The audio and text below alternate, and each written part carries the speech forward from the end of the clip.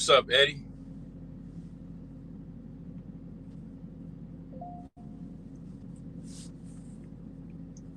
Let me see.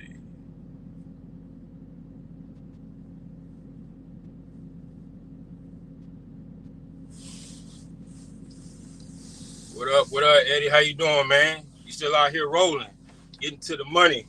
You know it. Don't stop. Don't stop. The money's still out here. The money's still good. We still here. I hope everybody's still out here making money, enjoying this holiday, enjoy the holidays.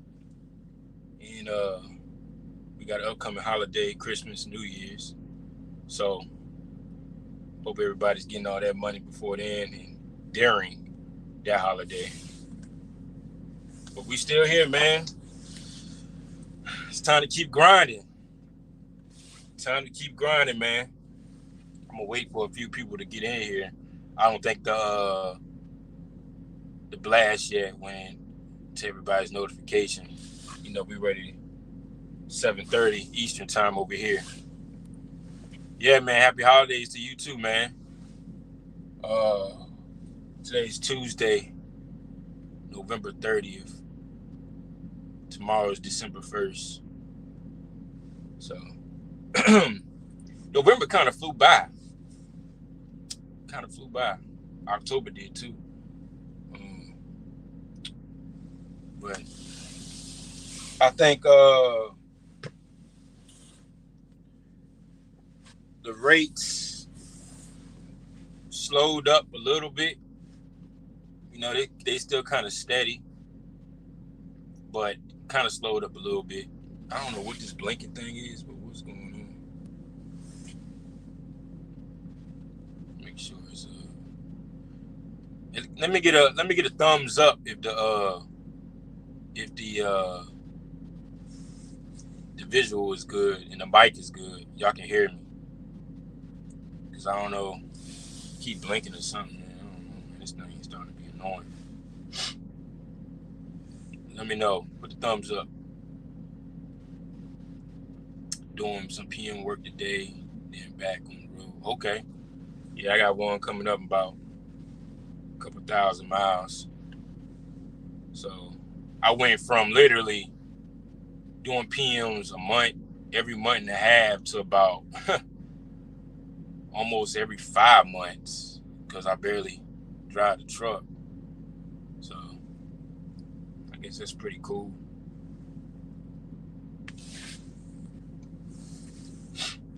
Yeah. What's up, D Compton? What's going on? Yeah, man, y'all see? I mean, about 30 more seconds. We'll start talking about the topic today. But let me know where y'all checking in at.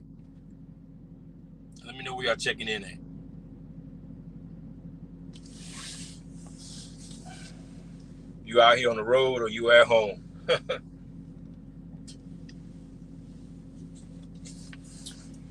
that blanket thing is. Don't look crazy. What's up, rich guy? Hey, man, y'all got to stop saying that, man. I don't want the feds come knocking on my door. Come on, man. Texas, yeah. That's what I'm talking about. Man. Texas. My hometown. My home state. NC on the Pepsi truck. Okay. What you drive a Pepsi? Gary, Indiana. Okay. I ain't been to Gary in a long time, but they got a restaurant out there in Gary. It's off the chain. Pretty good. What is it? It's a barbecue place? Yeah, it's a barbecue place. A barbecue place or a chicken place? I think it's a barbecue place. I can't remember, been so long. But oh, you doing bulk local? Okay, that ain't bad. Yeah, bulk ain't bad when you dealing with Pepsi, Coca-Cola, and stuff like that. Doing bulk ain't bad at all. You can actually make some decent money doing bulk. It's just that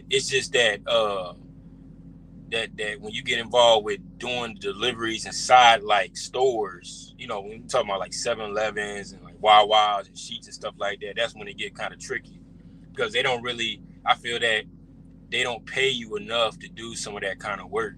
But bulk make pretty good money, and most of the time it's overnight. So ain't nobody on the road. You can go in these stores, do what you need to do, take your time, you know, and then they give you, you know, in my experience, they give you the option, you know, to make more money at the end of your shift. Opportunity to get some overtime, you know. But yeah, salute to that, man. Salute to that. But like I was saying on the topic, man, y'all see I'm in a truck. A new opportunity came up. Actually, it happened yesterday.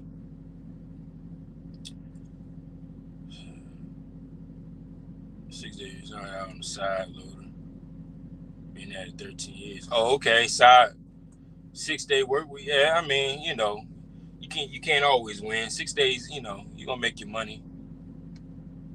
That side load stuff, man. Yes. I mean, I'll take side load over the no, I don't know. Some of that side load stuff is funny too. Cause I remember we used to delivering Domino's. Like, man. I mean, but anyways, what's up, Drone Jones? Like I said, new opportunities, man. You got to keep growing. You got to keep finding a situation that fits what you're trying to do. You know, now we on this, I'm here today on this truck. There was a lane that popped up. I seen it a couple months back and then it disappeared. So I was like, okay, somebody must have grabbed it up. It must be a local deal. Somebody grabbed it up quick. So with me, I like to play around the load boards. I might not even get on the truck, but I'll still play around the load board. I just be playing around the load board sometimes. Sometimes when I'm not doing nothing, I'll get on my phone, I'll look at the load board, see what's going on. And I saw the load pop up. Mind you, I haven't seen this load pop up in months. So I saw the load pop up. I called the dude up, and he was like, yeah, man. I was like, yo, what's going on with this load? He was like, yeah, man, I got this load for the day, and it's going 70 miles. I said, okay, what you trying to pay on it? You know what I'm saying? First he said 900. I was like, you know, 900 sound cool, but can you do 1,000? You know me. I always throw that 1,000 in there, man. I'm quick to say $1,000.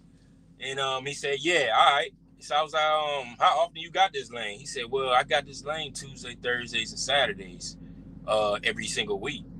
I said, oh, really? He said, yeah, I used to have a guy that was on the lane, but I booted him off. I was like, why you boot him off for? He was like, he kept showing up late, and he said something about he was trying to finesse him or something like that. I don't know. I really didn't understand what he meant by that. But he was always showing up late. Sometimes he wouldn't show up. I was like, oh, okay. I was like, yeah, I go pick it up. $1,000, 70 miles. You know what I'm saying? So I'm here today, you know, we're going to try it out. I actually done this lane before, but I did the lane when I was with Coca-Cola, which is crazy. So I'm going to a military base, but it's not like a big military base. It's like one of those training camps, military bases. It's like an old military base or whatever. So I'm going there, and like I said, I've been there before when I was with Coca-Cola. So I actually picked up beer before with Coca-Cola and took it to the military base. So I was like, that's crazy that I did that. So I'm here doing the lane, try it out. What I like to do is before I lock anything in, I like to try them out myself to make sure, you know, how it is, understand what's going on. Like I said, it's only 70 miles. It's only gonna probably take up, you know, a couple hours of my day. I should be back by 1 o'clock. That's what I'm banking on. It's already 7:47. So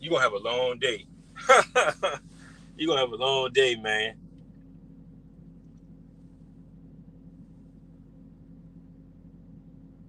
Can you lie about experience? Nah, man. You don't want to do that anyways. Most of the time, especially if you're dealing with mega carriers, they will call your previous employer. Yeah, you can't lie about experience. They will call. I know when I was with JB Hunt, they called Coca-Cola and they called PFG to verify, because what they're doing is they're verifying your CDL experience, your Class A CDL experience. That's what they're doing. It's not technically they're verifying the job where you worked at. They're verifying your experience of driving that truck. You know, because they don't want you driving their trucks, you running around here and you messing around and crash something, you know. So that's what that's about. What the hell going on here? So I wouldn't do that, Ant.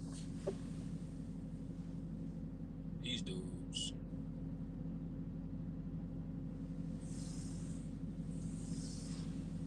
Look like they bored over here.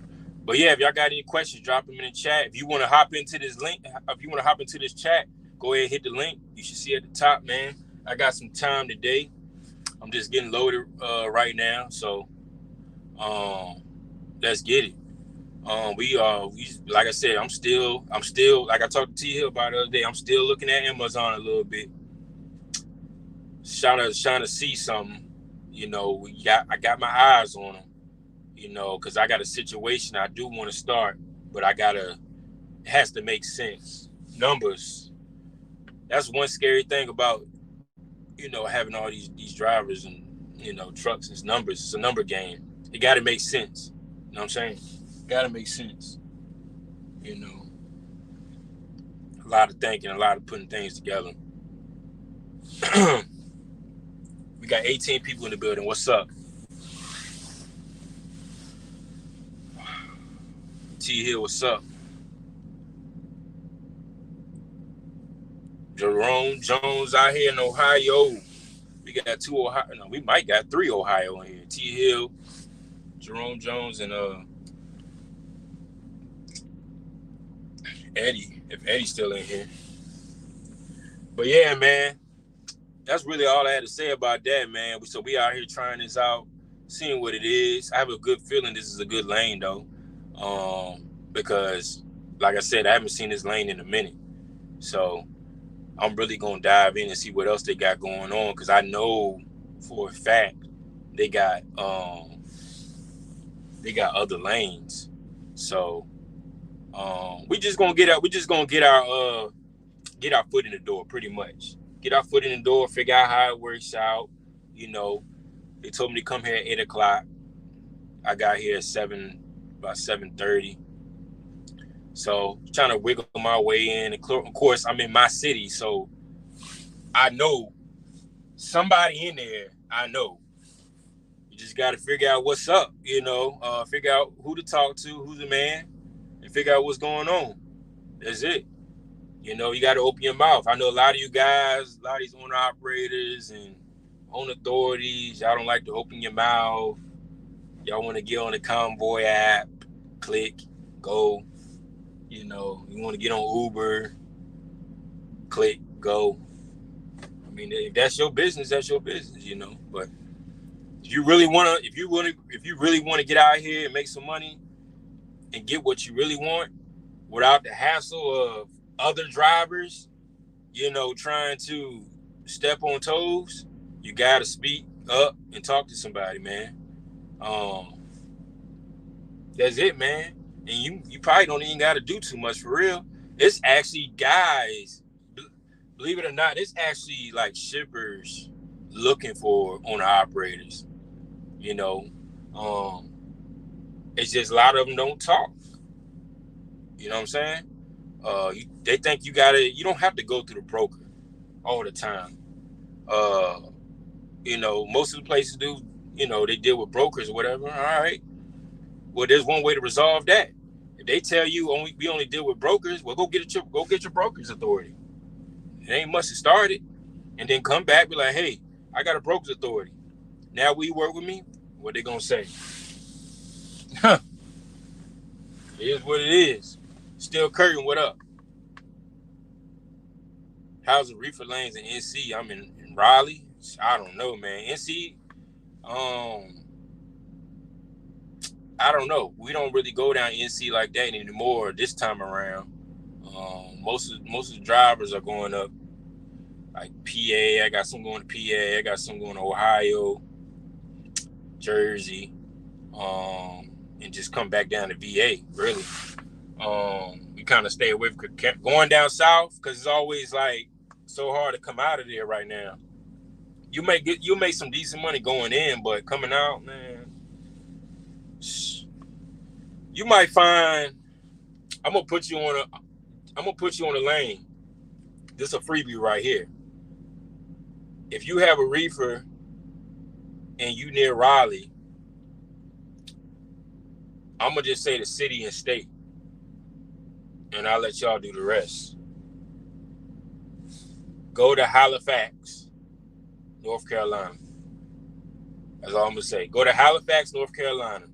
If you're looking for a lane, Halifax, North Carolina, you just got to do your work and find out who has loads coming out of Halifax, North Carolina. If you know, you know. You don't, you better start working and figuring it out. That's a freebie right there. I don't even run the lane no more. I used to, but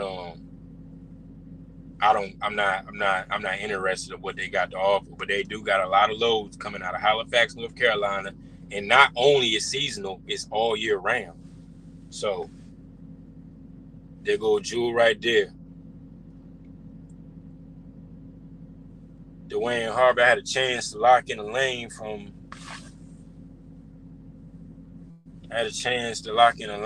Houston to Louisiana, but he went down on the rate once I agreed to it. Yeah, they do that sometimes, man.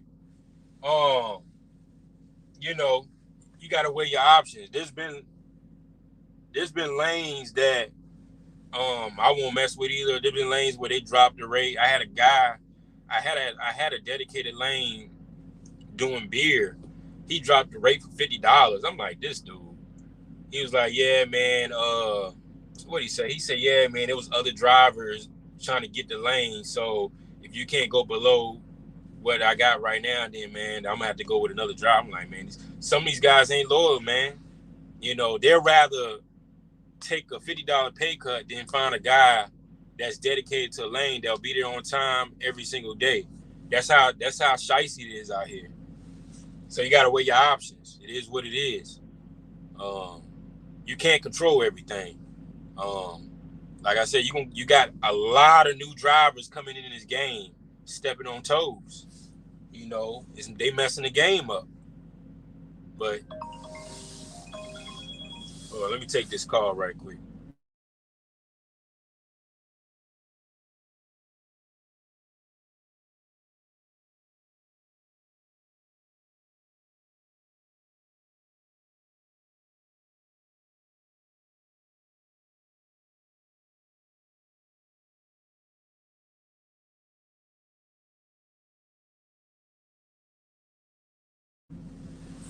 Yeah, like I was saying, man, it's a lot of guys coming in the industry, man, stepping on toes. And it's kind of messing up the game for real. But like I said, it is what it is. It is what it is. You know, you got to find different ways. I just had a phone call yesterday with my factoring company not wanting to work with a broker that we consistently deal with anymore. So that's out of my control. So what I got to do is I got to make changes, man. Stuff like that happens. It's out of my control. Credit, you know, some of these brokers, you know, you might work with a broker that you deal with on a continuous basis. And it might not even be your fault. It's just the overall brokerage. Their credit rating might go down. And if their credit rating goes down, it flags the factoring company. If the factoring company decides they don't want to work with this brokerage no more, you can't work with them no more because they're not paying their invoices. So I just had that situation happen to me yesterday. But like I said, when something like that happens, you got to get back to it and figure out, all right, we'll go a different route. You can't even go the route, especially in my case, I can't even go the route of a letter of release because they got so many invoices open. So it's like, all right, whatever, man. So all you can do is let the brokerage know that, hey, this is what it is. Until y'all pay the invoices, we can start working. Y'all got to get your credit rating back. Like I said, but it don't have nothing to do with my account as a whole. It's the brokerage as a whole. Obviously, they're not paying their invoices all around. But it is what it is. So we had that situation happen yesterday, but we got another situation coming up. I'm gonna talk about that situation too on another video. Which I got another local lane that came up out of nowhere yesterday. But we're gonna see what's up with that. I ain't gonna talk about that right now until I know what's really going on. That is supposed to start tomorrow, but we'll see what's up. And that's literally only 82 miles, I think, or 83 miles. So, like I said, man, these local lanes is out here, man. You don't gotta go to Kroger's or Publix or none of that. You don't gotta do none of that, man. You don't gotta lease on to one of them big places to get a local lane. Local lanes is out here. Like I said, you just gotta put two and two together, and you gotta ask some of these brokers that, these questions. It is what it is. Hit the link. Let's go.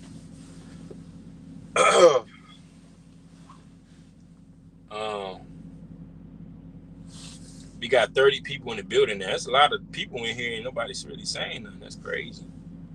Y'all over here soaking up game. That's what it is, man. But hey, man, I don't mind y'all hitting the link, yo. If y'all want to talk about it, we can talk about it. I know somebody told me, no, man, I don't want to hit the link because I don't want to be feel like I don't know what I'm talking about, man. Look, if you got my phone number, you talk to me on the phone. I ain't even that kind of dude, man. We can just chop it up, whatever, So hit the link. Let's go. I'm a regular dude, just like anybody else. Y'all seen that new TV series called True Story with Kevin Hart? He said, I'm a regular dude. He told Gene, I'm a regular dude, man. It's nothing special. I'm a regular dude. I was like, damn. That's a good, check that joint out on Netflix. True Story, man. If you ain't woke, you gonna be woke for real with that one. Facts. That's a good joint. Let me see.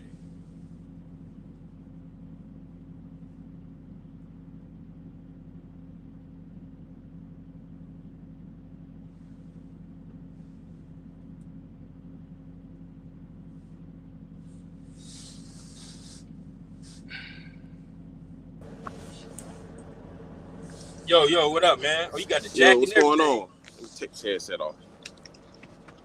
I'm trying to hear you. Hold on.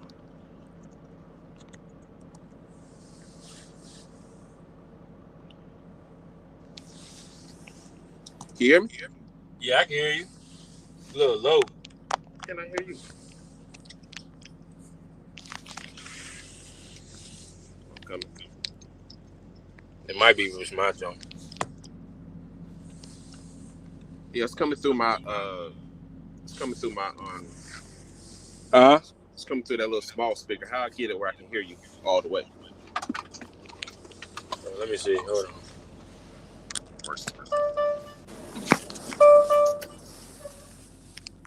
Hold on a second. Let me see. I need to turn my Bluetooth on. Let me turn my Bluetooth on.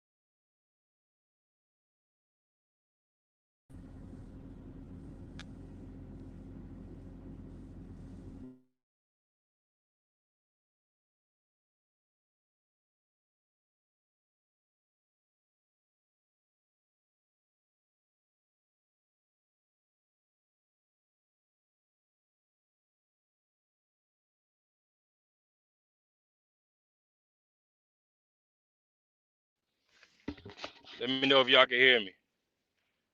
Hit the thumbs up, y'all can hear me.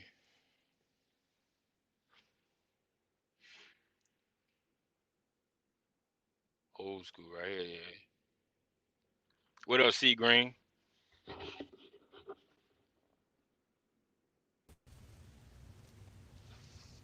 Yo.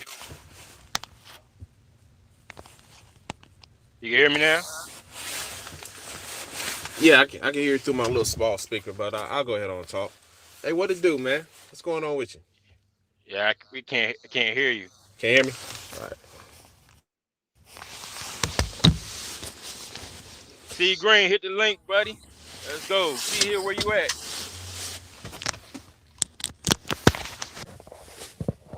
What about now? Can you hear me?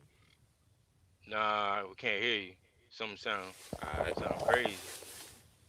Yeah, I can hear y'all though. It's crazy. I don't know what happened to him. Well, y'all can hear me, so Bluetooth I guess is working. Hey, look, check this out, man. I had the Bluetooth since JB Hunt.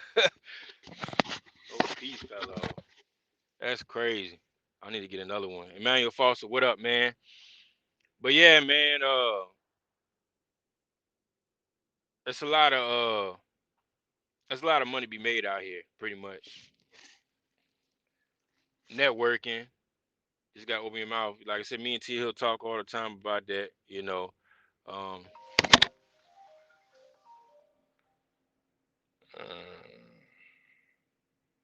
let's start making, here we go with the phone calls, man.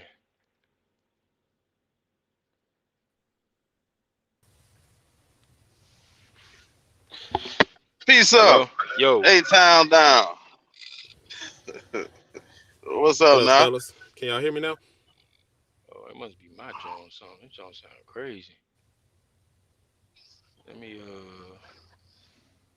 It's echoing. Yo, you got me? Can you hear me?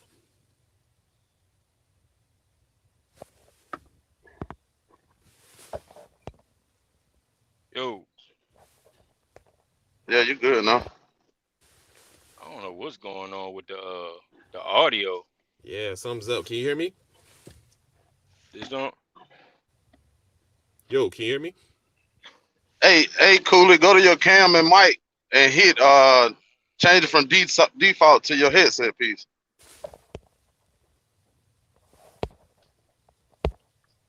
Hello? Yo, can you hear me, bro? Yo. Yeah. Yeah, I still can't hear that. I still can't hear you. I don't know what's going on with the audio. Yeah, something's going on.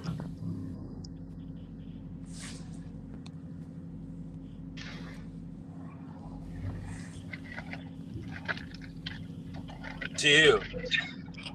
Yo, hey, I can hear y'all. I can hear everybody. They You got hear me, T money here? Yeah, I hear for you. I hear y'all. some It's reason. it's coming out good. It's something wrong with Cooley's headset. He might have another device in his truck hooked up to his headset or something. Mm-hmm. Yeah, that's what I figured. Yeah, he might have another device hooked up. Oh, there it go right there. Yeah, All right, you Yeah. good? I can hear y'all. yeah. Hey, Can you, real quick, Cooley, I wanted to talk about do not freeze loads that's coming out right now because it's cold up here in the Midwest. They're gonna Mm-hmm. be requiring you to make sure your heater work on your reefer. This is for people that's in the chat that might know about it, because this is my first winter running my reefer through the winter.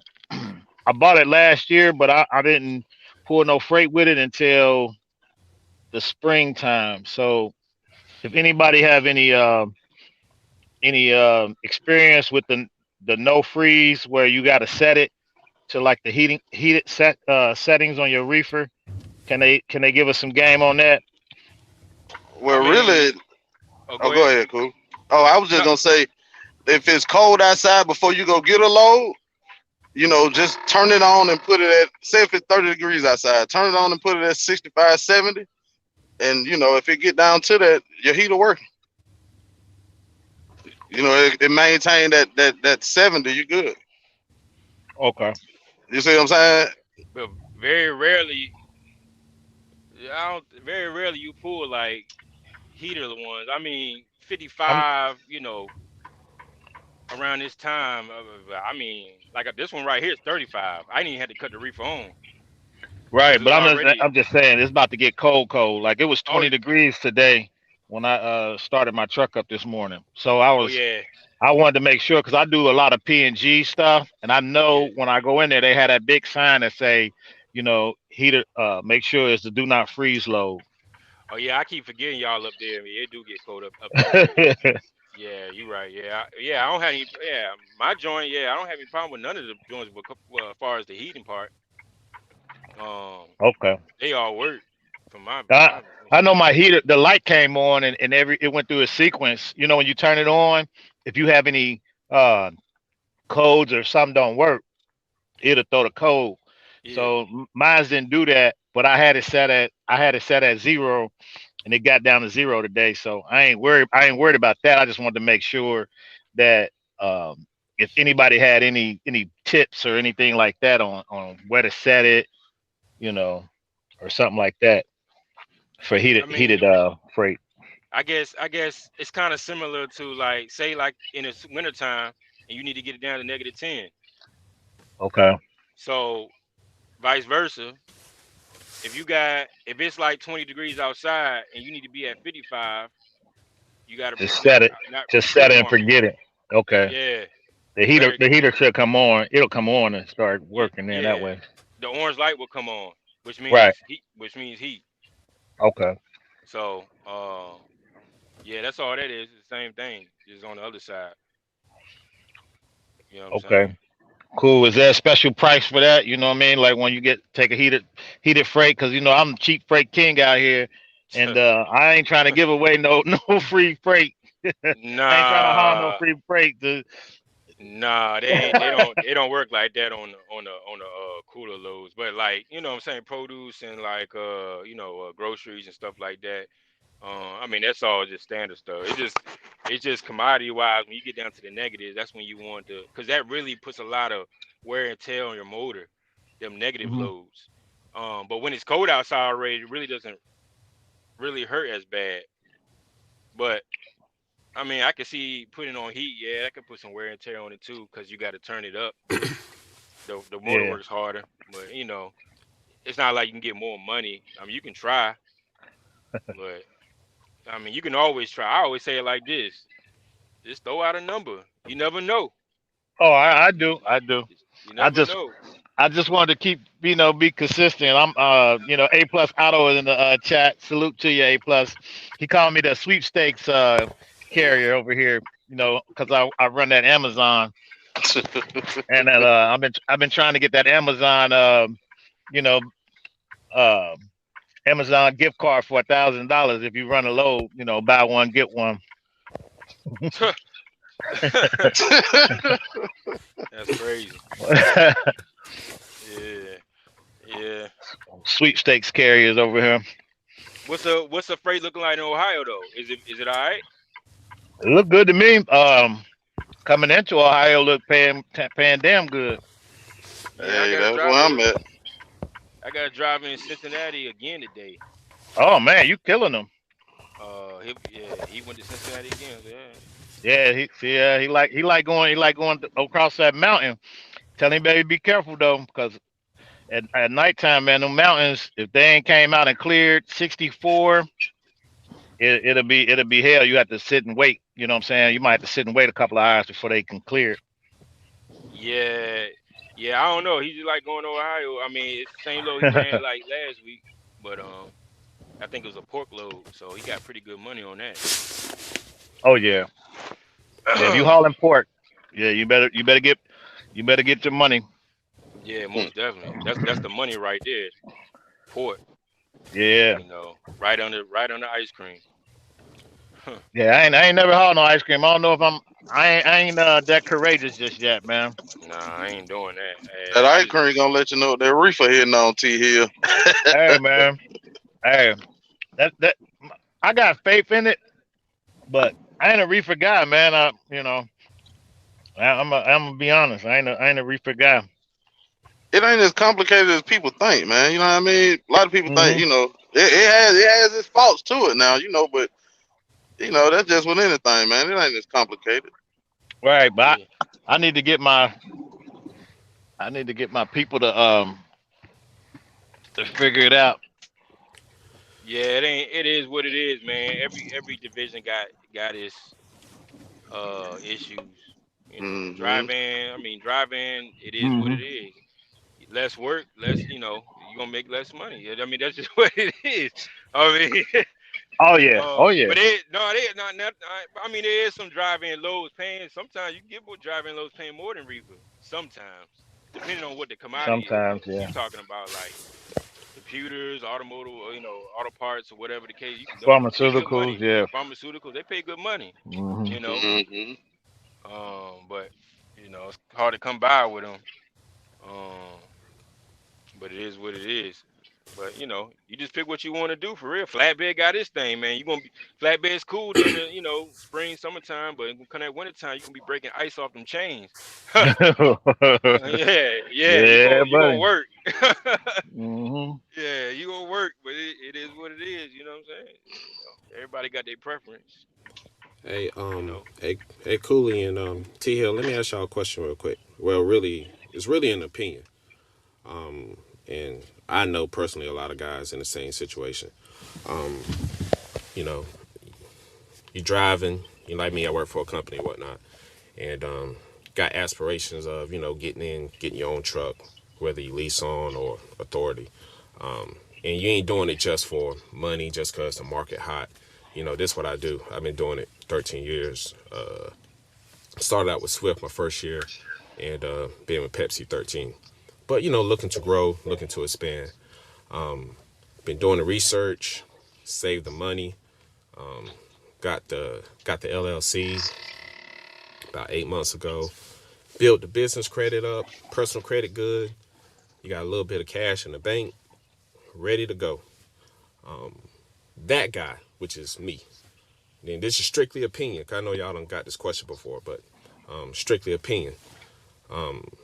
Not say to do it or not to do it, but what's your opinion on the mindset of, okay, I'm gonna leave Pepsi, I'm gonna leave what it is I'm doing, and I'm gonna step out there and do my own thing.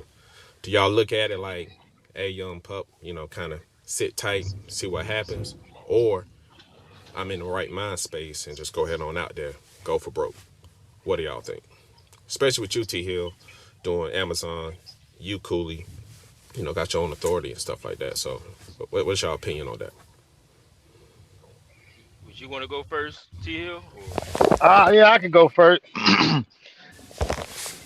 What's your home life look like? Because if you step out there, are you you at home? You got kids. You got Yep, married with kids, wife Okay, work. so you married with kids. So you're gonna need to make sure that you can take care of your family first, right? It's not gonna be like you could stay out, and run until you get everything situated. So right now, what I would be doing is looking at the load board. They give you 30 days free. Go Mm-hmm. on the load board and look and see how you want to run, because you don't know the rates, and the rate's going to change. They change. You're going to be pulling freight off the spot market. But Mm-hmm. if you like Cooley, where you actually want other carriers, I mean, you want to become a carrier with other people that's got trucks underneath you, that could help you, you know, along the way as well. Me, I didn't want to go his route just Mm-hmm. yet, because I wanted to make sure I had enough capital to pay a person's salary for the complete year before I even hire somebody on. Right. I didn't want to bring nobody with me, and then my truck break down, they truck break down, and then the business we out of business. You see what I'm saying? Mm-hmm. So, um, keep doing your research. And when you feel like it's time for you to go, just you're gonna have to get out there. It's not gonna be an easy way to do it. It's not gonna be the right timing. It's going, some people might say, yeah, it's right timing, this or that. But for starting that business, I think you just got to get out there and do it and foster as many relationships as you can with people, like the Coolies, us, and that way when you have issues that come up, you could call somebody and then you can talk to them and be like, hey man, the broker just did this and this to me. So that way you can have some kind of knowledge on what's about to happen. Mm-hmm. So that's my opinion on it is still, because you haven't left your job yet and you got a wife and kids and you probably getting benefits right now to help, like health benefits and stuff like that with. So I would say if you do it, you're gonna have to have a lot of money because you're gonna need to be taking care of your family with them benefits that you're gonna lose from Pepsi, Mm-hmm. and so you're gonna have to make that I comparison. Well, Yep. throw this variable in there. My wife. well, I know you didn't. Hello, hey Chief. Go I know ahead. you didn't, ask me this question, but No, no, I you was good. in Yeah, you the good. same boat. You get what I'm saying? Like, Mm-hmm. whether I jump out here, take my savings and just jump out here head first. I feel like you kind of want to learn the business. You know what I'm saying? Learn, how to talk to brokers, how to negotiate, learn the lanes. You know what I'm saying? A true 975, I didn't go buy my truck, but Mm-hmm. my main thing was going somewhere to where I could write my own check and learn even more about the business. Because I ain't been in trucking for 5 years, and I know about reefer, but it's more about keeping your money in your pocket till you get the business under your belt. You get what I'm saying? Because you can, Mm-hmm. a fool and his money apart. You can jump out here, get your truck, get your own authority, but then what? You're in the middle of rigmarole. You don't know which way to go. You just know you got on your mind. I'm out here to make some independent money and better my family. So it's Right. more about just getting your feet. You know what I'm saying, on the ground first. Because you can spend a lot of money just out here fishing. You know what I'm Yeah, your first 6 months with a new authority is going to be a hard, crucial time because there are going to be some brokers that's not going to work with you, and the ones that will work with you, you're going to be like, they're only paying $3 a mile, right? Mm-hmm. And Cooley knows this. We way up at $10 mile, freight. Like On the so, so okay, cool. when you Okay, when you cool. first get out here, it's gonna be really really tough for you to find somebody that's willing to take a chance on you, and vice versa. You should be the same way with the brokers. If there's a new broker out there, you should be the same way with them. But I see a lot of times is guys call a broker and they be a new broker and then they treat them like they've been in business for a long time and give them a super steel rate when you should be doing the same thing they're doing with you. They're gonna be like, oh no, you can't take this freight because you ain't pull no freight for us. You got to pull this freight before this customer or mess with you or whatever. So you're gonna see all the little games that these brokers play, and that that may deter you if you're a guy like me. I don't like to play no games. Like I call in, I give you my rate. If you don't want to volley back and forth on the rate, then I'm out. I'm going somewhere else. But those are the things you're gonna have to deal with when you come out here. Yeah. Um, my thing, everybody had good points about that. Everybody had good points and opinions, but my thing, because this what I see it like this. I actually helped. I actually posted it. D Wash. He did the same as exact thing you doing trying to do. Well, Mm-hmm. he already did it. He came from Old Dominion and did it. He Mm-hmm. went to Landstar. Bought his truck and went to Landstar. This is what I told him though. You gotta have this conversation with your wife. Yeah. That's your Yeah. partner. she's gonna be the make or break of this decision.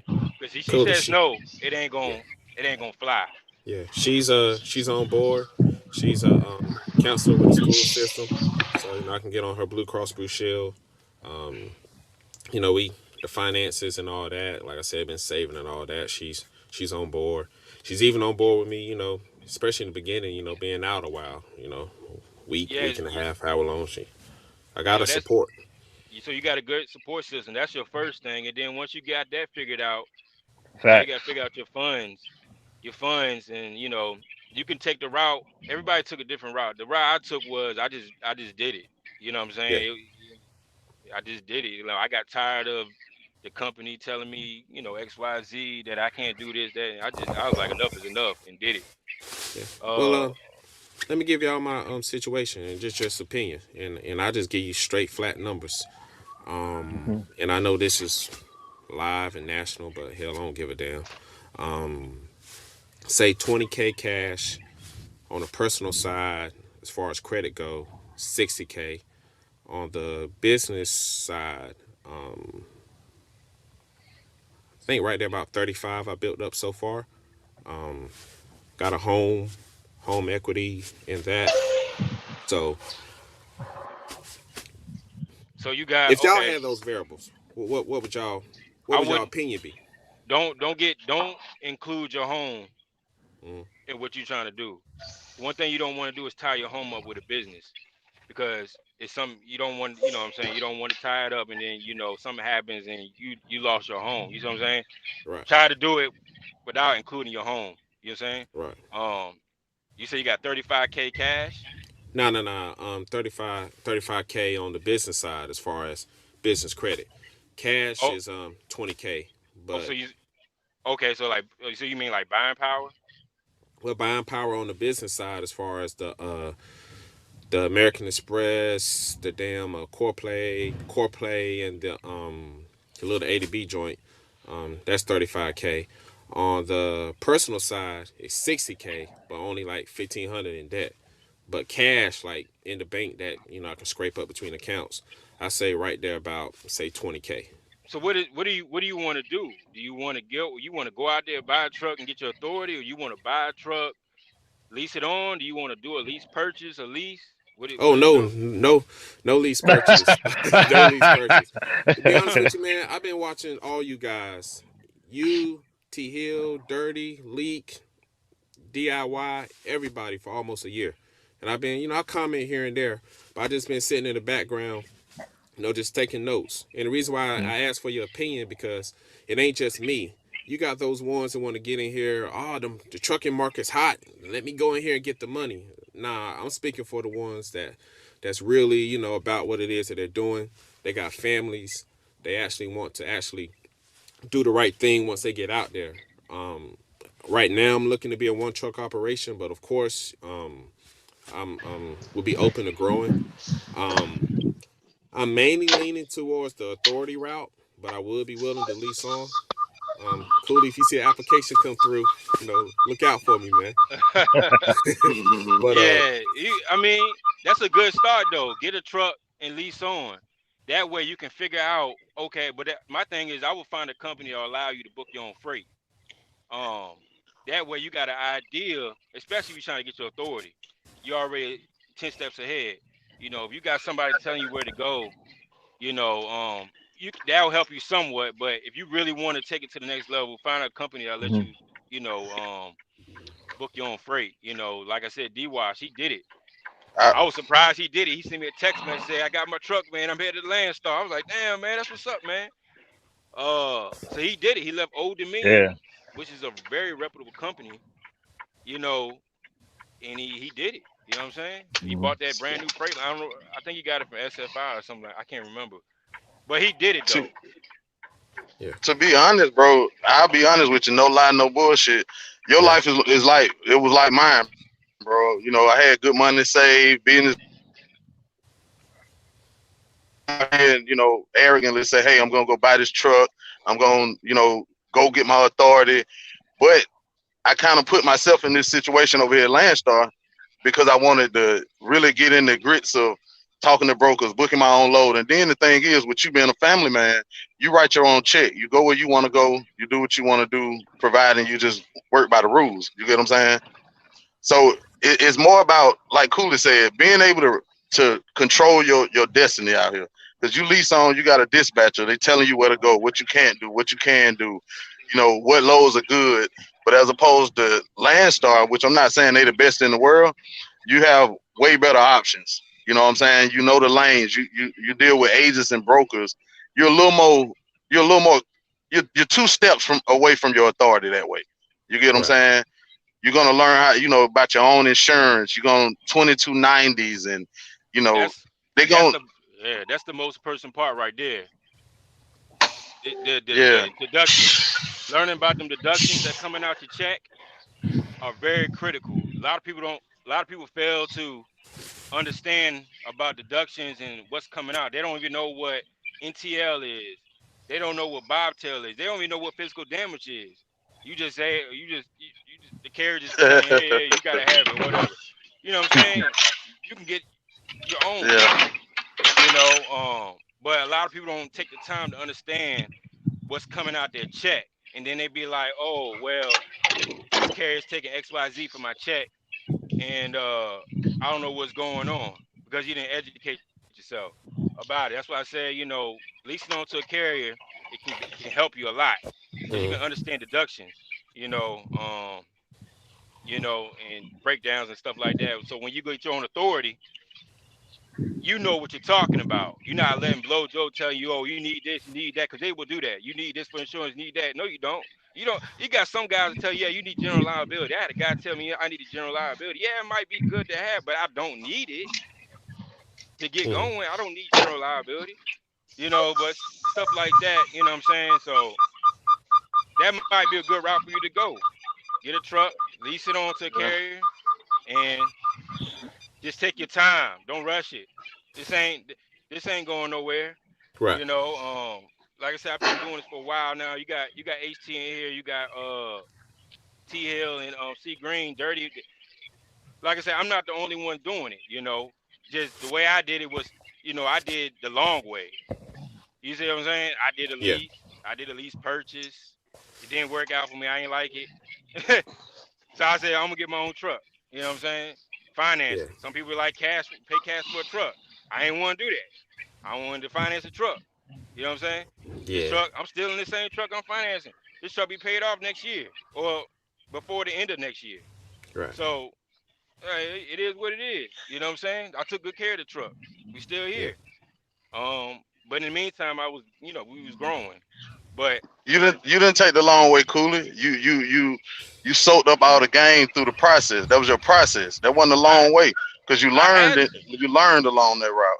I had to. The game won't out there on YouTube. It Yeah. won't. Right.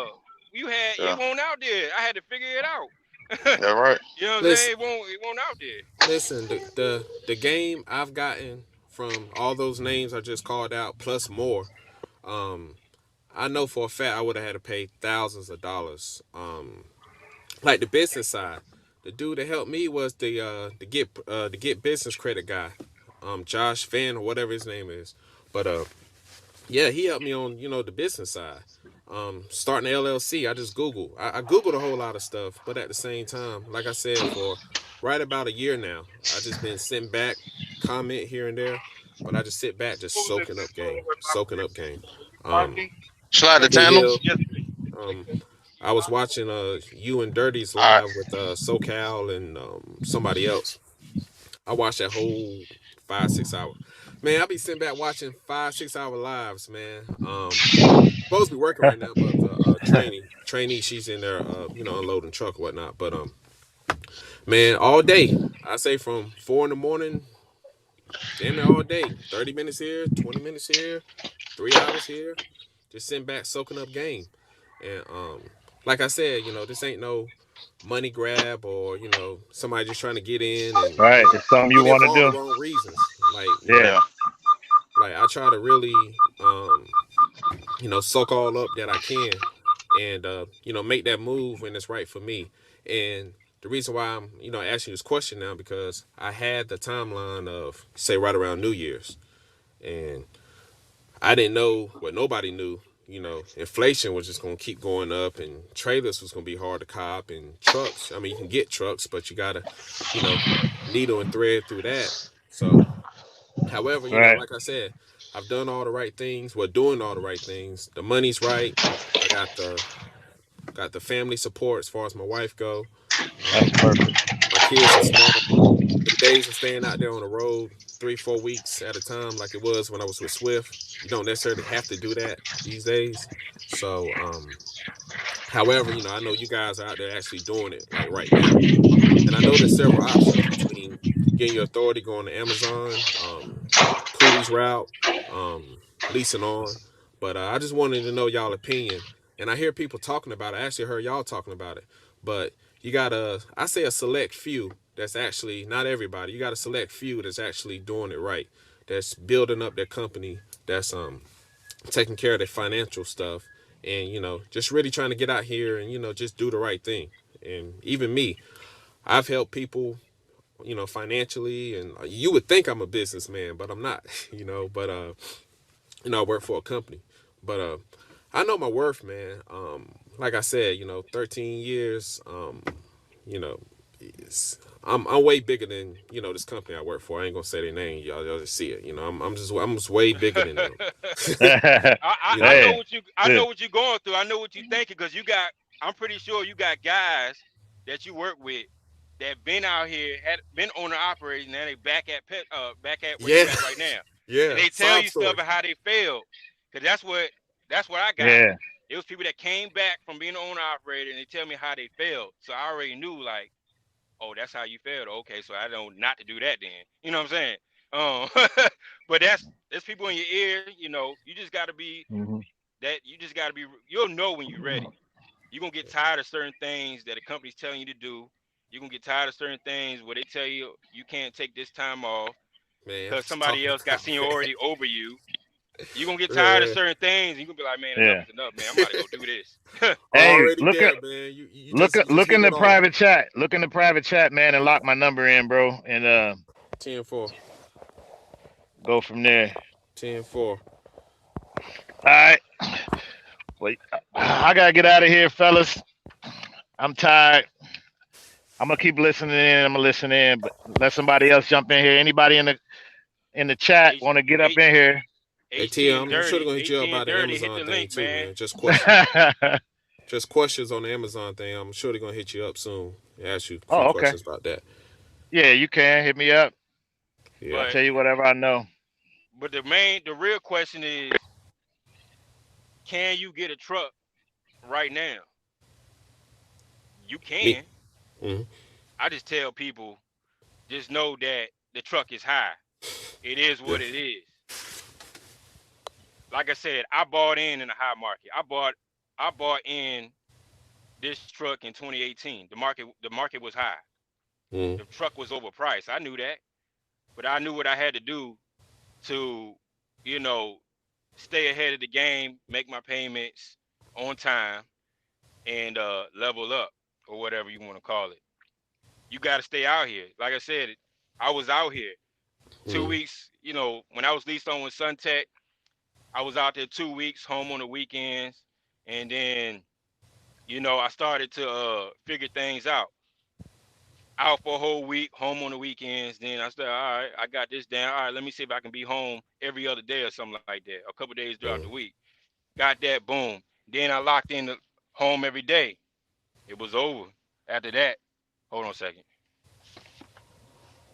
All finished. All right, man. I appreciate it. Damn, it was quick. That's all right. But yeah, it's all about networking and finishing figuring things out. Mm. It's not rocket scientist or anything like that.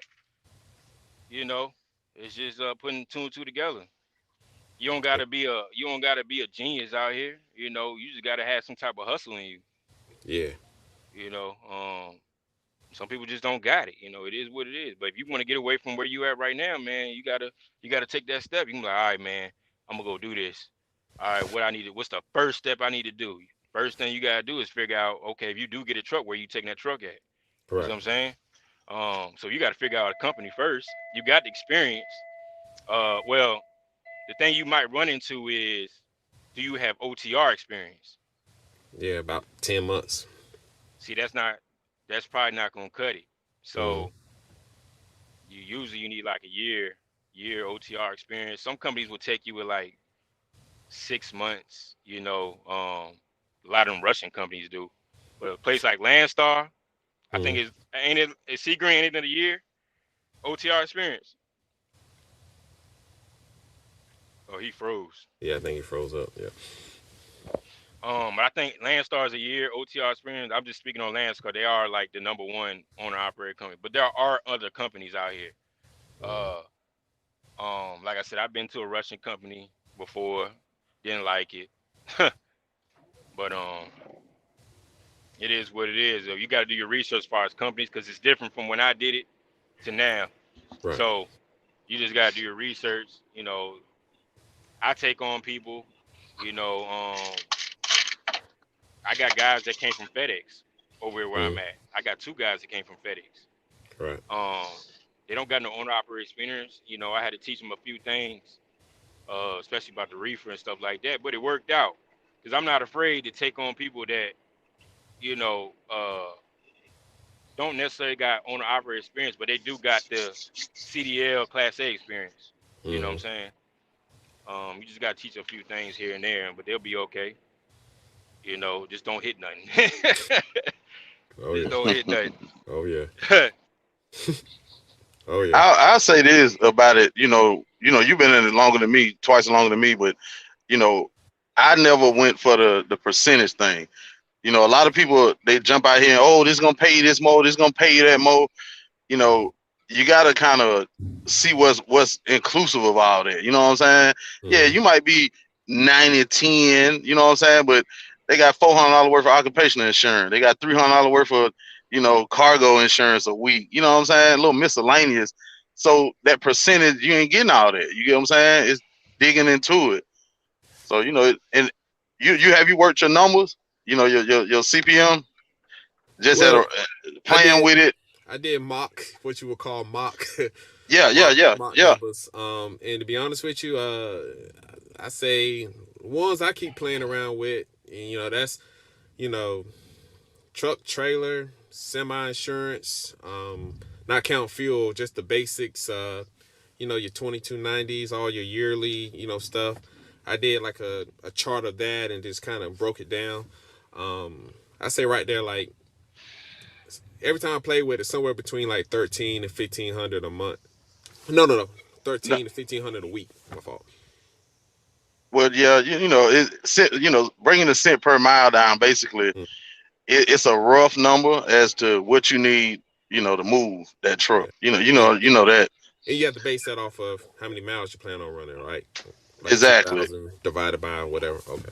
Yeah, yeah, yeah. And that's what I did, man. I did a Mm, lot of mock drives. I hurt my feelings. I felt good. I felt sad. So I know what you're saying. You know what I mean?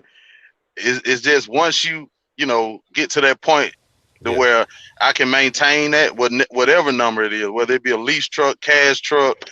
If you can maintain that, bro, and write your own check and dispatch yourself, and you can sustain that number, that should go right there. You know what I mean? yeah, yeah, man. Especially playing with those numbers, man. Appreciate it. And going all the way back, you know, I managed as a kid, I managed $20 well. When I would get $10, $20, I managed it well. Got a job, I managed hundreds well. Got out here with trucking, I managed thousands well. Right. Home expenses, family, all that. I've always been real good with money. Always been real good, financially and stuff like that. Not always had the most money in the world, but I just know what to do with it. You give Yeah. me $1,500, I can manage that just like I got, you know, $200,000 in my brain. That's what it looks like to me. Um, and I'm more than confident, that getting out there in the trucking, it's a whole bunch of different expenses and the good and the bad. I've heard it all. Learning about it, but then at the same time, I'm preparing myself for it. It's kind of like a sink or swim type situation. You know, with this company right here, you kind of like, in my opinion, you got a life vest on. You know, you might sink under, but you ain't going down. Something go wrong with this truck, they're gonna fix it.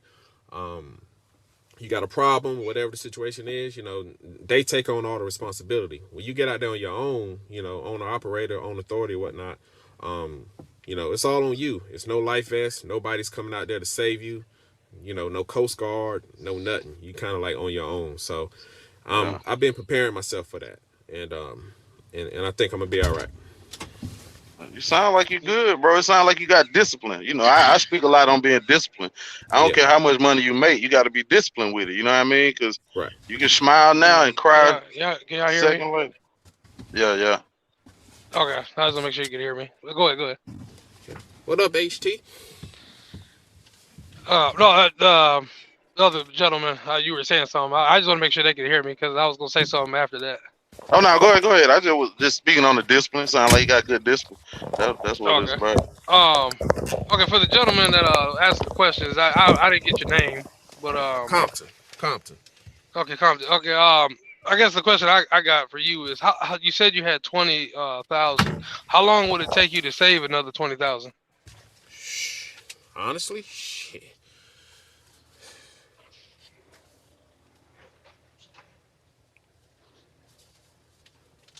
About a year and a half. Okay, because the only reason I'm Close to 2 asking years. because you were talking about the other credit and stuff like that you got, the business credit and stuff. And I know, like, because of the way this market is, the best advice people can probably give you right now is you want something that is for sure secure that you have funds, something that you don't have to pay back on. And if you're using your business credit and stuff, that's fine, but you want to almost make that like a last resort. Like you're in a shop and you got like a $5,000 repair. Okay, boom, you might use credit or something just to get you back on the road, but that's not that's not something you want to depend on. And I know it's tougher with this market because of how well really what's driving this market up, not only just the freight market, it's just people are willing to overpay. That's what's killing us right now. So you got a lot of new people or people with less experience. They don't care if they pay 70,000 for a truck that's only worth 25. They just in their mind they're thinking I want to get a truck. So that's what's keeping the market up so high. But that doesn't mean you can't find a good deal. But I just know with 20 that you have now, if you went and financed a truck, and if you went to try to be an owner operator, you might run through that 20 pretty quickly, where you would almost be dependent on your other sources of money or credit and stuff like that. And that's what you don't want to do because the industry is just it's too volatile, it's too up and down to play Russian roulette like that. And that's why I was asking how long would it take you to get another 20?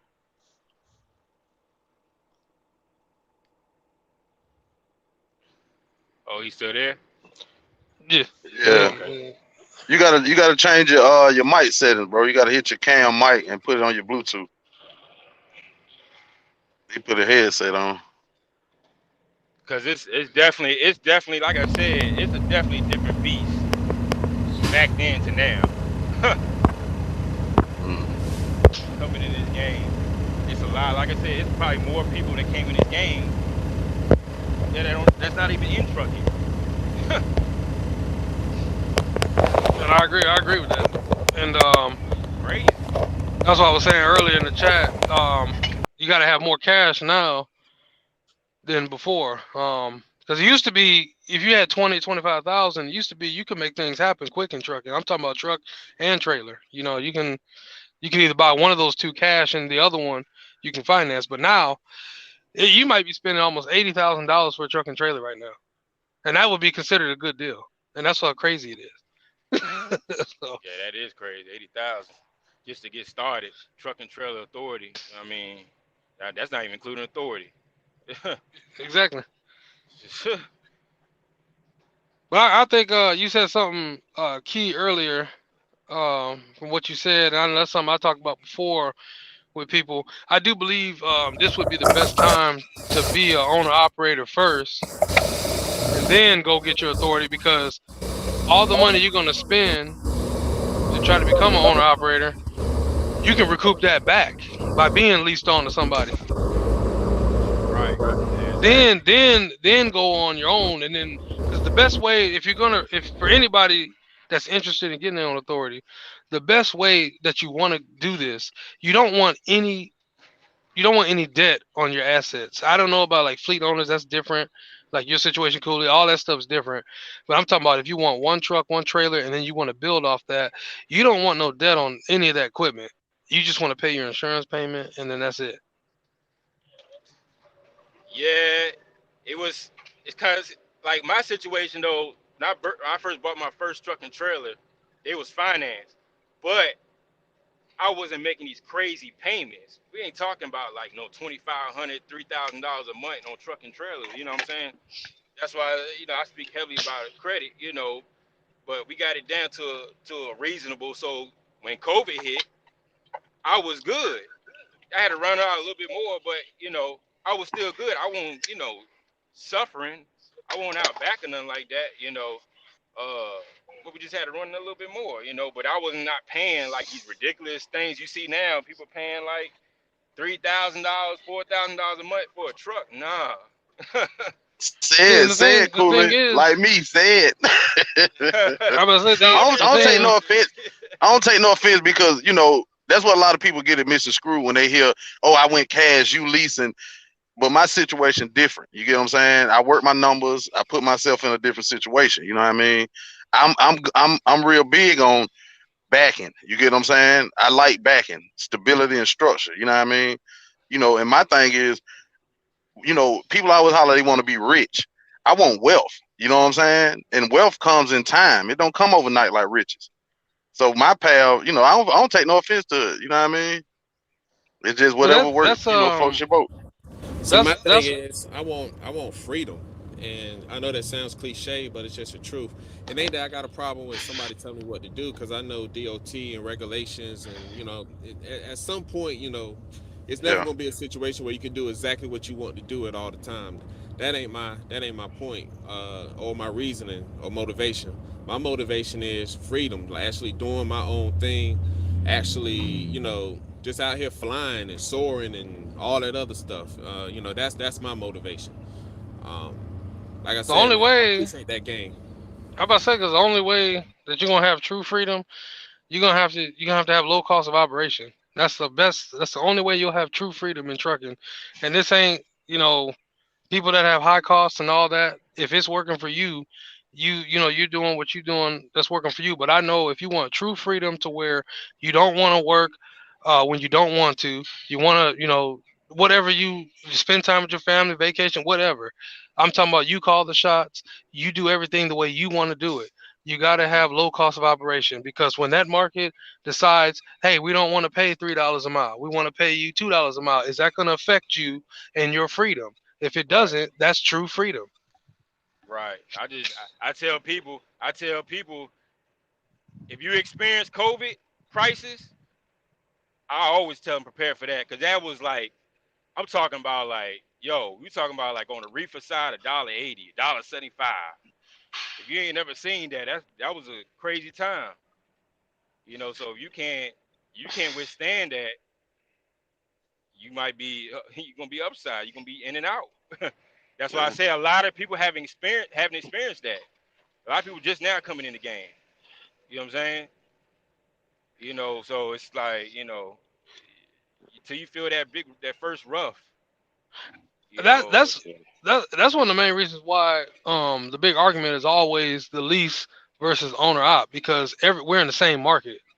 That's why there's always an argument. Because I'm gonna tell you right now, 8 years ago, this wasn't even this. There was no argument. You know what I'm saying? Because we were in a market that was considered fair, and you can't thrive like you thriving right now. If you pay these high truck payments and these trailer payments, you can't survive in a fair market like that unless you like to Right, work for nothing. If you like to right, work to break even, then yeah, you'll be fine. But if you want to make money, you want to make profit, it's gonna start by eliminating that middleman and stop, putting these other people through kids through college and stuff like that, and start getting your own. I kind of agree and disagree because everybody's situation is different. That's why I said riches and wealth. You know what I'm saying? And I don't take no offense to what you said about the lease. Everybody know me. I don't care because I'm making money and I'm good. But it's just more of, like I said, is what's wealth to you? You know what I'm saying? Like, yeah, I don't never show no paychecks, but I make good money. You know what I'm saying? And I pay a high truck note, and I do that on purpose because I like to hear, oh, because you pay a high note, you breaking even, you barely, you leasing and losing. That's funny to me because I'm at home all the time. You can ask the fellas on the live. I'm always at home 4-5 days, no struggle, no stress. You get what I'm saying? Uh, Because how that's my how long lifestyle. you how long you been leasing though? Like this, the situation you're in now. How long have you been doing that? I've been doing about a year. Okay, But hold so on, hold on, hold on, hold on. go ahead. But I Go ahead. came from a 1099 situation to where I went through the processes of the down market and all that, and I just, like I said, I hurt my feelings with being on the low end, and I still took the bungee. You get what I'm saying? It's not about oh, I can go out here and make all this money because somebody else said. It's what's tailored to my life. You know what I'm saying? I make my bills, I make profit, and I live a good life with a high payment That, I know, but because. that's why I was saying what I was saying earlier. We're in the same market now. Even if you said you've been doing it 2 years, you've been in the same market as these, owner operators that claim that leasing is stupid and all that. You've been in the same market as all of us and independents for 2 years plus. I'm talking about pandemic to now. So what I was saying earlier was 8 years ago or several, even I guess you can even say 5 years ago, we wouldn't be having this conversation because it would have been ridiculous to pay the money they want you to pay, and they only want to pay you like $1.80 a mile, $2 a mile. You wouldn't be able to see like the profit you seeing right now, and you wouldn't have the control you have with the lease. That's all I was saying. So you at Well, it you at depends where you go. Like you at where you SFI? at? Who, me? Yeah, you at Landstar, right? Yeah, I'm at Landstar, but I got an SFI truck. Okay, okay. Oh yeah, You I'm see, trying I'm to not at refresh my Schneider. memory. I'm not at Schneider over there with they load board and dispatch. I'm You I'm just you just using their finance company. That's it. I'm I mean, using a finance company. That's it. there's Exactly. nothing wrong with that. There's somebody else on the YouTube that's doing that too. I think his name is Willis or something like that. Uh, but yeah, there's nothing wrong with just like I knew about SFI when I came in the game. But that's just not the route I wanted to go though. I Hmm. just it just didn't make sense for me to do that. You see what I'm saying? It's not nothing against you or nothing like that. That's No, totally that's up I to you. know. It just Yeah. huh? Somebody said something. No, I said I'm with you. I'm with you. I totally understand. You ain't Yeah. directing it toward me. No, yeah, I don't want to make it seem like I'm against SFI or guys with high No, but payments. That's just something that's I what. But just that's didn't want to go in the direction I didn't want to go in because I had a bigger plan. I knew what I was trying to do Mhm. because my goal was to get in the game, but get off the truck. So no, but I had that that, set already. no, that's why I was saying. That's why we're having, like, if you look all, I mean, it's all over YouTube. That's why people are having these conversations, though. It's because this market sustains, which as you know, Cooley, and anybody with experience, you kind of know, it don't sustain like like this. But I'm just saying, it sustains that argument. That's why people think that, like what this brother's doing right now. They think there's people that think they can emulate that. Hmm. But see, they're not counting any risk at all. They're not assessing no risk at all. They're just looking, Mhm. this brother's doing it, or this guy's doing, hey, I watch this YouTuber, he's doing it. But they're not assessing no risk that, hey, you might come in and it might not be the same market. Then what are you gonna do? Mhm. Because SFI don't care about the market. You know what I'm saying? Prime Lease don't care about the market. None of these places, they don't care. You sign an agreement, that's what you're gonna pay, and that's that. So that's why I think right now, it's even hard as owner operator because everybody's raising the truck prices. But I think right now, I think people have got to really start paying attention to how much longer we have in this pandemic. Number one, I think we got to pay attention to our real, like, be honest with yourself, be sincere. What am I paying out at home? Because that's going to be affected too. Because ain't nobody gonna, why would you pay 3 times, 4 times for a truck and you can barely make it at home? Now you're adding expenses, on top of your home. I mean, you can't just be leasing to anybody. and hope that they, Mhm. give you the money and all that. And the brother you were saying earlier about it depending on where you go, I'm gonna tell you right now, that's one of the biggest problems that the whole entire truck industry we have. Because why? We go to the truck stops and all that. You get these little books. Y'all know what I'm talking about? The books that you get that Yeah. show different companies and stuff. That's one of Yeah. the biggest problems we have. People refuse to just sit down, call companies, and figure this out. Where what's going to pay good. You said something else that was key too about the percentage. A Research. lot of people, yeah, a Mhm. lot of people don't break that percentage down. Yeah, I'm giving you 88%, but I'm charging you $1,000 a week in deductions. Yeah, You know I did a video about that. Deductions. Once again, that brings it back to deductions. People do not understand the deductions. exactly. And The percentage can be, like I said, 90. What I say, 95% of what? I think that was the video or something like that. 85% of what? I think that's what it Mhm. was. because the You know. lease, because the lease thing, and I know I get a stigma. Everybody thinks anybody that hates on lease, they automatically think of HT, and that's not true. That's just people that don't watch my videos. The lease thing, the thing, I don't have a problem with lease. I never have, but I'm like Cooley.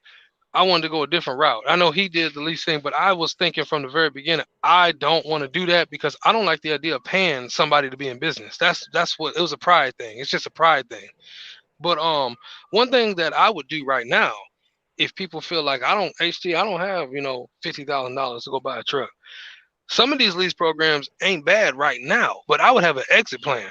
As soon as this pandemic's over, I'm cashing out. I'm getting me a truck. That's what my plan would be. If I'm leasing a truck at one of these companies, I'd go ahead and save my money. And as soon as this pandemic's over, and the market goes down a little bit, and then you get everybody, but then everybody wants to sell their equipment, I'd be out. You should have. Somebody talking. Hold on a second. Oh, my bad, fellas. I was getting loaded. My bad. That's my fault. You How should be y'all, able how to. y'all doing this morning? What's going on? Who's that? Ma, what up? Hey, I got a cool topic of discussion. I kind of want to hear y'all go back and forth about.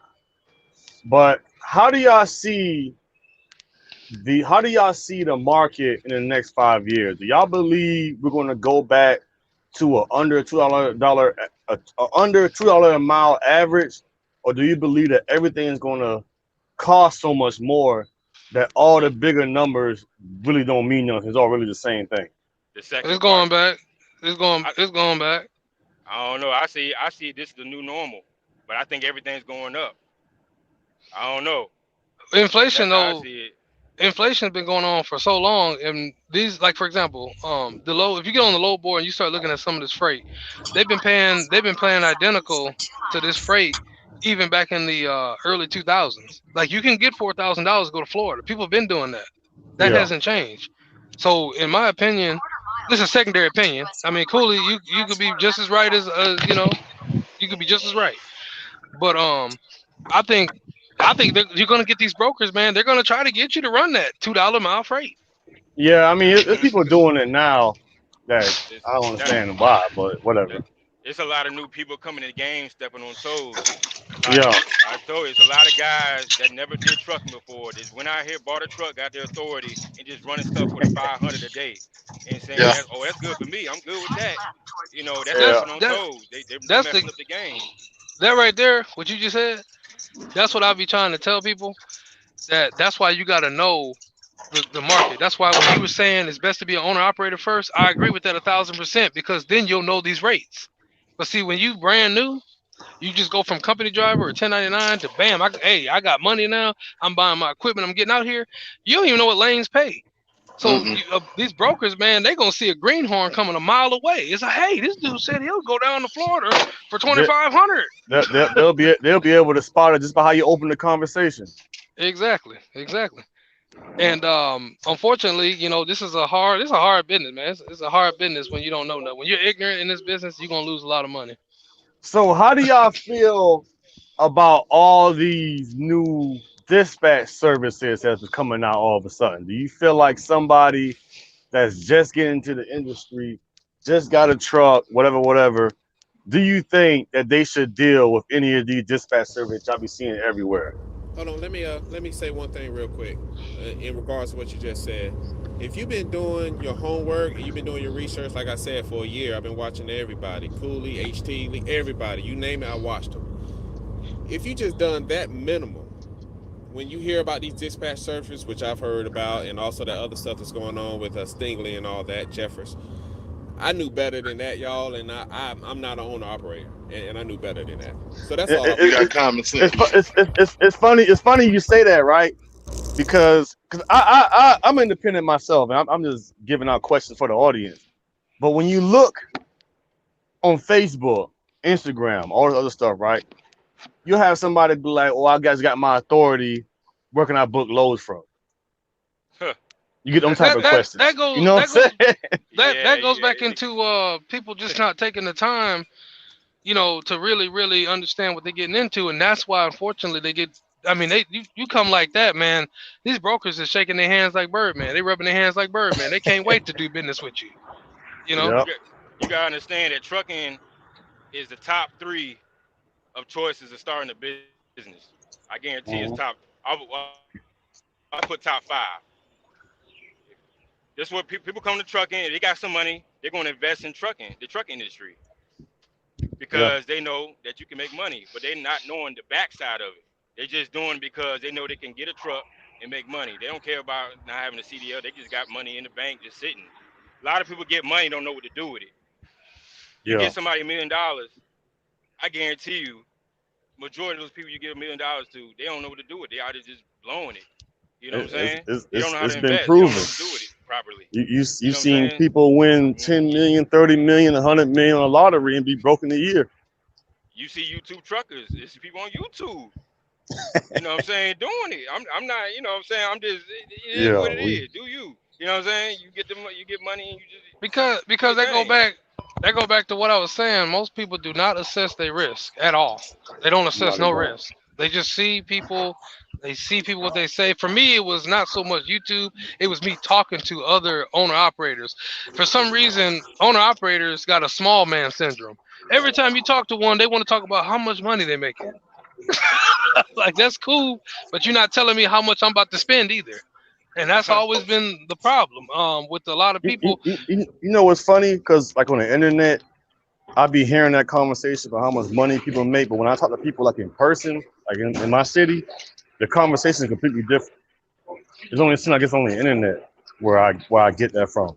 The This is my majority is, but I know when I first started several years ago, when I first started, the owner operators couldn't wait to tell you how much they making, how much they taking home, and how stupid you are to be a company driver, all this silly stuff. And but yeah, majority of it is the internet. I mean, everybody's making money. If anybody on the internet, everybody's bought. If you go on Facebook, Instagram, they own 50 trucks. Everybody's making $100,000 a day. That's just what it is. So But yeah, if you watch every year what the trucking industry does, it brings in new operators and then it chews them out. So it brings in new yes, people, choose them out. Brings in new people yep. and choose them out. That shows you right there, tells you right there who's really saving money and doing what they're supposed to be doing, and they, in and out. You know Hey, what I'm saying? as the great Warren Buffett said, when the tide is high, you do not know who's swimming naked. Facts. So, and That's what it do. that's why I was saying a lot of these conversations that get engaged now, we don't really know because anybody can be a businessman or businesswoman right now. But like when, if things are fair, we'll see. Because we'll see how this high cost of operation works out for people. We'll see that, okay, well, I'm going to start off with hardly no money. I mean, you don't want to ever be in a situation to where one repair is going to wipe you out. You're back to being a company driver. Why would anybody want to be in that type of position? yeah. Yeah, I feel that. Don't be that guy.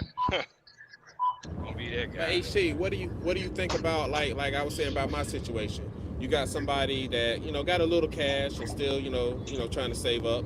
You got personal credit, which is a lot of damn money, and then on top of that, you're actually building business credit. So for instance, say I was to go out there next week, right? And I drive for 3 weeks, lease on to somebody, whatever, and I have an astronomical $14,000 breakdown. I know that would take somebody out, like wipe them out. However, what do you think about, not even on the personal side, hey, I got the business credit, I go ahead and swipe that and keep rolling and make that money back, pay it off, and stay in business, versus somebody that will be taken out of business? What do you say to that? Well, because of the fact you have a security blanket with that business credit, I still like me. You got 20 now. I would at least try to get 30, and then I would go out. I would look for the type of truck that you really want. Don't buy something that you don't want. Get a truck that you want. You must have decent credit if you got good personal and business credit. So I would be financing my first truck. I'd go lease onto a carrier. First, run through the truck. Obviously, you definitely got to run through the truck. I lease onto a carrier, and every nickel that you spent to get yourself started in business, that's what I'd be working at that carrier to get back. Then I would Thank you. transition to trying to get my own trailer, and then go on and get my own authority. But I would use your personal and your business credit. I would use that just emergencies, or like if you have to run, like it'd be something like running fuel on it. You give your fuel on it or something. I wouldn't. You just don't want to be in a dependency on it. That's all. You just don't want to have it to where you're in a dependency. I'm not saying you can't use it, because I have a business right now. I have a business card myself. I only use it for fuel, and I'm fully independent. I have my own authority, everything, and I only use it for fuel. I don't use it for nothing else. But that's the route I went. I was able to become an owner operator. I got my money back from the purchase of the truck. I got money to buy a trailer. Ran through the trailer, did the authority, had cash already maintenance. Plus you got business credit, and that would be your best bet. And now that might only take you a year. You might do a lot quicker than someone like me. It took me years to get to that point. You might be able to do it in a year.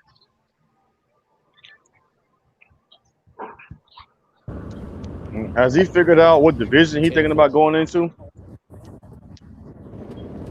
Yeah, that's why I was asking Cooley about, how is the reefer, lanes. It's really between reefer and dry van. A little bit more leaning towards the van aspect, but I know that's oversaturated. Hold on, wait. So I kind of Where you wanted out to of? open myself up to the Raleigh area, Triangle area. Oh, that was you. Yo, oh, the Raleigh. That's Yeah, like one. yeah. That's Now like one of those. when you said that yeah, when you said that city, that I ain't gonna say again, but when you said that, I'm just by kind of knowing a little something about knowing people. It's a lot of Tysons and Purdue's and a whole bunch of plants up there in that area. I kind of know what you're talking about a little bit. Yeah, it ain't no. Like I said, you can do this in majority of the cities you're in. You can do what you want to do. You just gotta open your mouth. A lot of people like to click and go. You just gotta speak up. You know what I'm saying? Who would have thought? Who would have thought Richmond, Virginia, was a place to get freight? Somebody told me. I ain't gonna say his name. I'm messing with him though. Somebody told me you ain't gonna be able to get freight in Richmond, Virginia, and do what you're trying to do locally. I say, oh really? People told me the same thing about my area. That my area trash and stuff like that. I mean, you know, a lot of people like to bump a dock and just go in there, turn the paperwork or whatever. Man, I like to find out what's going on, man. Like what this person is pulling it for, where this person got it from. Or you logistics manager, let me talk to you for a minute. Just try to get my name out there. Yeah, little do you know, a lot of these Yeah. shippers like to work with owner operators. I, I'm, They trying I'm, to get away from the brokers. I'm gonna tell you a situation, Cooley. This was back when I was leased on. I went to a place in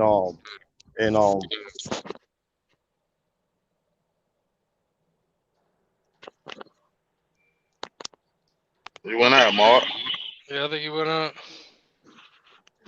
Hey, how's it going? Good morning, everybody. How everybody doing? Who's that? G-Way? Yeah, it's G-Way. What up? What Oh, up? what's up, What's man? going on? Gangster. That's I just that's wanted to chime in real quick. Dude was talking about a astronomical breakdown. Everybody know my story. Well, everybody here pretty much know my story.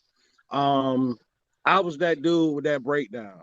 But the comment the same dude made earlier was the comfort of being with a company or whatever. I think as you grow, it's just my opinion. Um, you're a company driver, you go get your truck. I suggest lease on. Don't go out there and just jump your own authority. I leased on the Landstar. I had my astronomical breakdown. Luckily, I had a few grand saved up. Landstar lent me the rest, and of course, I ended up working it back. Now my business credit is pretty decent. So, I finally got the W-9. I just had to progress. Just like y'all say, you just can't go overnight with this thing. And actually, I jumped on HT Live one night, and HT gave me the advice. I said, listen, I can put like $30,000 in this truck. What should I do? But I kept plugging at my business. That's my point, y'all. I'm out. That's all I wanted to say. Y'all have a good one. Keep dropping that knowledge, fellas. Okay. I appreciate it. Thanks for that, man. Thanks for that advice. Trucking. One thing I'll say, trucking. As far as like ownership, trucking's a marathon. It ain't never gonna be a sprint. Nope. Yeah, that's true. What you were saying, Mob? You went out. Yeah, my you bad, saying- my bad. No, because I remember you brought up talking to people, and I just want to tell y'all about an experience I had, man. But I don't know where I got cut off at. But I was picking up a load out of Fort Worth, outside of Dallas. And I had just got the truck wash or whatever. And every time I come out, I always try to look presentable or whatever, right? I pulled up first. It was two guys behind me. All right, we flatbed. Okay, truck's gonna be dirty, whatever. But these guys came out like they look like bums. Like nobody you really want to stand in front of and talk to. You know what I'm saying? So of course I pulled up first. The guy tried to check me in. The pickup number was wrong. All right, so I had to call the broker back. He dealt with the other two guys. He didn't deal with them the same way he dealt with me because he's like, guys, you really don't want in your face to begin with. He tried to really shoo them off type thing, right?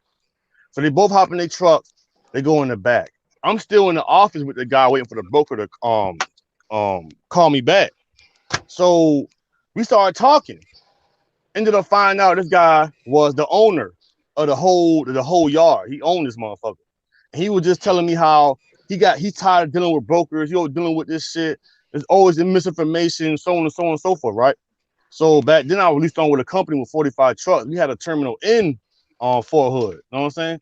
So I started kicking game to him. I'm like, man, look, you ever thought about dealing with us directly? I mean, how much steel do you have coming out of here? He said he had about 110 tons of flat steel going somewhere in Indiana. It was about 2 years ago, so I can't remember. So I was like, man, we got about 45 trucks over here, man.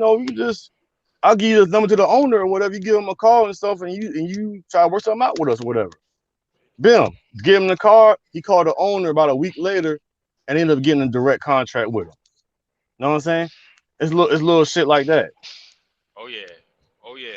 There you go. Most definitely. There you go, right there. There's a lot of people doing it out here, man. And it's easy. It's easy. That's why I don't get why people they try to make it complicated. It's as simple as talking to somebody. They try to make it seem like you gotta have 50 trailers, you gotta have 40 trucks, you gotta have all that stuff like that. Like, I'm sorry, bro. We don't always deliver to Kroger. We don't always deliver to HEB. We don't always deliver to Family Dollar. We still deliver to small mom and pops. You know what I'm saying? And a lot of times, a small mom and pop, they rather deal with somebody individual versus a big corporation or a broker, because a broker lie to them like they lie to us. A broker will sit there and have a load sit on the dock because he didn't want to get it moved because for the rate that he wanted, but would tell the customer that there's just no trucks available. Sure. They lie to them the same way. Yeah. I've been in logistics for 5 years. I've seen both sides of it. I've done it.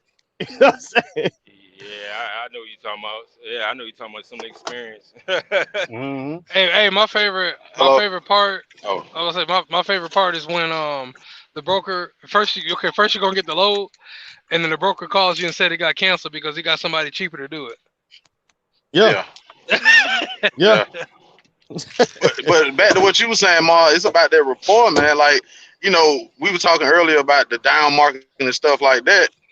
I don't really, and a lot of people say this, but it's possible over here. I don't depend on the load board because my work ethic and my rapport gets me loads sent to me. You get what I'm saying? Yeah, I'm the same way. And along with that, I plan on in the next year or two or whatever, if I decide to go ahead and get my authority, I can take from here, and I got a nice little black book. You get what I'm saying? Of off the record book lows, you know what I mean? That's what it's about. Just getting in it where you fit at, you know what I mean? but it Hmm. take hard work. It ain't gonna come easy. You know, you got to own your mouth. Sometimes you got to It, ask a question. You know what I mean? it takes hard work. It takes negotiation. It takes trying to build relationships, and sometimes it takes a little bit of luck. Yeah, yeah, Sometimes, yeah, Hey, Just as to be in the long as right you place at the got right time. as long as you got people skills, you can make relationships out here. Yeah. yes, Yeah. yeah. take yeah, y'all got good points. Sometimes you gotta take a load for the load too, just to get in, Yeah. get your foot in the door. You'll I've get done I that it. back always end. heard, I always heard no was just the start of a number. That no came from Hmm. one. That no came from two. That's number three, number four. You gonna hit yes. You know what I'm saying? No, no is not concrete. Huh. It's always a way. Who's that? Yes, sir. What do you say? 2K guy, what up?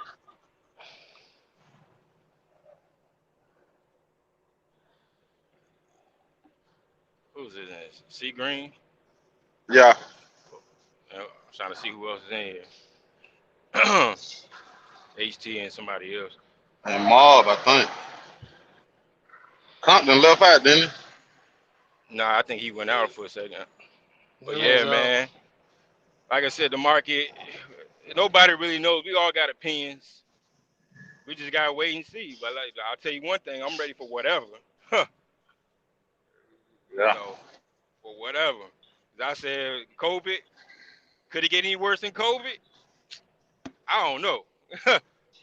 But that was a Man. tragic time, man. I saw so many companies. I saw a lot of guys went out the game because of COVID. It's terrible. Yeah. It was real bad. They Not being overextended themselves, disciplined, man. Not being disciplined. buying all that equipment and all that stuff, and you know what I'm saying? Can't pay it back. You know, it's only but so many times you can get an extension on your loans.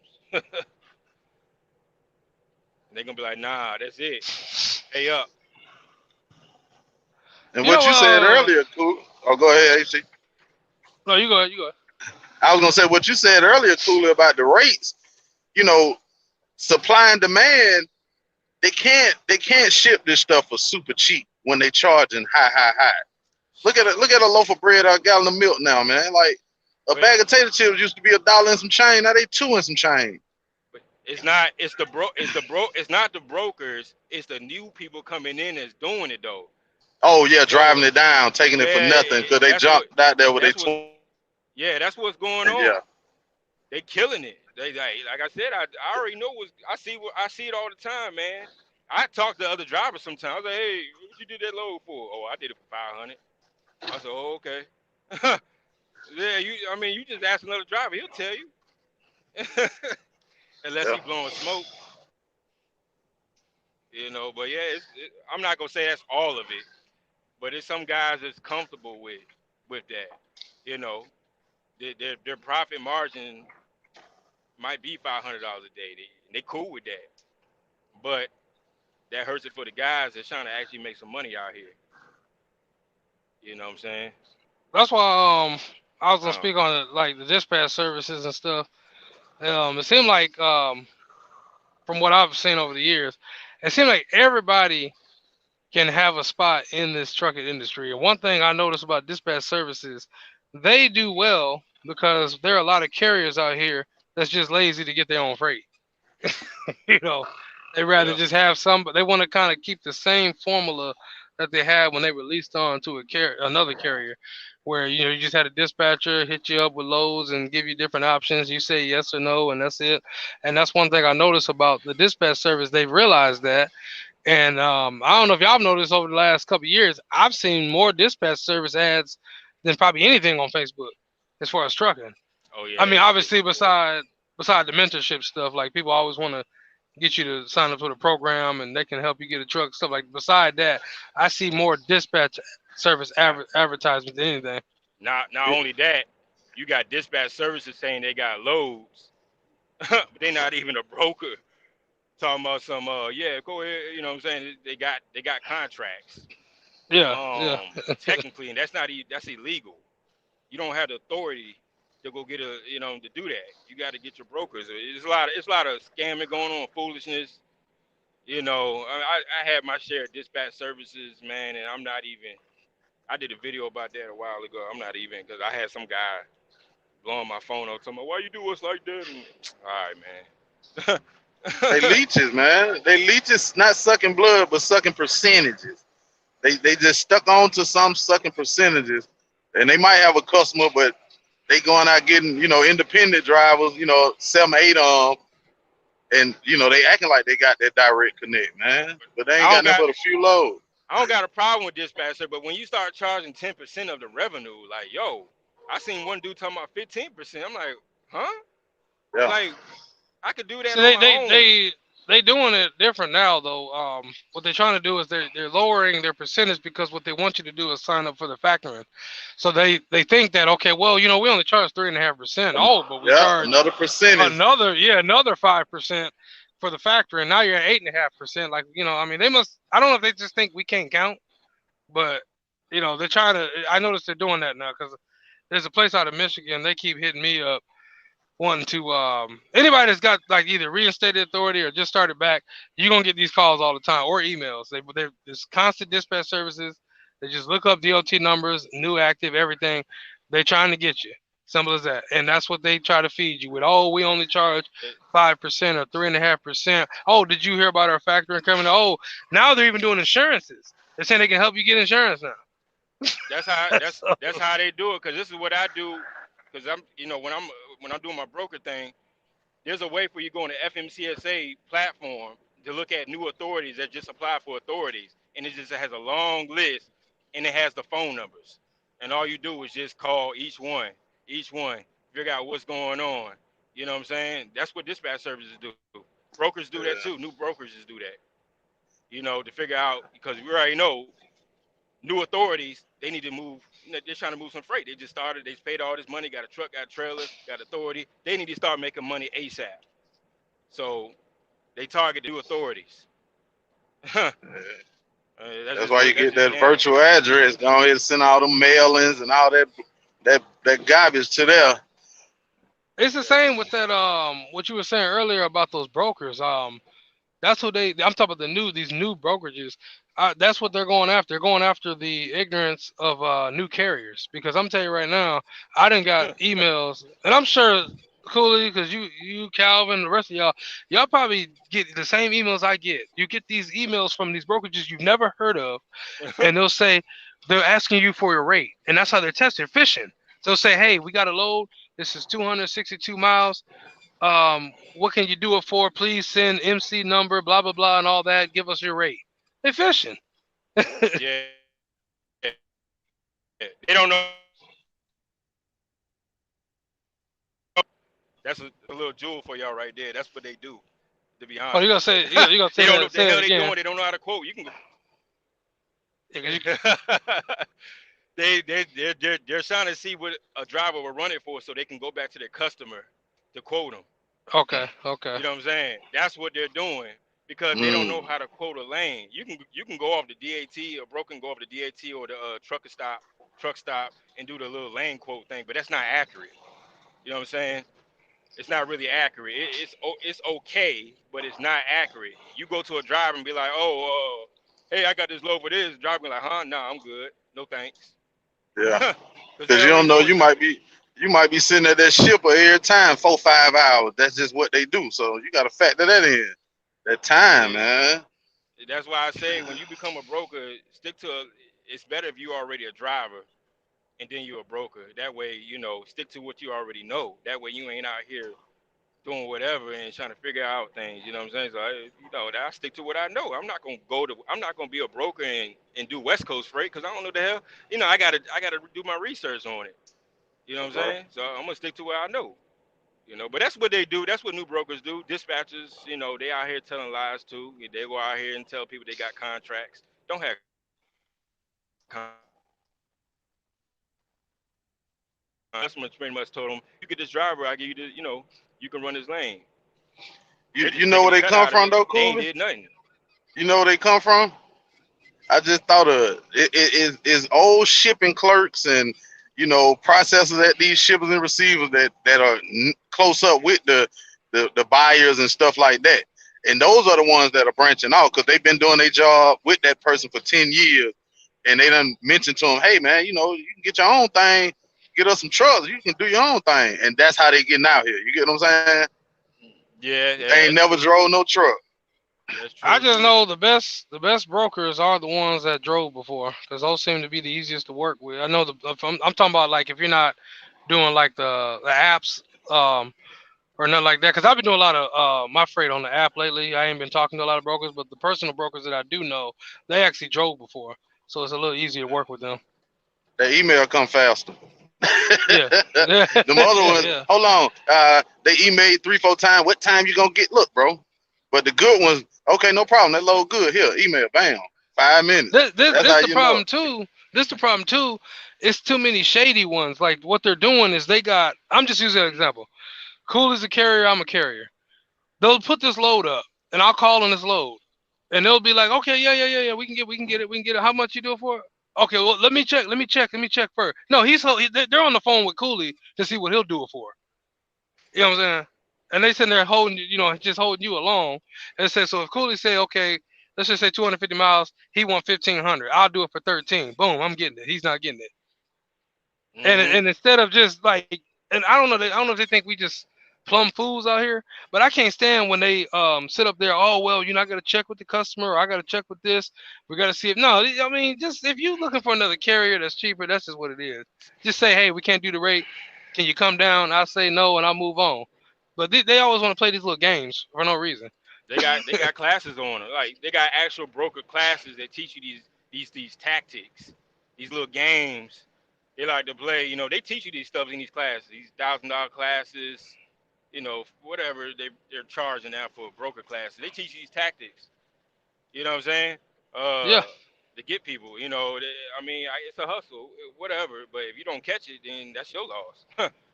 I don't mind everybody eating, but man, some of these brokers, they act like we don't have to pay for nothing. Like, fuel is free. You know what I'm saying? Like, They they just they they don't factor fuel. They don't factor deadhead. They don't factor none of that. It's like, oh, this is what it is. You gonna do it or what? You know what I'm saying? And if you don't stand your ground, I'm quick to say, nah, I'm good, because I know I'm gonna find something else. Like, if you don't, you gotta stand your ground at some point, man. You keep picking these cheap lows and let them walk all over you, man. You just part of the problem. because I never You know what I'm thought saying? I never thought it'd get to this point, but I think it is. It's getting to a point now where a lot of you guys are getting better rates on the apps than you are dealing with people. I don't know, man. I only deal with the apps. It must be a different area or something, man. I can't fool with it, man. These jokers, I, man. I can't mess because with them. they're updating everything. Like, I don't know, maybe I'll do a video on that and show some people what I'm talking about. Because now you can bid on stuff like if it's as if you're on the phone with a broker. You can bid on stuff now. You know, There's some and they'll there's count. something going on with Uber though. I don't know. I don't know if you seen it, HT, but there's something going on with Uber. I think didn't they get bought out by somebody, or they bought out somebody, or something's going on with Uber? Because I'm not I seeing a lot of loads from them. well, that's because I'm in the Midwest too, though. If you, I know you'll see a lot if you was out West Coast because that's where they're based out of. You see, I know some carriers right now Mm. out there. They see a ton of Uber freight because they're right there in San Francisco. So, Oh, okay. It might be an but I area thing. know, but I know out you though. Shouldn't you? Isn't Convoy pretty good out there? I thought Convoy was good out in East Man, Coast because they. I called Convoy over here, the water company. It used to be Elite. We already know what happened to Elite. Convoy Okay, and got okay. ran out. I called Convoy the water carrier. That's all they are to me, the water carrier. You ask Brandon Love Cash, he wasn't here. He hauled for Convoy. Ain't no disrespect. I just not messing with Convoy because sometimes you can get them, but they doing like once again they doing stuff for the $300, $400, 120 miles. I just can't. I just don't have the patience to keep dealing with it with these folks. Cause they keep It's just one on the load board. I keep seeing loads going out that way all the time. They always want you to pick up out of the Chicagoland area and go out to Virginia or go out to Frederick, Maryland, out there that Aldi's out there, or South Windsor, Connecticut, or it's always some East Coast. That's why I was wondering if how big are they out there? Cause that's all I be seeing on Convoy. I mean, Wanting to yeah, go out there. coming in, yeah, it might. I don't know. I don't know, but going out is just. I don't know. I'm good on that. It's crazy. I heard S125 said something about Texas Convoy is good. I don't know. I think it's just an area thing. I just I just don't mess with them. It might be some lows here and there, but it's just JB Hunt is another one. I don't joke. That's it's like a drive van brokerage. I know JB Hunt. That's why I had to go buy me a trailer because I thought about doing their power only before I bought this trailer. I'm glad I didn't do it because You the same. You the same thing, man. I almost did power only with JB Hunt when I first started, and then I started breaking down the numbers. I was like, hold on, this don't make any sense. it's I too was much. like, It's too nah, much. I'm It's too good. much driving. It's just too much driving to Yeah, get trailers and then because I forgot. I don't know. Like when you were trying to do it, but when I was trying to do it, you have to drive and pick up a trailer and then take that trailer to somewhere and then go get another trailer to get loaded. Like they make you move trailers, and the money that they pay you to do that. I mean, no. If they I'm don't. if I'm gonna get paid, yeah, you better have to like load out or something like that. But they don't even let you load out. They want you to take it to the facility where you're gonna pick up your loaded trailer, and then you gotta do Yeah, it all over again. yeah. They Man, make they well, make you bring an empty trailer. I think Yeah, I think what it was, they only paid loaded miles. yeah. And so if you're Yeah, only going 100 miles or 150 miles, and you're only getting $150 for that, then on top of that, you gotta still pick up the loaded trailer, deliver the load. I don't know. It was just it was too many holes for me to try to put it together to where am I outrunning myself? Am I just paying a little too much in fuel? You know. yeah. That's what the same. That's what I was thinking too. Like they wanted me to run the. They said something about the. I can't what it was. They said I couldn't. I didn't have to run New York or something like that. But I ran like the Eastern something. The Eastern. I can't remember what it was. Or the East I-25. I think that's what it was. East That's why I-25. that's why I tell people if they're gonna do that power I-35. only, yeah, that's what they told me too. But if you're gonna do the power only, man, you gotta be smart with it, and you gotta just get in and get out. If you don't have enough money for a trailer and you're gonna go the power only route, I would stack my money as fast as I can and get my own trailer because you're missing out on so many easier type loads. There's so many even drive-in. It's just you don't have to go through all that hassle of hoping that you can get a trailer ASAP or no, am I gonna have to pick one up tomorrow? Well, you just lost a day because you got to drive to go get. I mean, just I don't want to deal with all that. Yeah, I mean, you think about it like this, man. I always say the mega carriers, they always gonna take care of their company drivers before anybody because you know, they doing it, what I'm saying, for the extra low and they can do it for cheaper. These mega carriers are always going I don't care what they say, they always gonna take care of the company drivers before anything. That's one of the keys when you lease on to if you're people in the chat or whatever if they're listening and they want to get their own truck and lease to a company, that's one of the biggest like day one lessons. Never lease on to a company that has company drivers. Only Exactly. all owner ops. Because Exactly. I know my first company was like that, and I'm gonna tell you right now, they're not giving you the $5 mile freight. Why would they give you that when they can give it to their guys? They're paying 50 cents a mile.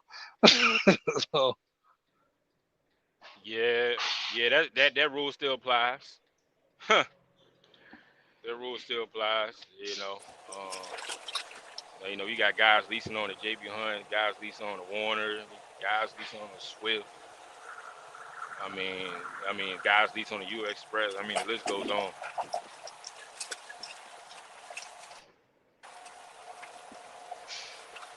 Man, I'm about to go into the Hey man, country area. can y'all hear me? yeah, good. Hey man, what's Yeah, going on? I just want to say shout out to Cooley, man. Shout out to you.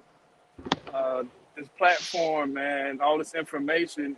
Shout out to all the guys that come on here because you go on YouTube and you type in, trying to find information, or whatever, and it's a lot of games, a lot of gimmicks, it's a lot of fakes, a lot of frauds, man. But with y'all really out here telling people what they need to know.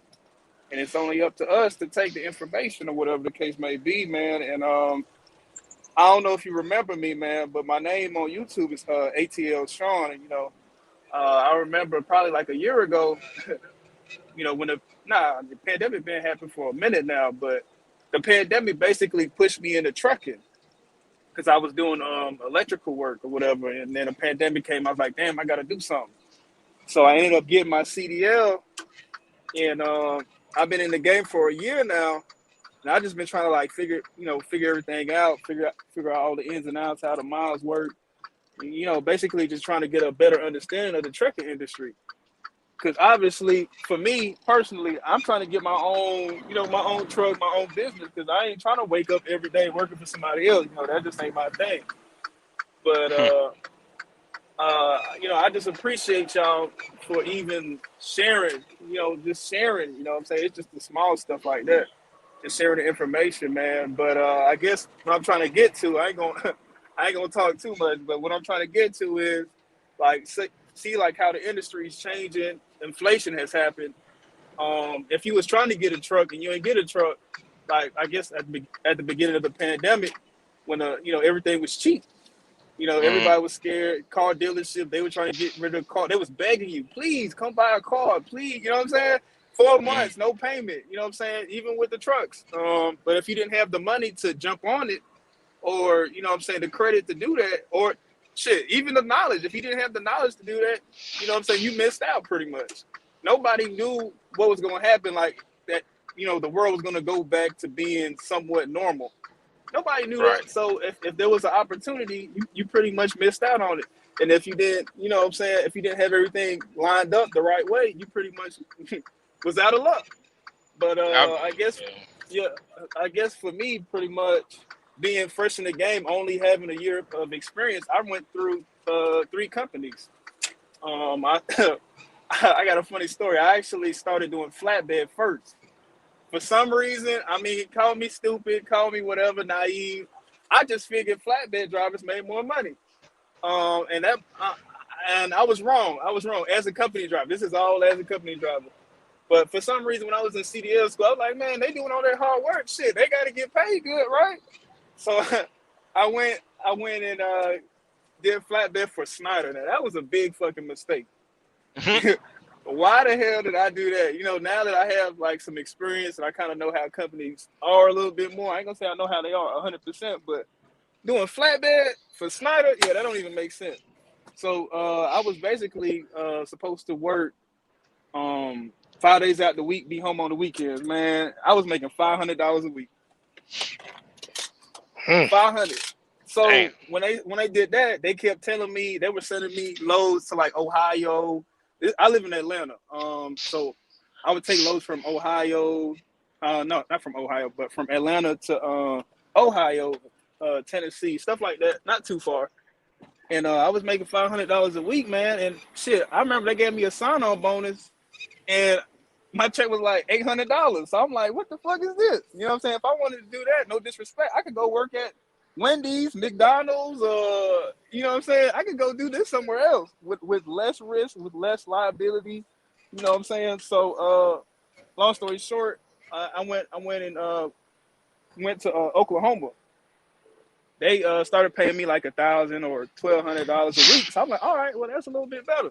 But then I was getting burnt out, man. That flatbed stuff, if you ain't built like that mentally, you can be physically strong. But if you ain't all that strapping and unstrapping and all that shit ain't it.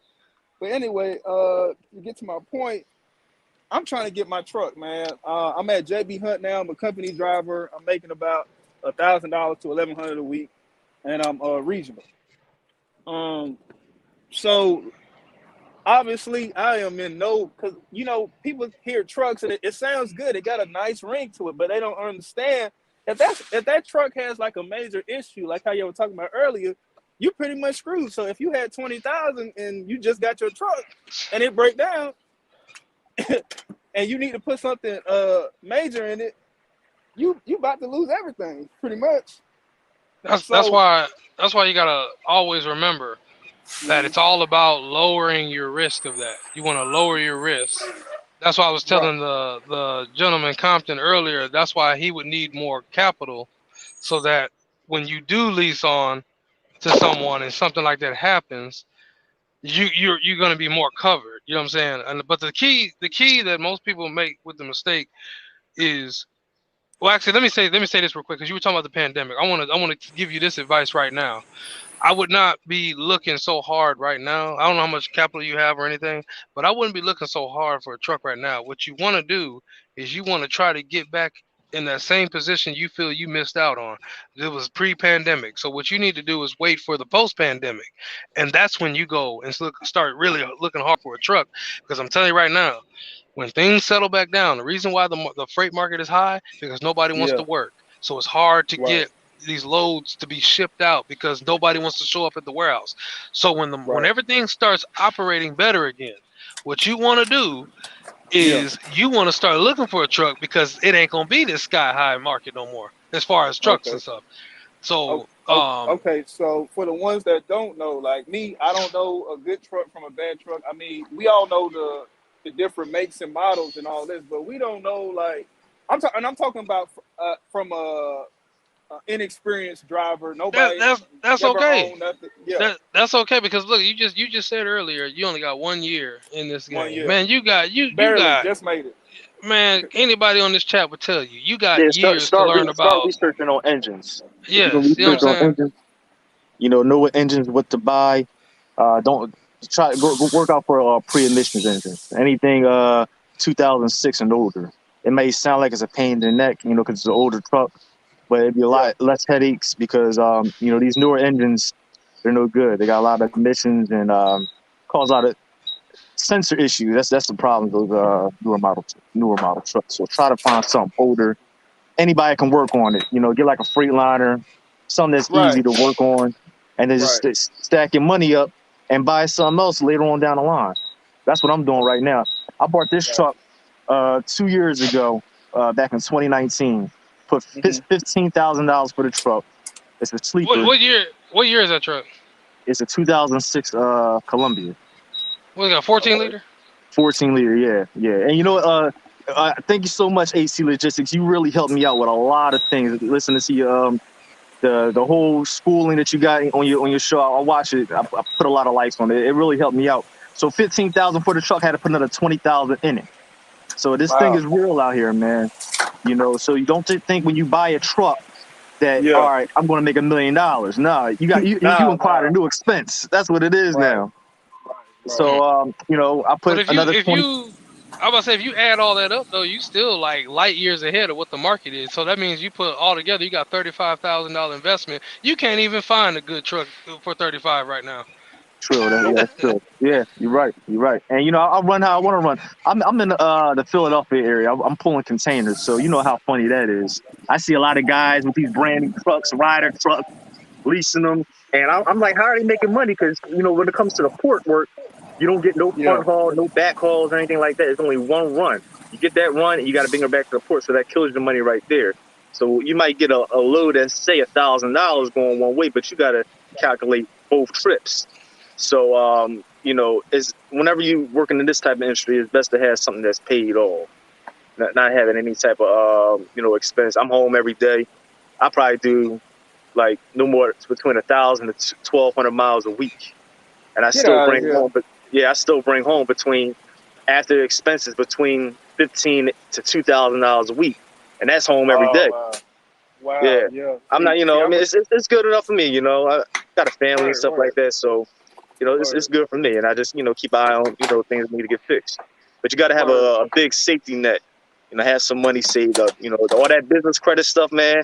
Listen, I've been there, and I'm still paying off debt for that. So save up at least like between I'm yeah, see that. Hold on. I'm glad you said that because that's why I tell people never make it a dependency because remember, you always have to pay it back, right, and you got to pay it Right. back Yeah. with interest. And that's right, why I Yeah. said don't make it a dependency. Like I'm in the shop right now. I'm getting my APU fixed. Whatever bill they give me, I'm gonna swipe my card, and that's the end of it. There ain't no interest, nothing. No, it's done. It's paid for. It come out of my yeah, checking account. That's the end of it. And that's the way right, you really want to run because this is how you should think at all times when you're owner operator. It's all about I'm just gonna get my money back. Not about, well, I'll just get by, but then you forget all about the interest that they're gonna tack on. No, you just want to get your money back. That's it. yeah, exactly. So yeah, like I said, I've been through that route. I put myself in a whole lot of debt, and I'm paying it back. But yeah, if you can I would just wait it out. You know, if you could stay a little company driver for a little longer, you know, the Yeah. 1099 Oh yeah, route, for that's sure. the best route. It ain't no rush, man. I'm just Yeah, trying to ain't learn. no rush. At the end of the day, I'm just trying to it's not learn. no rush. You know, you'll get there. Trucking's not going anywhere. That's the thing. That's the thing. People think trucks are gonna go somewhere, but it ain't going anywhere. You gotta learn while you earn, brother. You in a good Right. position. You got 1 year experience. You got the itch now. You know, you got the calling. They're calling your name about wanting to be an owner operator. You want to hang with the big Oh boys that yeah. do 90 miles an hour in the highway and Oh all. yeah. Well, Oh yeah. you know, you Well, gotta, you gotta. not no 90. Hell no, not No, 90. I'm just saying that's how it was when I started. Everybody was like, I want to be on operator because I want an ungoverned truck. That was the big thing back then. Ungoverned truck. You want a loose fuel pocket then? Oh, Yeah. or you saw that owner operator on the back of that trailer. Oh, you can make $10,000. Oh yeah, yeah. But yeah, you're in a good position, man. That's why you just gotta learn while you earn. Keep watching the videos of the gentleman that put the information out, and just keep learning and keep saving. Do like the brother was saying, you know, learn them engines. You got to find out what you like too. You got to find out what, like me. I'm sorry if I offend people for saying this, but I'm gonna be a Cummins man till I die. Now, Oh yeah, I, facts, Wow. I I've been turned out. I've been turned out. facts, facts. You But can Detroit's actually, the best though. But Detroit is you the best, most like cost efficient motor. Like if you don't want to spend a lot of money, you definitely want a Detroit. But go ahead. Yeah. you can Right. actually learn. You can actually learn from previous companies. Like I said, I was driving for Coca-Cola and PFG. I had a Freightliner and I had an international. I mean, yeah, international.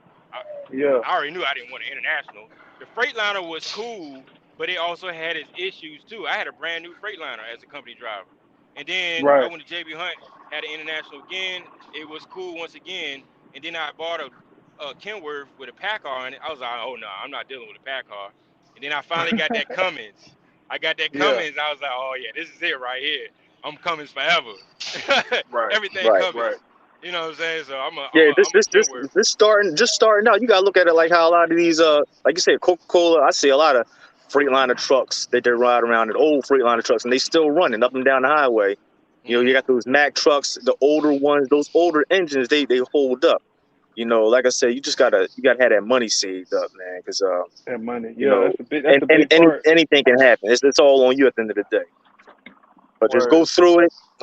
You know, Detroit. That's what I got here, Detroit, and It's nothing wrong with Detroit. It's just I would say about Detroit is if you can out the gate, go ahead and get all that stuff out the way. Just have it on your truck, like the water pump, the fuel pump, alternator, right, starter. Get yeah, all that stuff out the way out the gate because that's going to be the things that go out first in the Detroit, straight out. Like that's just what it is. AC compressor, all that stuff. Just have it on your truck because when it break down, you already got the part. You can get the guy to put it in if you don't know how to put it in instead of calling. I see a lot of guys calling these TA guys. They'll charge you to go get the part to bring it back, and then they're going to Yep. charge you again to fix it. Yep. Exactly. Yep. So, you know, Well, just have the part on the truck. You know, well, that's the only thing about Detroit. my business plan, well, part of the business plan, is try to save as much capital as possible in the beginning, even though unexpected things might happen, but also leverage the credit. What I mean by that is try to get rolling, try to get a few solid, hopefully months of good revenue coming in to the point where the business credit and the personal credit is there, but I got so much in capital where I don't necessarily have to use it. But mm, to your credit, in the beginning, yeah, you kind of, if something happened within that first 3 months, yeah, you might have to use a credit. But the hope is, you know, maybe a little nickel or dime stuff here and there, but actually running, having a good solid 6 months, 9 months, 12 months.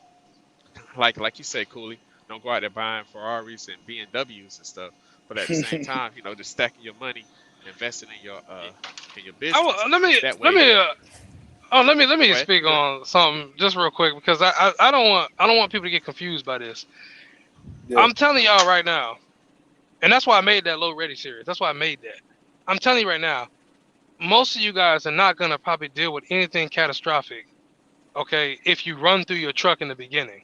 The problem that people deal with these issues is that they buy trucks and they do that DOT ready stuff. I call it DOT ready. Whatever the DOT. Oh well, fix a tire, change a few belts here and there, fix a light or two, and then you lease on, boom, and you hope for the best. That's not what you do. When you get these trucks, you run through these trucks. You know what I'm saying? That's what lowers your risk dramatically. So by the time anything were to happen, I don't care if it's a rebuild or transmission problem or something, you're gonna already have been running enough to where you'll have enough capital to cover that. It ain't gonna be like the first 6 months, boom, you're gonna have something crazy happen. I'm telling you it just don't happen like that in trucking like people think. It only happens to people that just, like, for example, people think of me as a truck auction guy. Okay, well, you think if I went to a truck auction and I bought one of those trucks and I didn't do nothing to it, all I did was get a DOT inspection done and put it on the road, what are my chances of being successful, honestly? But, Yeah. most people don't really, that's just not as common as it used to be. People, if you run through your truck, you get it looked at, you get the right mechanic, you ain't gonna have to worry about that, at least for hopefully a couple of years. But I just don't see these catastrophic problems happening to people as it did back in the day when nobody was really, really looking into this stuff. Because I think more people get more cautious now. The Right. auction guy.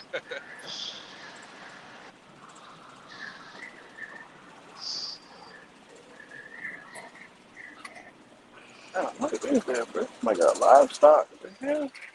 Yeah, saving money. All right, Yeah, well, so yeah, I'm gonna make sure I save, man. I think I'm gonna just go ahead and save my money and just keep listening to y'all and see what y'all come up with, because I mean y'all the vets in the game, and y'all, what I'm saying, y'all already have that understanding and that knowledge. So yeah, man, I appreciate y'all sharing that information with me. That's good. Just take your yeah, time. Like I said, marathon, not a sprint. Marathon. yeah, Oh, for take your sure, for time out sure, here. for Like, sure. yeah, just take your time, man. Every you might find a different way that somebody else did it, but at least you got the Hmm. knowledge to stack your bread or build your credit to get what you want. But you got to take that initial step, though. Some people, they talk about it, but they ain't about it. You know, you Right, might have right. everything set up, you might have everything you need, but something's still holding you back. You know what I'm saying? Something's still Yeah, holding you back. But I know that feeling though, coming from what I came from, holding you right. back because you don't got nobody holding you. You're holding your hand anymore. There's no sick days. There's no vacation days. You know what I'm saying? Yeah, You got to go get yeah. it. Right, right, right. So just take that. If you really want to do this, just do it. You know, just do it. Yeah, and I guess too, the next thing I would say, on a different note, like I don't know, like I did flatbed, I did the regular trailer. Now I'm doing containers, so I'm getting a gist of everything really. I just haven't done the reefer units yet. Who was that? Who was that was speaking? ATL Sean. What's going on? Oh, okay. ATL. Okay. What up, Yeah, yeah, yeah. SoCal? What's going on, Soccer? What's going on? But But with the containers, like I like it, but it's a lot of hiccups, man. Like you could go there and be sitting waiting on the train to get out the way. You could be waiting on them to give you the load. They'll skip you, and it's a lot of things that could happen at that rail yard. yeah, containers are different. That's a different story. That's another beast. I couldn't really speak on that. From my experience, though, it's always been a headache. I Yeah, can't. I'm gonna yeah, say I can't make money in my area with containers because they want you to run up to Chicago all the time, but they don't want to pay you nothing. Yeah, I think it's kind of similar over here too. Savannah, Georgia. Hey, if I was in Savannah, Georgia, I'd be running containers right now because oh I heard yeah, oh they yeah. caking out down there. Man, what? Shit, they get drugged down there in them port, man. If it ain't DOT on 16 taking that money out their pocket, the whole shaft falling out because they 88,000. Hey, Damn. you got the you got the proper stuff though with a brokerage, and you got a brokerage and you get some freight through the port, Come on over, you're gonna driver. be winning. Yeah, A lot of Yeah. people, do like to go to the ports though. A lot of people go to the ports because they want to be home every day. They don't want to go on a load board and figure it out. They want That's to They what I be can was have home. the about. That's they what I can was have about that to port say. story. But you going 3, 4 times in and out the ports. There That we go. I got traffic my is headset crazy. on. In Savannah, oh, that Yeah, joint is we can hear definitely you. crazy.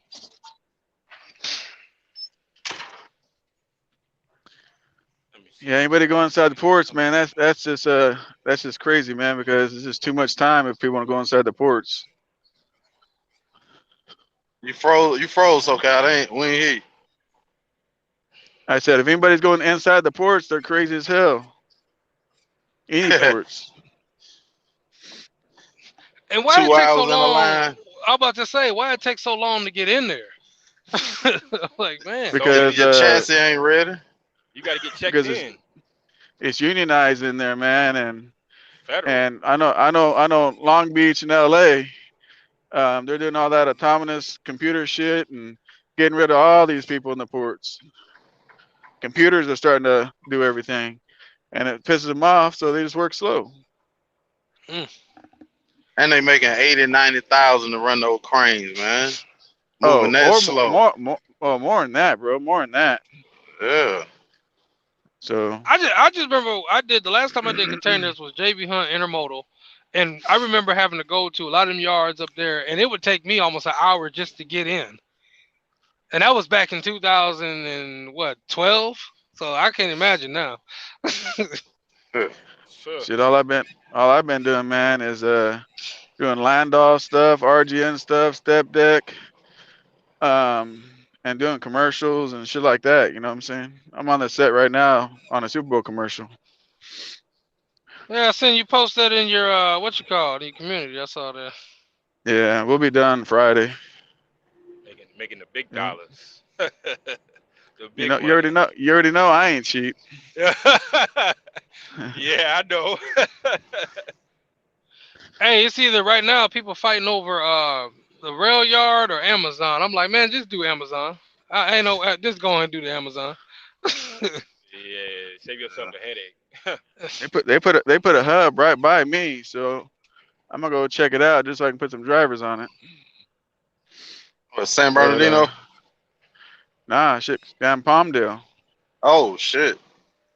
Hey, Yeah. hey, it ain't never SoCal. It ain't never a headache when you got other drivers doing it. No, it is, man. I treat my drivers good, bro. They get bonuses. They get paid Christmases. They get all kinds of good stuff.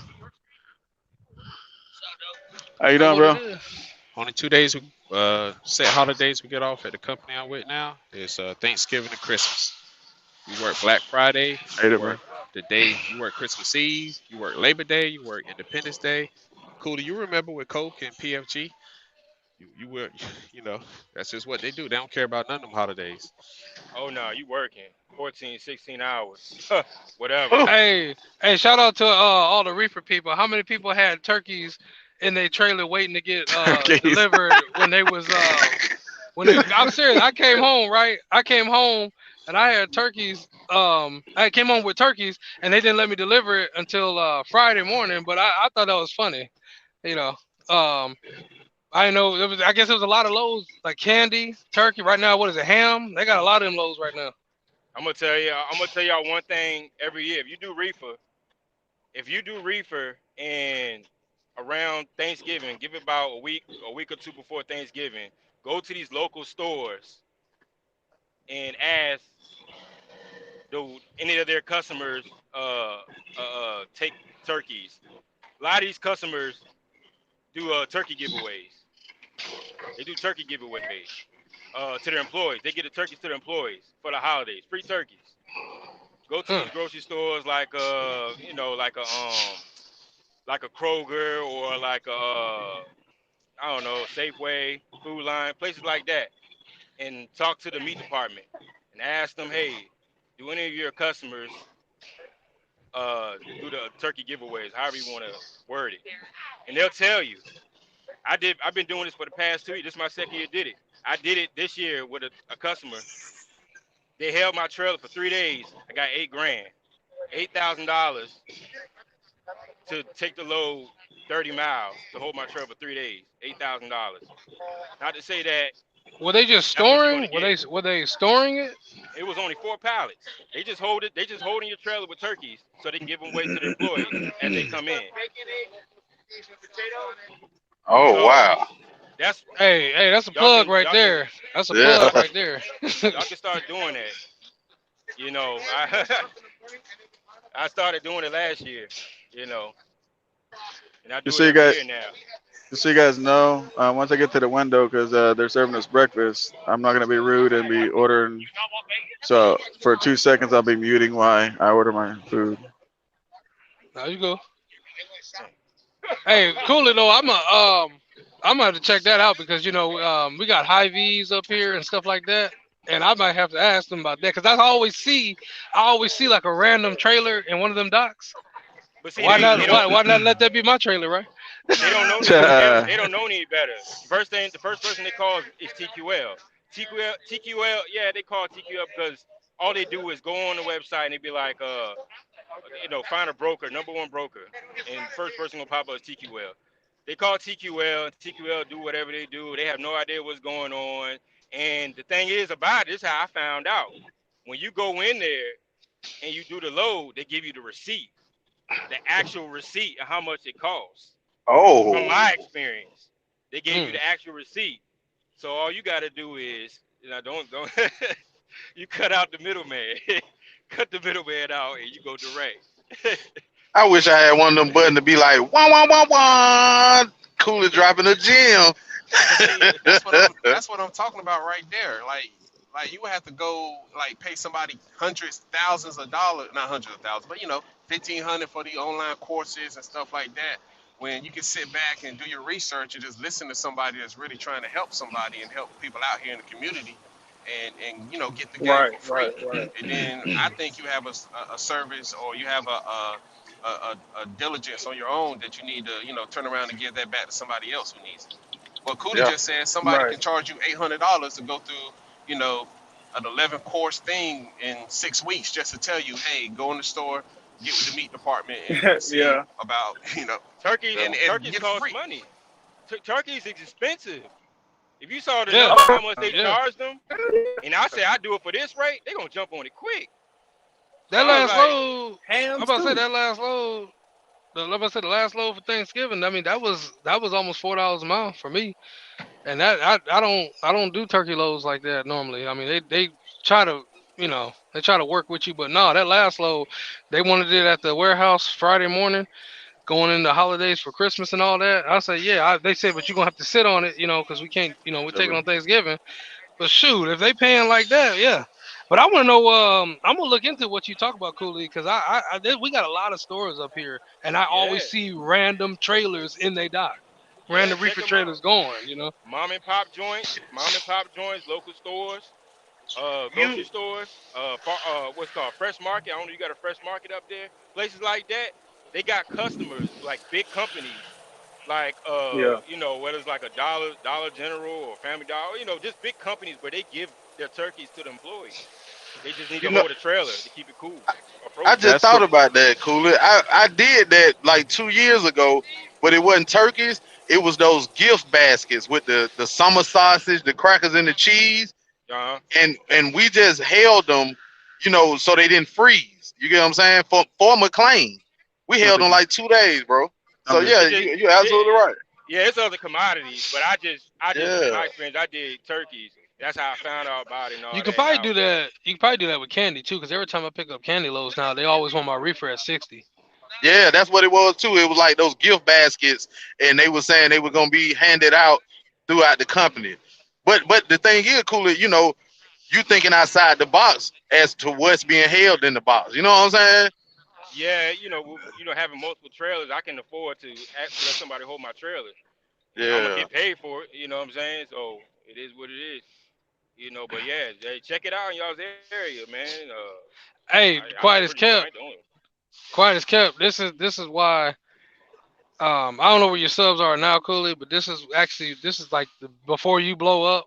before you get like 10 plus and really start getting really popular out there, it's gonna be these videos that people gonna have to go back to really get that hardcore game. Like, man, I didn't know that. Yeah, yeah, So, yeah, yeah. He's The not a crazy, con man. That man been out here dropping these jewels for the longest. You know what I'm saying? We can go trace his path. I agree with that. Yeah, I don't go yep. live like I used to, but you know, I try to come on when I can. You The ain't got that's crazy nothing to what thing stun is, about. You ain't got nothing to the, stun about. You ain't showing no check. You know what I'm saying? Yeah, When some we hit don't do you that. that you want to put out, you go live. I see that. I see Yeah, I that. drop a couple of here and there, hey, you know. when you guys are that's talking about, why. Go ahead, go ahead. go ahead, HC. Oh, when you guys are talking about customers and stuff, that's exactly what we do. Like I've been hauling big electric buses and trucks and stuff like that. Shit, we just take it over to our yard, we store it, we charge them storage, and we charge them instead of like one way, we break it down into 2 trips, and we get double because we had to unload it off the trailer. A Mm. lot, a lot. You got to think about what's going on. A lot of these customers are looking for trailers. This is like the Yeah. world to have trailers right now. A lot of people can't get Yeah, trailers. I had a Yeah. guy that wanted to hold my trailer of lettuce, but he wouldn't pay what I was offering because you gonna hold my trailer for 24/7 with the reefer running, and I'm in charge of the fuel and the repair of the motor goes down or whatever the case may be. You gonna pay for that. You know what I'm saying? Yeah. This ain't no, you know what I'm saying? This ain't no toy trailer. Like, this ain't no $2,000 trailer. You gonna pay for it because if the motor go out, who got to pay for it? Not the Yeah. customer. hey, So People this got to you, might respect. I be this might be the new. Like, I'm talking about going into 2022. Cooley, you might have really set something off and don't realize it. This might seriously be the new hustle because this got me Hmm. wanting to get a second trailer, not to use, but just for storage, get paid on storage. Oh shit. Because all these Yeah, shippers and receivers, if you look at it, with everybody out here with trucks, ain't no room for even they shit. They sitting out in the middle of the driveway. Yeah, You know what I'm saying? So yeah, they got it, and they got product in there sitting that they really want to sit somewhere else for a minute till it get ordered. You know what I mean? So yeah, you're right. You drop one then. cause I mean, cause look, like everybody afraid about, you might be afraid about, well, I don't want to run the reefer. Man, just you can get a new compressor in any of these reefers for about, I think, $3,000 with labor. I think that's what I got quoted from Thermo King and Carrier. They charge $3,000. I think Thermo King was like 32. But anyway, man, you go slap a new compressor in there, let that thing run, and start collecting that money every week. You ain't even moving it, man. I don't know. I might have to look into this. Yeah. And another thing, cooler, even with that lettuce, I'll add on to that. You got to factor in the money because with that lettuce, they gonna go through it and pick out, oh, that's brown, this box bent. What they gonna do with the rejects? Now now you gotta do something with that. So the money got to exactly. be right for that. You know what I mean? Yeah, I'm a little pricey though, but it might have. But I feel like you after you factor in all that stuff, man. Yeah, stuff costs money, man. Because that something goes out on that trailer, they're gonna be looking at you to fix it. You know what I'm saying? Yeah. the Fuel too, bottom like, line, yeah. the bottom line is people got to know their worth, bro. And until they know their worth, they ain't gonna get at that point. You got to know your worth, man. Like I told you guys earlier, and you guys too. I'm no different than you guys, man. But if I got to do something, I got to charge, man. I'm expensive, and you guys are expensive, and all these drivers out here they got to realize they're expensive, man. You know what I'm saying? But They are got to we Okay, so I'm really charge. glad. are we really They got to expensive, charge or we just accordingly. know our worth? you know, are we really expensive? We just know our worth. So Well, I'll tell you one thing. I This got a is question. go ahead. Okay, so like how we talking about knowing your worth? Uh, like let's say you're a newbie driver and you're an owner operator. You don't know nothing about mileage yet. You don't know what's a good deal and a bad deal. So could y'all kind of tell tell everybody how to scale that? So you know what I'm saying, you'll be actually like what kind of gauge do y'all use when y'all book a load, or you know what I'm saying? Could y'all kind of go into detail with that? Well, I'll say me personally, I just went through the motions. Yeah. I work with dry van companies, I work with reefer companies, and I just Yeah. learned my lane and commodity. You know what I'm saying? And how they Right. act pertaining to you pulling up and leaving. You know what I'm saying? When you pull up, that Hmm. broker done called you 4 times. When you leave, he called you 3 more. That's a hot commodity. You know what I'm saying? So Yeah. that's you got to get your worth. You know what I mean? So it's just experience for me. I went through the motions personally. I The always crazy say, let me say the fundamental approach is always you got to calculate how much stuff's gonna cost you to operate and how much profit you want off that. So if they tell you, I'm just using an example, the storage. Okay, hey, can we use your trailer for 24 hours? Okay, well, Hmm. how much you gonna pay? Well, we're gonna pay. We'll give you $1,000 for the day. Okay, now all you got to do is calculate. Well, how much they're gonna run my trailer continuous all 24 hours? How much fuel is that gonna Yeah. take from that reefer? How much wear is that going on my belts and hoses and my gaskets? All this stuff that's having to operate, and then you separate that from what you think it's gonna be. And if you think it's not enough, you say no, I don't want 1,000. I need 1,500. Yeah. That's how you do Okay. the same thing with your truck. If you know your Yeah. truck only gets 6 miles a gallon, and somebody's saying, "Hey, can you run this load? It's 300 miles, but I only want to give you 800." You know that Hmm. probably wouldn't be enough for the profit you want, so therefore, you do that accordingly. And it's the I same got way you. with every commodity, flatbed, reefer, dry van. It's all the same. And one thing you Right. want to Right. look at too is how much money, if you're parked, how much money would you have made today? So you want to tack that on too. That'd be Calculate all that good. Right. stuff. Exactly. If you could have made $2,000 that day, and they said, "Hey man, can you stay here for $500?" Hell no, man, I can make $2,000. Yep. Hey, yeah, Right. I got Okay. a I got question you. too, man. I got a question too. I've been on the operator for what? I'm at about 5 months now, and I'm in an opportunity. I'll be able to pay my truck off within the next 4 weeks. But Congratulations. yeah, that's what I'm a little hesitant. I heard somebody was like, you should pay on it for like 13 months for like the credit, but I don't think I'm financing nothing else after this though. After you pass 6 months, you're good, bro. After 6 months, so the It seventh depends. It payment, you're good. depends. I would say it depends on how much money you got left over when you pay it off. If No, you got, if you got, I still have something nice left over as far as though with maintenance and all. I wouldn't be able to probably go out and buy a trailer immediately, but man, I I would pay still it have a off. good maintenance. I would pay it off because all you're doing is recouping that payment that you were paying. So how much is your payment a month? How much is that? 700. Okay, so if it's 700, what I would be doing is pay the truck off as fast as possible. Start giving yourself back $700 a week. I would start giving Uh, myself that. You know what I'm saying? Then just get that money back, and then you'll worry about the trailer later. But I would get, no payment is. You're gonna enjoy that. Trust me. When you pay that truck off, you're gonna enjoy it. That you can work and not have to worry about that. What I would do is that $700 okay. after you pay it off, put that up just like you got the truck payment. Every month you put that 700 up and you don't touch it and let that stuff build up. Next thing you know, that's your trailer. So your truck payment will actually get you the trailer. Okay. Okay. Okay. Yeah, I got a mid roof, man. I'm not getting too good of a gas mileage on it, but I'm making it work though. You got a So who? I got a mid roof Mid roof. Freightliner. Oh, mid Yeah, roof. Oh, mid okay. roof. Yeah. So my gas mileage a little low, but I got a mechanic out here though, so I'm gonna go talk to him after I pay it off and How many get it miles? How worked many out. miles on the Get my truck? Actually, you know what's crazy? I bought it with 25K on the rebuild. I called them and said after listening to you, I called the company and made sure they did the rebuild. They even called the mechanic in the office while I was on the phone. I got the receipt. They spent 21,000 on the motor. Okay. What motor is it? It's the Cummins Is it the 2010. Okay, okay. Yeah, SS15 then. Yeah, I said yeah. I ain't do the thing to it yet, but I got somebody and I'm just waiting.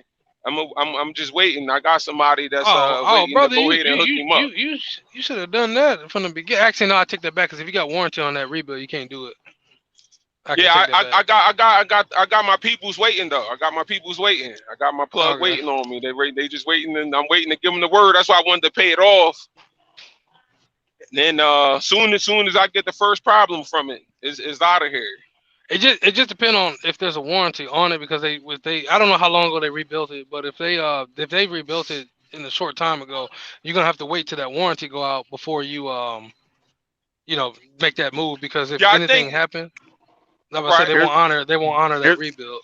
here's Okay, what I do. okay, Here's cool. here's what I do when I do that thing is if I'm under warranty, right? Like my mechanics, they're certified So if I have a warranty, they're certified to work on my trucks. And so that same dude is who does that thing on my truck. So when I do that and I have warranty work, I just take it to my mechanic and he still works under warranty and works on it. To where I don't have to wait until the warranty expires. But that's just me. Okay. Hey, do anybody in here do flatbed? Yep. Because I'm trying to learn how to do it without actually working for somebody. Because I got a broker that I know personally, but they do flatbed for CRST. And they was like they could give me some loads, but I don't know how to do it yet. I don't know how to do the tie down yet. Yeah, I do a step deck, flatbed. I have Conestogas, RGNs, and Landau trailers. Yeah, I'm Hey, out here in Colorado. just go to YouTube University and find out how to do it. You know, Choice Mass and Guilty good with that. You know what I'm saying? You check they channel out like they, you know, Choice Mass, they go in thorough in depth. You know what I mean? Okay, so you cool, know, cool. I recommend though. I would recommend going somewhere for a few months. So I think you should learn how to do it on somebody else. Just though, not on right. Yeah, you I got agree to. with Yeah. HT. I would go to like Prime or something because Prime will teach you, you know, and then you don't gotta stay there that long. Go there, get your training. You can actually probably take your truck over there and figure something out that way, you know. Okay. You know, later on if you wanted to after your training. Yeah, But because he's right, man. I'm getting dispatched from the drive-in right now from some people I met out here. They pretty cool, but I was like, with that broker I got in flatbed, I might have to see what that's about out here. A lot of guys do general freight, you know. A lot of people do general freight, and that's pretty simple. You just throw straps over it and tighten it down. It's just general freight. Every Right. 4 feet, throw a strap. You know, it's pretty simple. But she is right. I'd go get some training first because it all depends on what kind of flatbed you're doing. Right. especially Yeah. when you're gonna get paid to do it. Why not? You know. Yeah, and I don't want no mistakes on my own dime with that. Yeah, you don't want that shit to shift. Once that load shift, yeah. And then with your load being so visible, man, you just a wide open target for the DOT. Oh man. Oh yeah. Oh yeah. Okay. The main thing is you want to learn how to cross tie. Like I see a lot of people and they don't cross tie. I always like to cross tie front and back. But Hit the wind, stuff like that, secures it. if I find that triangle like HT was talking about out here, though, I may just go ahead and stick with drive-in, though. Cause I'm out here in Colorado. If I find beer. that triangle, huh? I said that Colorado got nothing but that beer. Okay. That heavy beer. Oh, heavy. Oh man. And basically what he's talking about with that stuff, man, if you're gonna haul heavy, you gotta make sure they pay for that. So you want to look at you want to look at your profit margin.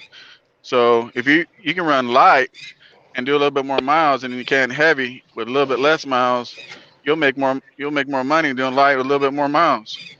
Yeah, that's what I've been noticing. I've been doing some stuff in and out of New Mexico that ain't been too heavy. That's been pretty good to me. So yeah, thanks a lot, fellas. I just wanted to stop in and ask that real quick. You definitely got a good board of people on here, man, with knowledge that can, help you out. Oh yeah, appreciate you coming in, man. Let's see. So you guys getting that snow out there yet? Nah, not yet. Not yet. It's about 50 degrees out here today. No, I ain't getting no snow. Where I'm at, I'm in Atlanta. It's just cold. Yeah. Then it's gonna be 89 degrees tomorrow, G-Way. Yeah. That Atlanta fog, boy. I'm talking about we got the worst weather it can be. It be 0 below 3 days, and that thing it's 74. Fuck around and catch the flu or anything. You don't know if you got the corona or the flu in Georgia. Hey, where's that new corona, that new virus? Where's that at? You guys heard about Omnitrax. Omnitrax. They call it Omicron, but I'm Omicron, but I call it Omnitrax. Shit. So it's got a whole new name? Yeah, it's a whole new name. It's called Omicron or Omicron or some shit, man. I'll just call it peppercorn. Yeah, man. But it's Yeah. mainly in I don't know, man. I don't. The government say whatever they want to say. But right now, according to the world map, it's in Australia, Canada, and some parts of Europe. Is what they're saying. I don't Oh know if it's shit. here. Yeah. But I know one thing. I don't know if anybody is doing vaccines, but ain't no way I'm gonna keep pumping that stuff in me and they're not changing Hell nothing. nah. We still wearing masks. We still doing all the same. I mean, ain't nothing changed. And guess what? They say they already got some batches of vaccines for that variant already. How do y'all have it Hell already? no. Hell Yeah. no. That's It's what man Biden made. was talking about the other Hell day, talking about no. they got batches stockpile already. So y'all stockpile it for this version, this variant, because y'all knew it was coming. Like I don't, you know, No, show me cause something they different. made it. They They made made it. it. Exactly. What I worry about, Exactly. guys, is your kidneys, right? So your kidneys is a filter of your body. And every time you're doing a lot of weird stuff, man, I mean, don't you guys think, what's your opinion? Don't you guys think it's kind of hard on your kidneys? It is. You're right. Absolutely. But you know, Absolutely. vaccines is it's a big money thing for them. So of course they're gonna push that, man. They're gonna keep pushing it. Everything. I'm sure there'll be another variant next year. And the year the COVID, if you want to call it that, or the bat wing soup. Sorry, bat wing soup disease Yeah, is don't Yeah, going get to. bat don't wings. say that Yep. shit on this channel. He'll delete the damn video. But the bat wing soup problem is they're trying to make it like a flu, where it's going to be every year. There's going to be something different. You know, you have to keep taking the vaccine. That's what it seemed like it's headed. Well, just like the flu, Right. they won't get my motherfucking money because I ain't took a flu shot ever in my life. Only thing I took was when I went to middle school. You know, they give you the booster for all the polio or whatever, however. That was it for Flu me. shot. Yeah, Mm-hmm. man. Don't give me nothing. You get what I'm saying? Because that's what vaccines do. They give you traces of it, so your body already Right. can build up the immunity. But a lot of Right. people's bodies are not strong anyway. Whether you work out every day, eat healthy, you don't know your makeup until some gets inside of you, and your body has to attack it. You get what I'm saying? Right. That's just like even with those vaccines. I'm not opposed to none of it. I ain't got it. Don't get me wrong, but I just did my I got research. it. Anything that causes my blood not to clot, I don't want it. When you take it, you know, if you poke your But finger right now, it'll bleed for a few seconds and then it'll clot up and stop. With the look, vaccine, it's gonna. Go ahead. they're making people lose their jobs or get the vaccine, so they're forcing people to get it. Yeah. Like a lot And of and jobs. Yeah, go ahead. no, I apologize. Go ahead, brother. No, you good. You good. You good. Ain't No, no I'm problem. just saying that's against the Constitution. They're Yeah. doing it. You're right, but it's against the Constitution. It's against your rights. The Yeah. government's not supposed to be, someone's personal world, bro, and telling people what to do on their job. Right. Correct. They got some Just like legislation trying to school, they stop that. might. Yeah. Just like school, they might say if you don't have the vaccine, you can't come to this school. So I don't know. Yeah. But you know what? The thing, they tried that with colleges a couple months ago, remember? And it got real quiet. You don't hear nothing else about it because guess what? Education is big Hmm. business. That's big Oh business, yeah. man. That's huge Oh yeah. business. People not going to get in So debt in college. Where they gonna make their money from? You get what I'm saying? All over a shot? Nah, don't worry about it. Come on in here. We gonna introduce you to Sally Mae. They'll put Sally Mae out Sally of Mae, business. put your mask on. Come on in. Yeah, man. Yeah. You guys got to recognize the salesman when the salesman shows up, right? So with the vaccine, they said, the president said, "Hey man, go get the vaccine. You get back to your regular life. You ain't got to wear a mask. You're all good to go. You're not gonna die. You're not gonna get sick. You guys remember that? You're gonna be perfect." Yeah. Mm-hmm. Then next thing you know, down the street, he changed up a little bit by little bit, he changed up, and all that is you put a frog in a boiling and cold ass water, he's gonna stay there. You turn up that fire slowly but surely, you're gonna boil his ass till he dies, right? And that's what the government's doing with that shit. Which is my Mm. opinion. Now Yeah. that now they're saying, okay, you can get sick and you can die even with the vaccine, but the percentage is lower than if you don't get the vaccine. And yeah, you still got to wear the mask and you still got to do everything like everybody. You know what I mean? So it Yeah. totally Yeah. flip flop and changed from the Hey, very welcome, beginning. bro. Right. So do y'all think it's like population control or what y'all think? is the reason behind COVID. I think it's money control. Money control. Yeah. Yeah. I say this. It was when, and I don't care who was the president or whatever, however, all they don't give a fuck about none of us Yeah. down here anyway. Right. It Right. was when those tariffs, they started taxing that import and export, the logistics, when they started that. Remember when they started taxing China? All of a sudden, bam, here we go. It's out of Wuhan. Yeah. You know what I'm saying? We'll Yeah. show y'all. We'll shut you down and let you know we control y'all country. We don't control our country. Everything is imported. You get what I'm saying? Right. Yeah. Now that's Yep. one thing I will give old Trump. You know what I mean? Old blabbermouth Trump. He was trying to put everything back in our control, far as manufacturing and things of that nature. But that, Yeah. I think it came from when those tariffs came around. They were like, okay, you gonna tax us? We'll kill y'all and stall you out. And that's when it went uphill. Then I don't know, because that means they're killing their own goddamn people over too, because a lot of their people died. it's too many of them anyway. You got to think they got population Too many control of in them Asia. anyway. No, I'm being serious. Like North Korea Yeah. and all those places, they have population control. They can't have more than so many kids and stuff like that. Like I think it's Hong Kong or Tokyo, one of them. Like you can't have like 4 or 5, 7, 8 kids in the project. They don't allow that. Right. Seriously.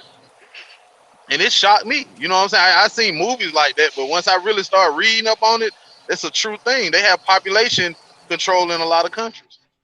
Yeah, when you start traveling, you're gonna start seeing a lot of funny stuff that you only heard about, but now you physically get to see it. And what that brother was talking about with China, that is what shocked me when I was in China. Actually visibly seeing all this. And I mean, they're so bad over there. You can't even. Do they even have Facebook in China? I thought you couldn't have No, like a Facebook or no. something. Yeah. They have an So internet that's governed. Look, that's another thing. They can't even get on the internet and go watch porn and all that type of stuff freely how we do.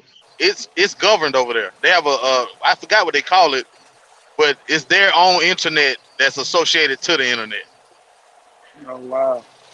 Yeah, Yeah, I can't even man. speak on. I can't even speak on it, man, because I'm clueless. Never been there, never experienced it. No clue. Yeah, I'm about to man. go. That's I'm why about to that. go to Spain. I'm about to go to Spain as soon as this damn bullshit lifts up with this COVID. Or excuse me, the bat flu and the bad flu part two stuff. When all that's over.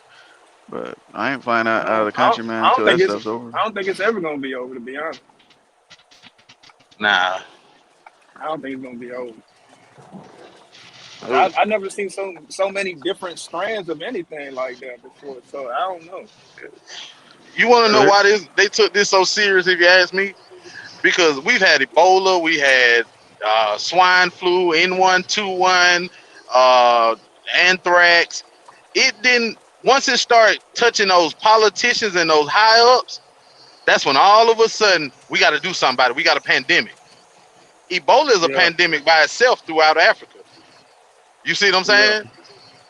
I do And that, I do think I do think we should though like progress to where we should just live with it. It is just like it's doing the same thing the flu does. That's why they tell you to keep getting the flu or the flu shot every year because it's doing the same thing. It's coming. It's another strand, another this, another that. But all this lockdown stuff and all that, man, people were sick before the pandemic. People yes, Oh were yeah. sick before that. So what different? yes, This ain't necessary in my opinion. the yeah. crazy thing is, people were getting the damn bat flu before they knew it was bat flu, and we're doing all right. Yes. Right. Remember? Yep. Exactly. Yeah. Yeah. Yeah. Exactly. They haven't even said Especially, one time this is flu season. Usually they come out with CVS with these specials, Walgreens, Walmart. Oh, hey, get your flu shot. They haven't said that. hey, bro, hey, and you don't even know which one you got. You might have the flu and think you got the other one. You know what I'm saying? Yeah, You might have bat wing soup and you really just got the flu. They're like, well, Yeah. you're gonna have to quarantine. because the flu has variants to it too now. Because there's the flu, there's influenza, there's influenza, there's one for your chest, there's one for your Damn. organs. People don't even know that. Yeah, the flu has Hell no. variants. Yeah, I yeah. So you're didn't know. schooling me right now. I I didn't did know not that. know. Hey, Look it that's up. why they. I Yeah, That's did not why. know that. That's why they have so many shots. That's why they have so many. They want you to do it every year for exactly what that brother's saying, because you just it's just never like know. if you think of this, how they say everybody has a form of herpes. They got herpes too. There's 3-4 different variants of herpes, and you know they say the cold sore on your lip is a version of herpes. People don't even know that. That's just a cold sore. That's your body ejecting something that it done fought off, and it comes out in a cold Yeah. sore. So it's just Damn. I look at it like this. I'm not being funny, but I played outside. I scraped my knee. I ate dirt, and I drunk out the water hose. Come on with it. Forgot Come about the on with it. mud. We played in the mud. Thought that shit was fun. Yeah, man, but that's bacteria.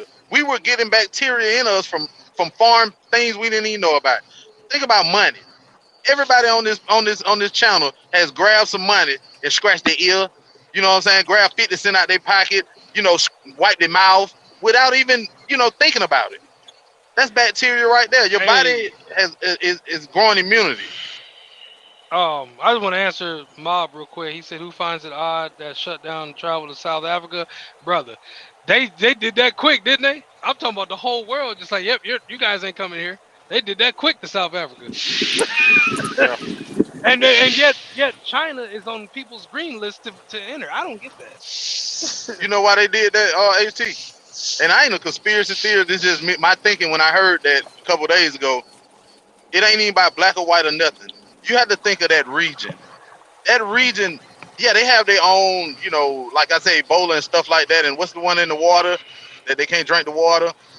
But they don't have so many other things that our country has. You see what I'm saying?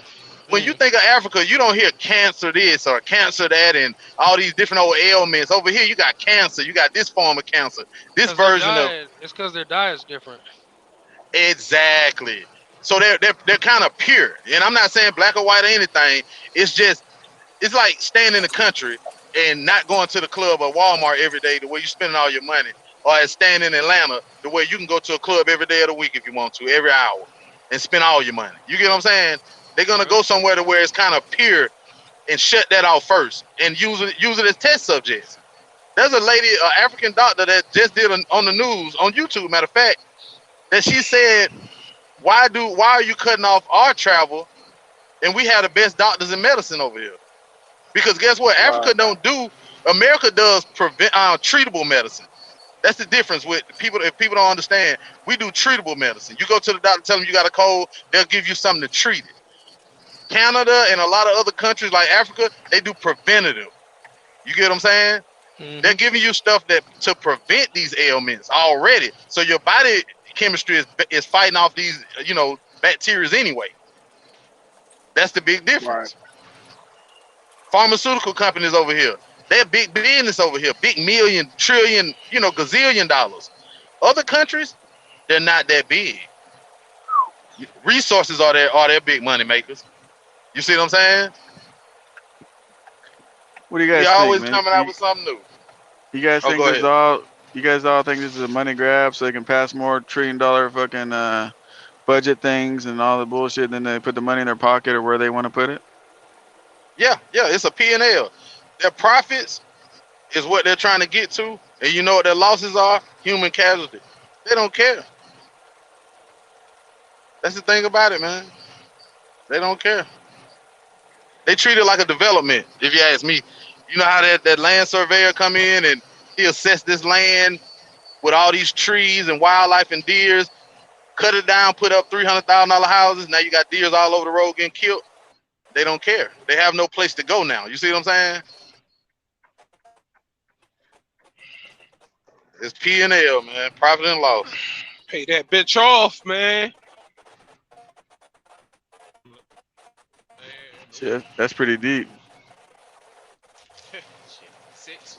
Hey, I you never thought guys about know that with the that deer. Yeah, one over here too. China owns Wells Fargo? Nah, I ain't know that. I didn't know that Yeah, either. China owns Wells Fargo. Yeah. I'm gonna go Shit. change Yeah, my account. I'm gonna go change my account tomorrow. yeah, look it up. That's what I heard. Wow. Yeah. Wells Fargo came from the Stagecoach days, ain't? That's why that's what I Yeah, thought anyway. Well, came out different the West.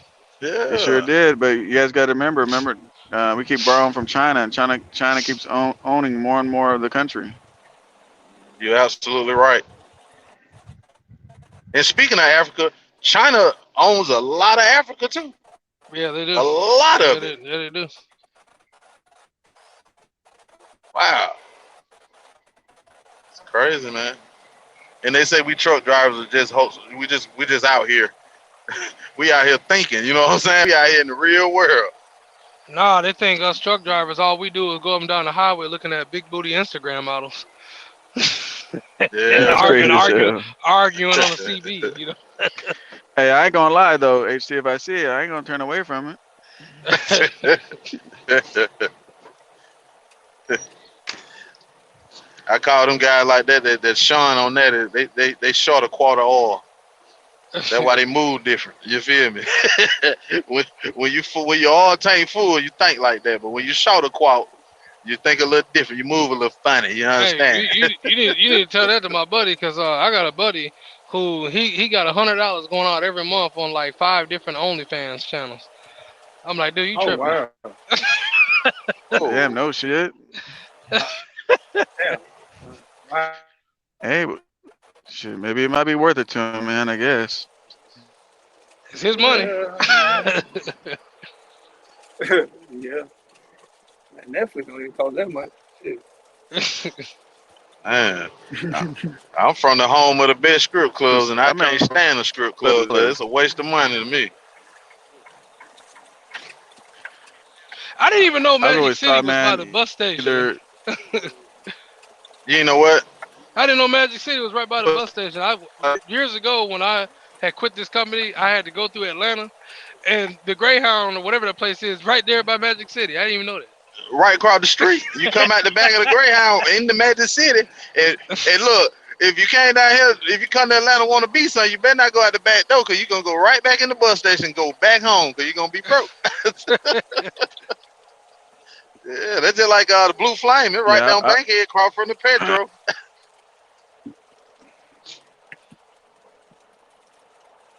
What you saying, so guy?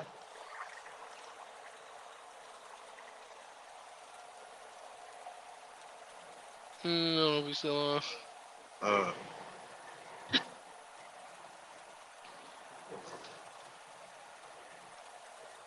what's your 20, Cooley?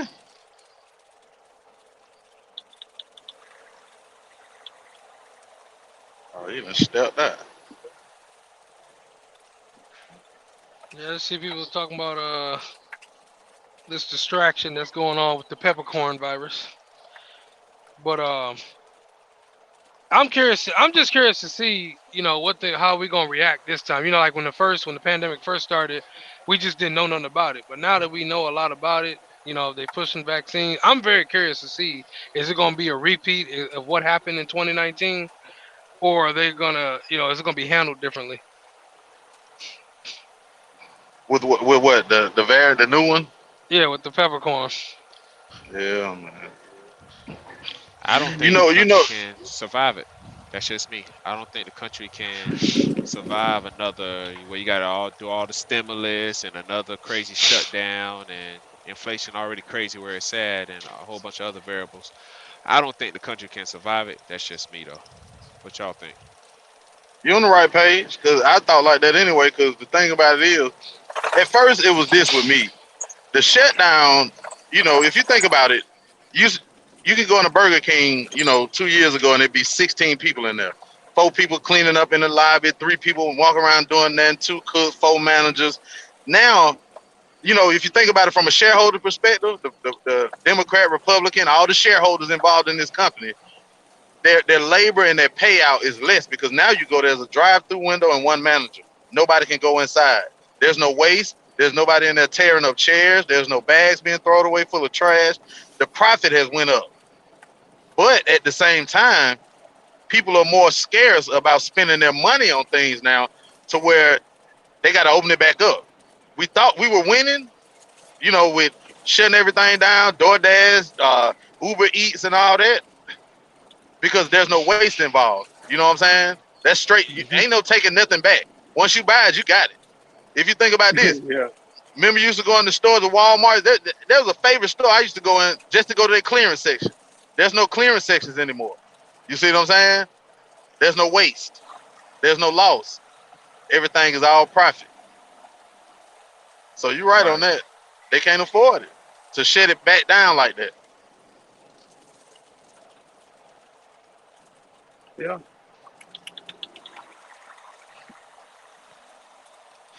And then another thing you got to think about. Look what they got. They gave everybody all that free money. Now people that don't get me wrong. You have to know your worth and yourself. Like we was talking about earlier. You're a person that don't even want to go to work half the day, but you want to be a millionaire. You may be fit for that Waffle House job. You see what I'm saying? You want to be a millionaire, but you don't want to get up on time. You can't get to work on time the last 10 years, but you want to be a business owner now. You may be fit for the hostess at Walmart. You get what I'm saying? Yeah. Hey, I want to say real quick to Mob. Hey, I'm with you on that. I miss being able to go into Walmart late night. I think it's funny. They shut everything down where we have to be around each other compared to like leaving it 24 hours. Everybody would go to Walmart about 3 in the morning, 2 in the morning. Ain't nobody up in there. Get your shopping done. You ain't around nobody. Now we stuck around each other.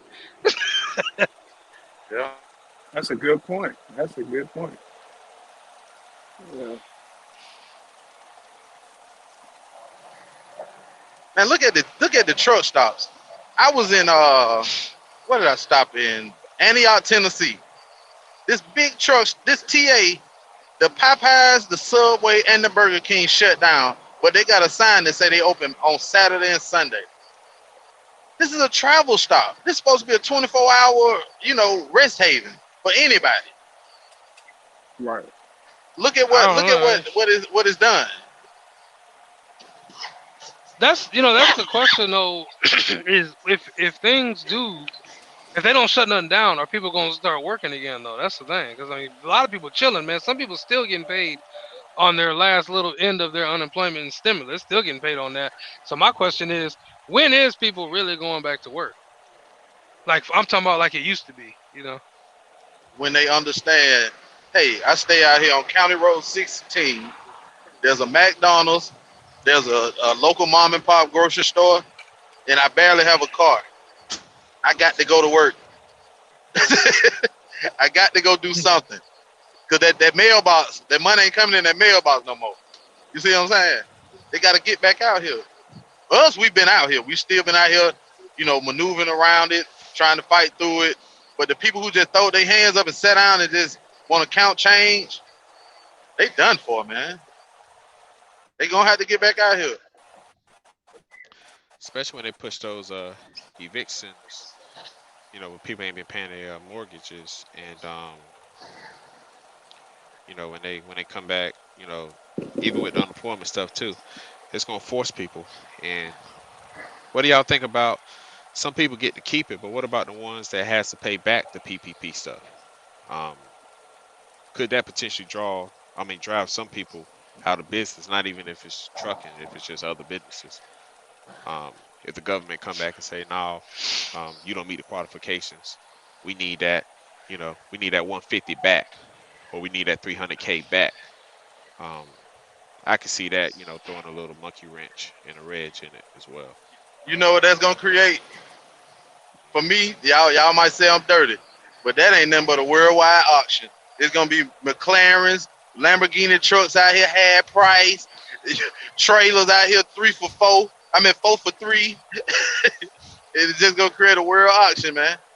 That's why I was telling the young man the post pandemic is when you gonna see a difference. If anybody is like, well, I'm gonna wait it out. I'm gonna wait things out right now before I buy something. Man, just keep watching for that post pandemic. It's gonna be. I mean, it's gonna be a kid in the candy store. Y'all gonna because by then everybody with all this money they're throwing, everybody should have had their money up by then. Oh So yeah. Yeah. you can start making moves. I mean, I'm talking about everything, not just trucking. A lot of y'all want to get into real estate, man. That you never know. It's crazy you said that, AT, because that's the thing. People got money, but are they making it residual? You see what I'm saying? That's the thing Right. about it. They you can give somebody money all day, but he don't know how to make it residual. That's still a broke person at the Right. end of the day. I So just know yeah, that's what I try to tell people. Just keep paying attention to what's around you. If you want to know what's going on with this market, just pay attention to what's around you because that's gonna always dictate. really how you should make your move. I mean, right now I think it's a good idea if you got some money. I would just wait it out. I mean, I'm definitely for trucking. Don't go out and buy no truck that's 4 times the price just because you want to hurry up and get into it. No, just wait for the right deal. But I know that post pandemic, even myself, I'm gonna be out there with y'all looking. I'm be on every truck paper magazine, Facebook Marketplace, every I'll be out there with y'all. So, Right. But HT, I know it's a risk, but what if this becomes not say the new norm, but somewhat levels out where okay, it's 2.50, $3, $3.50, whatever. That's the new norm. Uh, truck prices 60, 70, 80, 90K. That's the new norm. And when I say the new norm, I ain't talking about 10 months from now. What if it's like 2.5 years, 3 years from now? What do you it say to that? should even out then if because there's guys right now. I'm talking about owner ops, not carriers. I'm talking about people that are leased on two companies. They're taking home, not grossing. Grossing, they're very high, but they're taking home between $4,000 and $6,000 a week. If that is the new norm, and you can make that kind of money, then that'll even out these 50, 60, $100,000 trucks.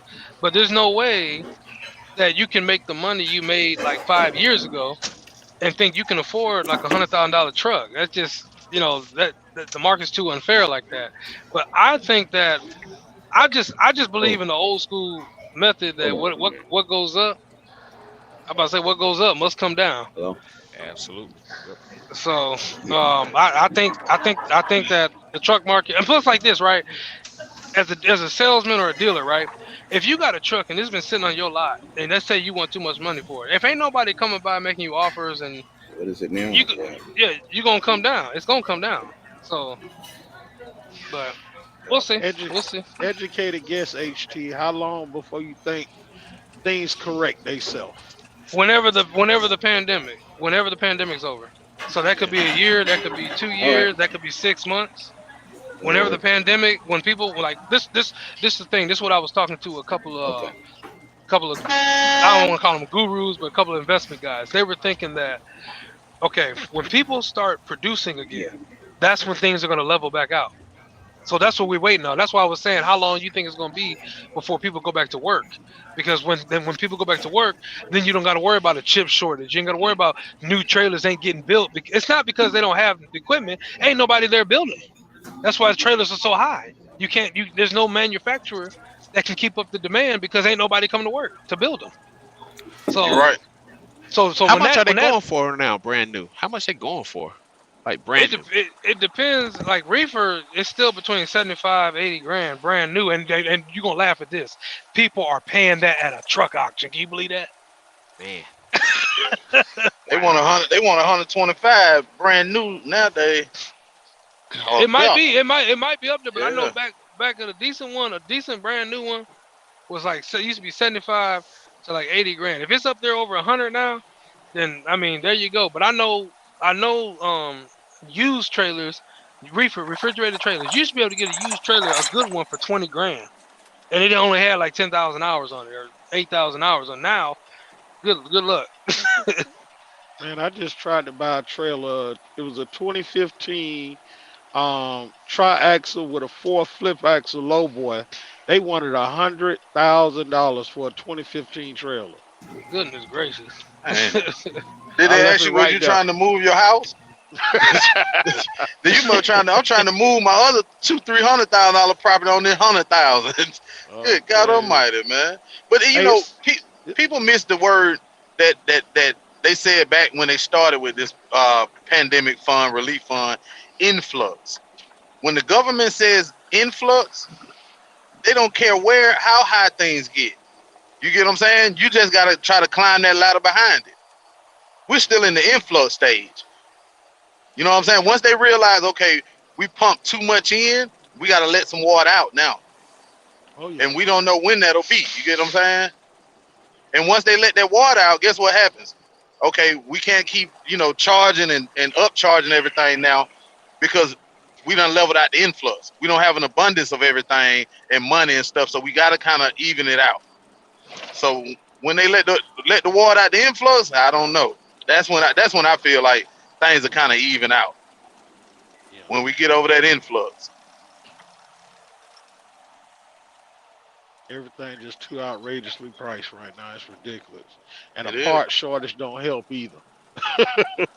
No, but if you can make the money that people say they can make right now, then if it don't like come down where it can even out, then you're still somewhat in a decent place because, for example, if you go out and buy a $50,000 tractor right now, if you could pay that off quick with this type of market compared to like what I'm saying, if you was only getting like maybe like 1,500, couple thousand a week, and you got to work every day for that. You know what I'm saying? I'm talking about if you can make what they talking about, people say they taking on 5 grand a week.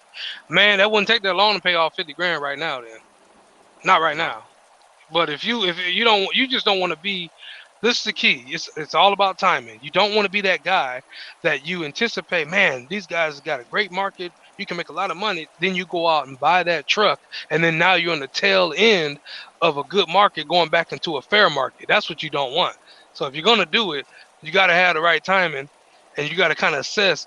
Do I think I can cash this truck out before this market comes back to a fair place to where I can't really make those double or triple payments like I could before?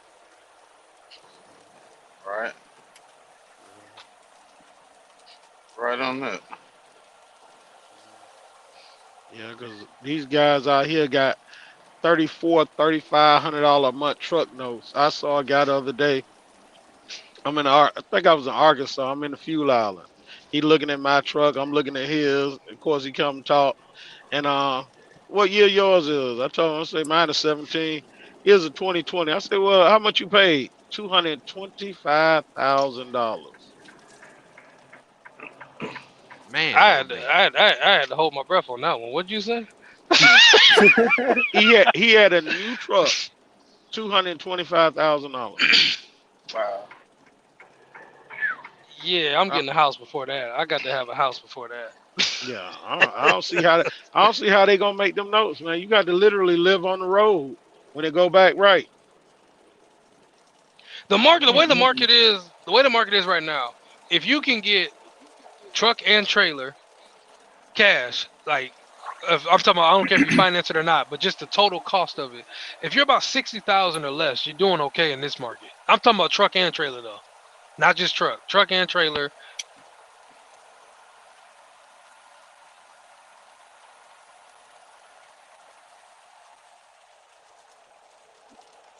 You went out. Then HT went out. Leak. Oh, good. You hear me now? Yeah, there you go. Okay. I was saying, in this particular market, it seemed like if you can have about like if your truck and trailer, if your total cost, whether you finance it or not, it seemed like if you could spend about 60,000 or less, that seems to be like what you would consider a good deal. Like 5 years ago, if you had a truck and trailer for like 40 grand, that's what it seemed like in this market with what you can potentially make, even under your own authority or if you leased on. Because I know when I was owner operator, I did very well. It seemed like the market's still holding pretty good. It's enough time there. I think you can really pay that kind of money back pretty quickly if you're motivated to do it. But this when you're getting up there in that 100,000, 150,000, that's just too much time that you got to recoup that. Especially True that. at two and a quarter. Nah, man. How long would that take? What, like 4 years to get that back? Wouldn't it? 5 years? Yeah, I imagine, man. I just couldn't have still stepped out there like that. Hell, I see brand new Freightliners going for about 160. Because you still gotta live. You still gotta pay at home too. 160, that's almost the norm. They like 220 now. Goodness Crazy. gracious. Yeah, 220. Yeah. You go to the dealership now. What's happening though, y'all? But you go to the dealership now, you see a 525,000 mile truck for 130. You know, uh, but I can go to what you call it, Will Trans, and get the damn truck for the same price for like 300,000 miles less. So, like, it's crazy out there. Oh, whoa, whoa, whoa, whoa, whoa, whoa, whoa, whoa, whoa, top rope, whoa, top rope. I Don't know. come in here I with know. that 26-foot Christmas tree in that living room of yours. Yeah, it's my living room, y'all. You know. Come on now, that's a 26-footer. That thing touching a fire extinguisher. Hey, that's how people fool you on YouTube. yeah, You know, hey, yeah. that's how they do it. Get up and walk around and tell people what they can't do and Yeah, sway your head. I got the big Christmas tree. We got the presents underneath, and you go back like, what? 3 feet? You be like, yeah, thank you. You want jelly or hot sauce? There's ketchup on the table. Strawberry. We don't have any All grape right, or mixed fruit. mix. Then I'm like, My yeah, bad. My I got my bad. maid and shit. My maid is in here. Lying ass people. Come join my program for like 50% off. We gonna talk about this. We're gonna talk about So this you in a can be second. successful and have a maid just like me. Now, unfortunately, the other day, we did that live, man, and too many audio issues, so I dumped it or whatever. But I'm gonna get Mr. Stingley and back on. We'll talk about a bunch of stuff, not just this whole thing with what's her name, Jeffers and stuff. Well, I need to. I want to set up StreamYard. Now that I got this brand new laptop finally, I need to set up a Well, StreamYard where y'all can come on and share the knowledge.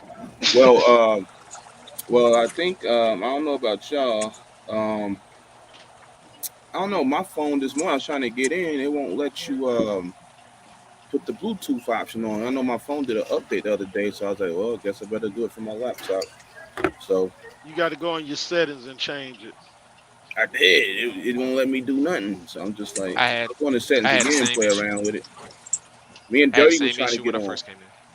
Yeah, me and Dirty was trying to get on earlier because we were talking about some of the same stuff that y'all were talking about earlier. We was on the phone last night. So, but, Hey, but Leak, what's up, man? about that Jeffers thing and Stingley. I had said about an hour and a half ago. For the ones that's been watching and educating themselves, or even owner operators that's out here in the game, but say somebody like me, company guy that's been watching and educating themselves, you should know better. And because somebody said, I forgot who it was, but it's common sense to a certain extent. I'm giving you 35K for what? You know, I mean, Well, that's the yeah. questions I'm asking off top. Where's the title? Oh, All that. I mean,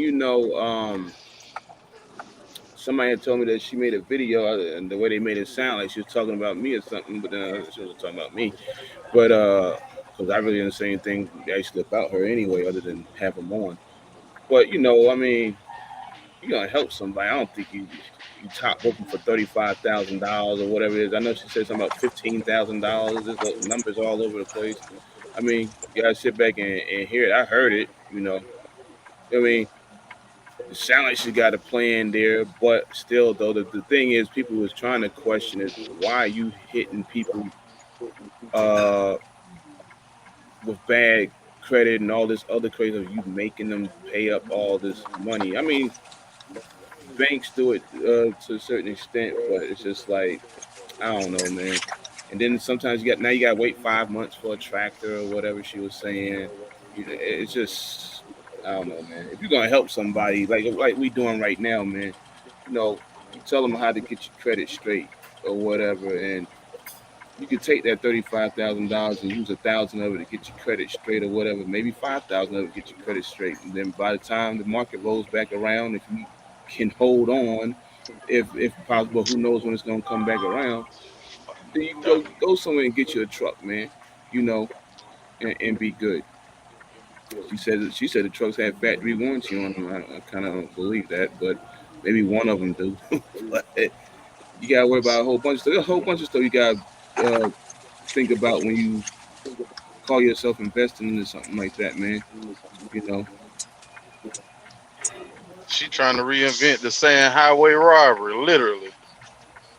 it's all well, it's because all the trucking. same. All you doing is all you did was put $35,000 or whatever on it, and all you did was just use Universal Truckload and whoever else, and it's nothing new. Just whatever. Yeah, she's doing it, but I still wouldn't. I wouldn't take advantage of people telling 35,000. If I use my trucks right now, I'll tell them $10,000 or something like that.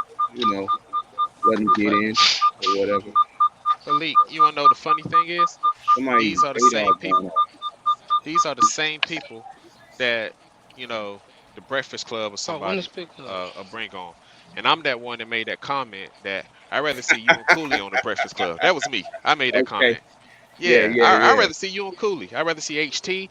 I mean, hell, I'd rather see DIY, Just Trucking, whoever. I'd rather see them on YouTube versus that because you That's leading a somebody down a dead end road. that was a big statement too, because yeah, I was on the Breakfast I Club meant that. and I was I meant that. checking it, and I made the statement because my boy came to me. I mean, I don't know the chick, I just seen it. He's like, "Yo, you do that step deck stuff, and you've been talking about doing bridges or whatever, because there's a place by my house." So then he told me check her out. So I was like, "Let me check out. Put it on your YouTube. You might blow up. She'll blow up, whatever." But I don't like doing that unless I really like dealt with the person before. I just don't want to throw somebody out there and find out like, yo, you a fraud. Like you fraudulent, you doing funny business or something. So I didn't want to be associated with anything that could be possibly funny That business. But chick. yeah, when you said that though, I mean people been saying it. I just never really went and looked into it. And then Stingley started talking about it a little bit. So, it's I just kinda like didn't get involved with her situation. But like I said, when you came on and said that, I was like, man, y'all rather listen to me and Cooley and whoever, and, Man, HT, all and the game I've got, I was like, many others, because heck you yeah. said y'all are like more, yeah, you said something You like y'all pumping? are more actual hands on, uh, Ah, with stuff, something like that. You said, Yeah, get Mainly your because ass because out it's and just pump common I then. would say, sense. hey, Probably 'cause it's just common sense. this way is cool, but don't go that way. Don't get in no dead end lease purchase. Don't get in no dead end where it's not a walkaway lease. I mean, you give it to her straight. That lady, she was part of the compass circle, or she ran something called a compass circle, whatever it is. But she is there's the another. compass circle, I Oh, she is believe. a compass circle. Yeah, there's another So YouTuber, and I've connected with him, and he had signed on to her, but she sent him to another company that's affiliated with her. Whole new set yeah, of DOT numbers and all that. And he ran good for that first, I say 2 weeks, promised some government contract loads and all that. Then it got so he was doing power only. Got so he was sitting and just giving them the runaround and very unprofessional and stuff like that. So that's kind of yeah. like what I meant. I rather hear you guys. Now I I rather know. them interview you guys. Now I know she's a little. I've seen her. I know she's a little cocky with it. Um, she from Virginia or something. That's kind of funny. But uh, but yeah, she a little cocky. But people have been saying those things about the different DOT numbers and all this and that. Stingley was pointing out some of the stuff about it. I mean, she did start with a dump truck or something like that. So I know she did start out like that. But that was like probably like in 2000. It was over 10 years ago, I think. So, but as far as the rest of it, I really don't know too much about it other than I've been seeing various people saying the same thing you've been saying. So, Has uh, anybody like been on YouTube that's been through that program that she tried to promote? they they be on Facebook. People be like, yeah, I just look at it and keep it moving or whatever. I seen her commercials pop up. You know how the algorithms work on the internet. Somebody will say something, and all of a sudden, boom, there's this person goes right there. All over the place. So she had a little ads popping up. You know, on Facebook.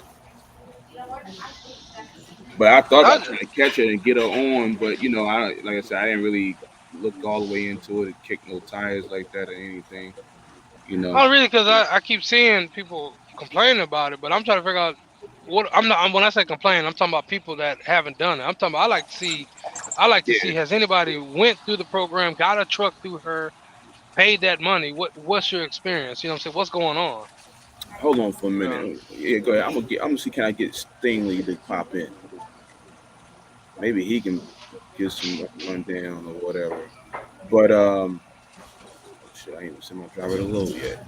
Um, so yeah, like I said, I seen people on Facebook. I seen her with the Facebook ads, and people was uh talking in there or whatever. But yeah, I haven't asked them. But I really haven't seen too many people speak against. or whatever. So Okay. It just kills me. It's just too much free information out here for any of these little programs to be charging what they charging. Um, I say it all the time. I big up Cal. Cal gave me a bunch of knowledge. He left the roadmap over here. HT, I done watched you for a few years. Cooley, I done learned from. Likes, Jeffrey Likes. It's just too much information out here for people to be getting screwed over how they getting screwed over. Yeah. It just right, depends on the time, because like most people they want people's time, so that I can see why you charge for that. Like if you want, like if somebody, well, yeah, I ain't gonna charge for it, but I'm just saying, if somebody wanted to be one on one where they want me to hold their hand and stuff like that, and somebody said, well, for all that, man, I'm gonna need XYZ. I get that, but like not for general knowledge. You know what I'm saying? That's like me charging you, this charging you to give you the same information. You can go to your local DMV and pick up a CDL book. That's like me charging you for that. yeah. Yeah. Cooley goes, text me that link. So I'm gonna send it to this dude. I don't. See if I can Me get up. personally, man. I follow people just off of the calmness of everything. You know what I'm saying? Like, speaking of leaks and Cooley and a lot of more people, they don't have an agenda to push. You get what I'm saying?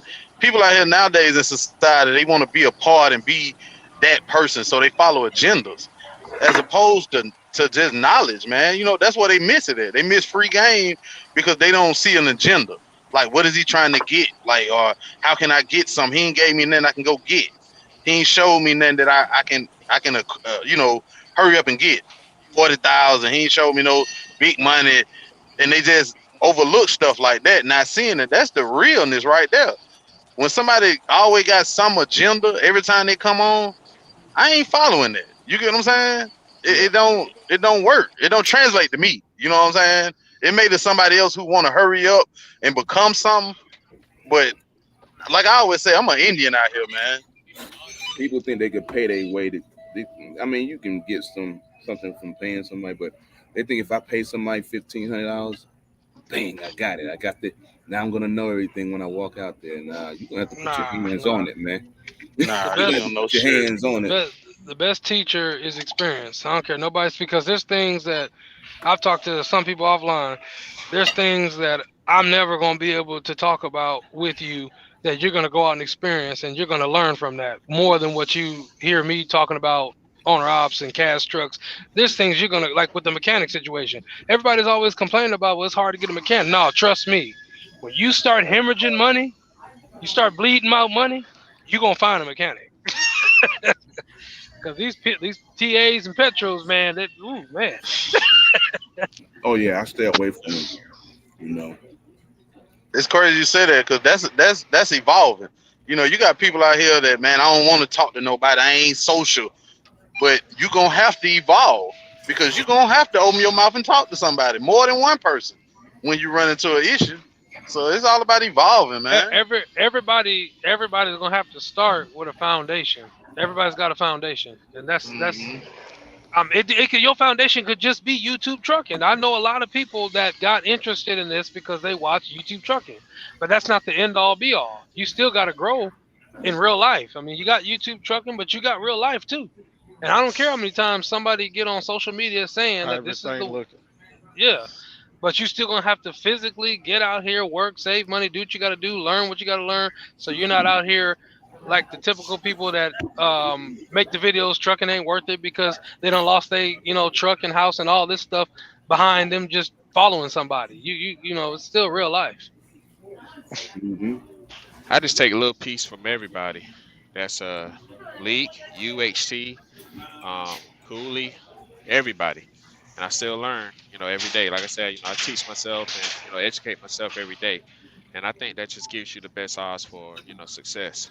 And like I said, like you said, you have to start somewhere.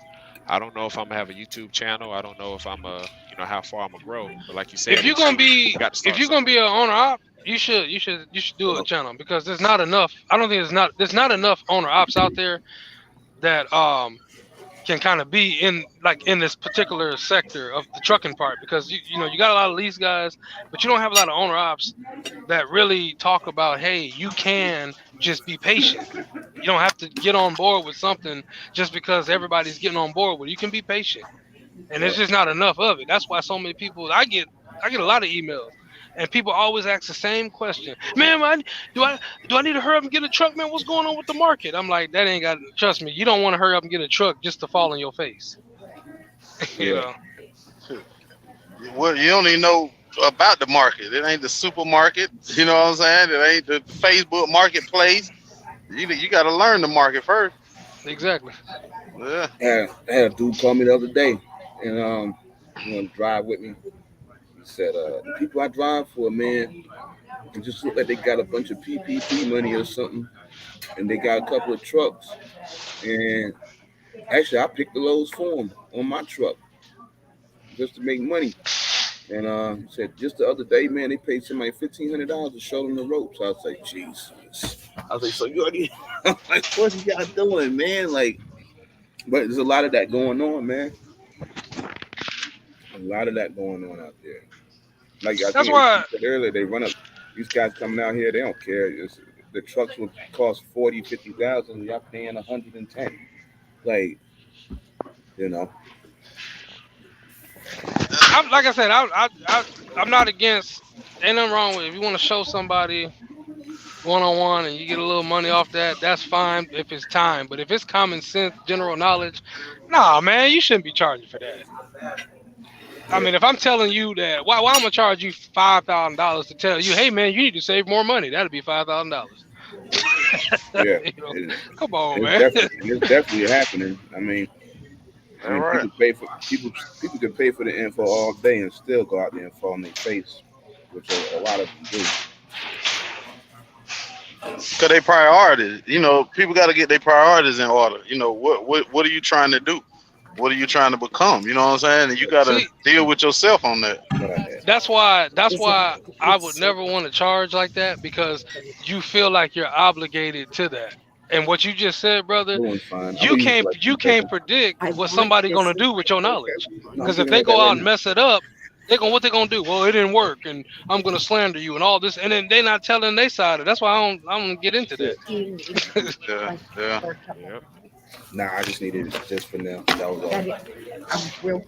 I thought about doing a channel. Part as how I'm surviving and my makeup of being at Landstar and SFI, but I'm kind of like Lee when it comes to that. Like, you know, you can put it all out there, but somebody gonna take it and twist it up. Not that I care, but it's like I can't grab your head and walk you through my walk of life to get you to understand. You know what I'm saying? Because if you letting outside people get in your head or whatever, however, that ain't pertaining to your situation, that's where the issue come in at. Exactly. Yep. Because My my thing would be situation ain't gonna be like your situation. You know what I mean? And vice Yeah. versa. That's why with the leasing thing, like even though like I said, that's out of my realm, but I don't understand why people don't look at their situation to see if that lease program is going to fit what's going on with their life. They say watch these people talk about I'm doing good, I'm saving money, but they may not be paying out $4,000 a month at home. Like, what if you are? It's going to be different. Exactly. So they got to assess all this. yep. Yep. But yeah, like you said, Sea Green's like I could sit there all day. I done did it in Facebook groups. I done kind of did it on YouTube and came up the other day. So okay, I did it the other day. I mean, they still try to say, like we said, it's 65% of what, man. Yeah. we got 2,000 on the table, man, Yeah. and in the BTO cap 1,700. Okay, you want 65? You want 20? What is it? 35% of $200. Okay. Yeah. Yeah. What's the Did you math? use What, a what's the real spade math at shovel the end of or a the day, square man? one? I didn't use a spade shovel. I used a square one. You know what I mean? Like it's just how did you dig into it? And it ain't the best situation. That's another thing too. Like that situation may not be what you want to do, but that's where my work ethic is and where my knowledge is pertaining to how this situation. I'm tailoring this situation to my life. You know what I'm saying? And that's the thing, man. I said this again. I'm real big on people need to understand. Do you want to be rich or do you want to have wealth? Because there's lanes for rich and there's lanes for wealth. I just want to take the wealth lane. And wealth comes in increments, slowly but surely. But you're gonna have wealth. Riches are up and down, in and out, day in, day out. You know what I'm saying? Today you got 5,000, tomorrow you got 3,000. You're not as rich as you was yesterday. But if you got 5,000 and you got 3,000 in assets, 500 over here and something that you're not worried about that's residual, that's wealth to me. That if anything happened, I can go tap into my own different, you know, outlets that I've created for myself. You get what I'm saying?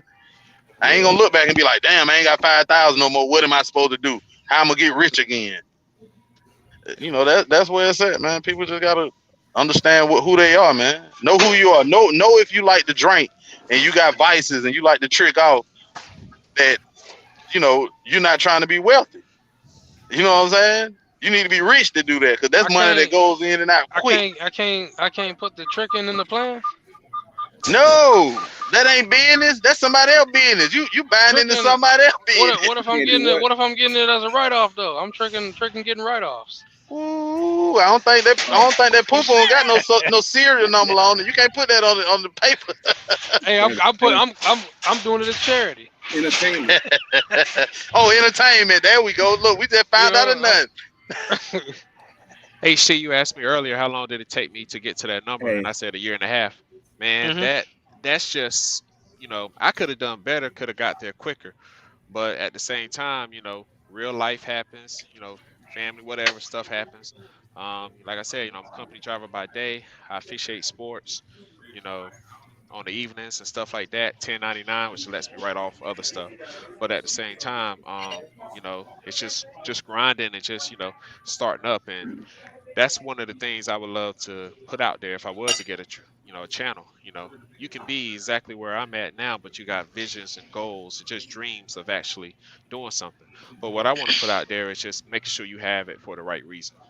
Like y'all said, just we rather be wealthy or be rich.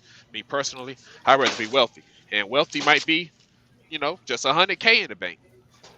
I'd hey, rather be 100K and established versus a million, and I have it, it's gone. I have it, it's gone. I have it, it's gone. I'd rather have 100K and just be fine. So that's wealth to me. yeah. Hey, That's what. Oh, good. nah, but I'll let you run it. Official business 9912. That's Mr. Stingley over there, and we're gonna try to get pricing. They wanna I guess they're gonna shed some light, I guess, on the whole little Jeffers thing in the compass circle, whatever the questions y'all was asking about. So Cooley let him in. But yeah, go ahead, man. I can drop out if y'all need the room. Yes, ma'am. Now I think he can hold 10, right? I can't hold 10 because I guess I ain't got I Cooley money, man. I ain't got Cooley and dirty broke money to pay for 10 spots. I'll drop out. Y'all fellas be easy. I'll be watching in the comments. All right, take it Yeah, easy, I'll bro. drop out too then. Nah. I think let me see. Yeah, I think you can hold 10, right? 12 people.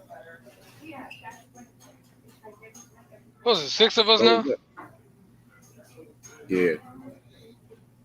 Cause I kind of wanted Cooley. to hear. I wanted to hear that. I seen a I little bit had on him on. Asia. I had him on mine the other night, and You still it got that kind up, of or you took? Did you take that one down? Is that the one you took down?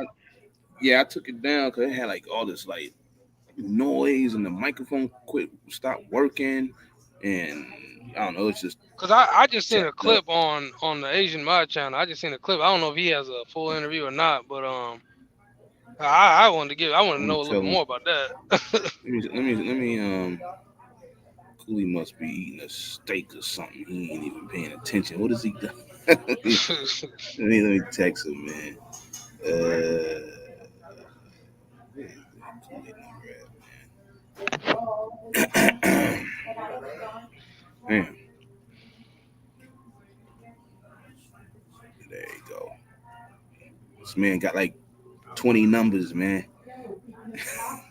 Just, let's see. Yeah. Cause somebody Yeah. was saying one of my subscribers, they were saying they met this woman before at the truck show before. Which one? The one in Texas, the big one. The big There one. was you know what I'm saying, the the Gats? Is it Gats? Great Oh, American Gats. I thought you were saying she the big one. No, no. No. No, but they were saying they met her before, and I don't know how popular she was back then, but they said they met her before at an actual truck show. Who, Compass or Jeffers? Talking about the lady that was on the Breakfast Club. Yeah. So They were saying they were yeah. Casey. Damn, Cooper. That's her name. I never seen her. I just my boy box office sent me over her link because I was looking over it to some government stuff or whatever, and she popped up, but I didn't really like look too much into it because I was just trying to get my own thing going at the Landstar and stuff.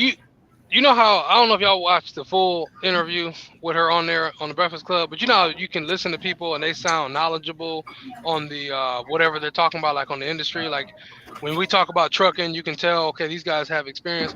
When I was listening to her, she reminded me of somebody who's very knowledgeable on finessing somebody.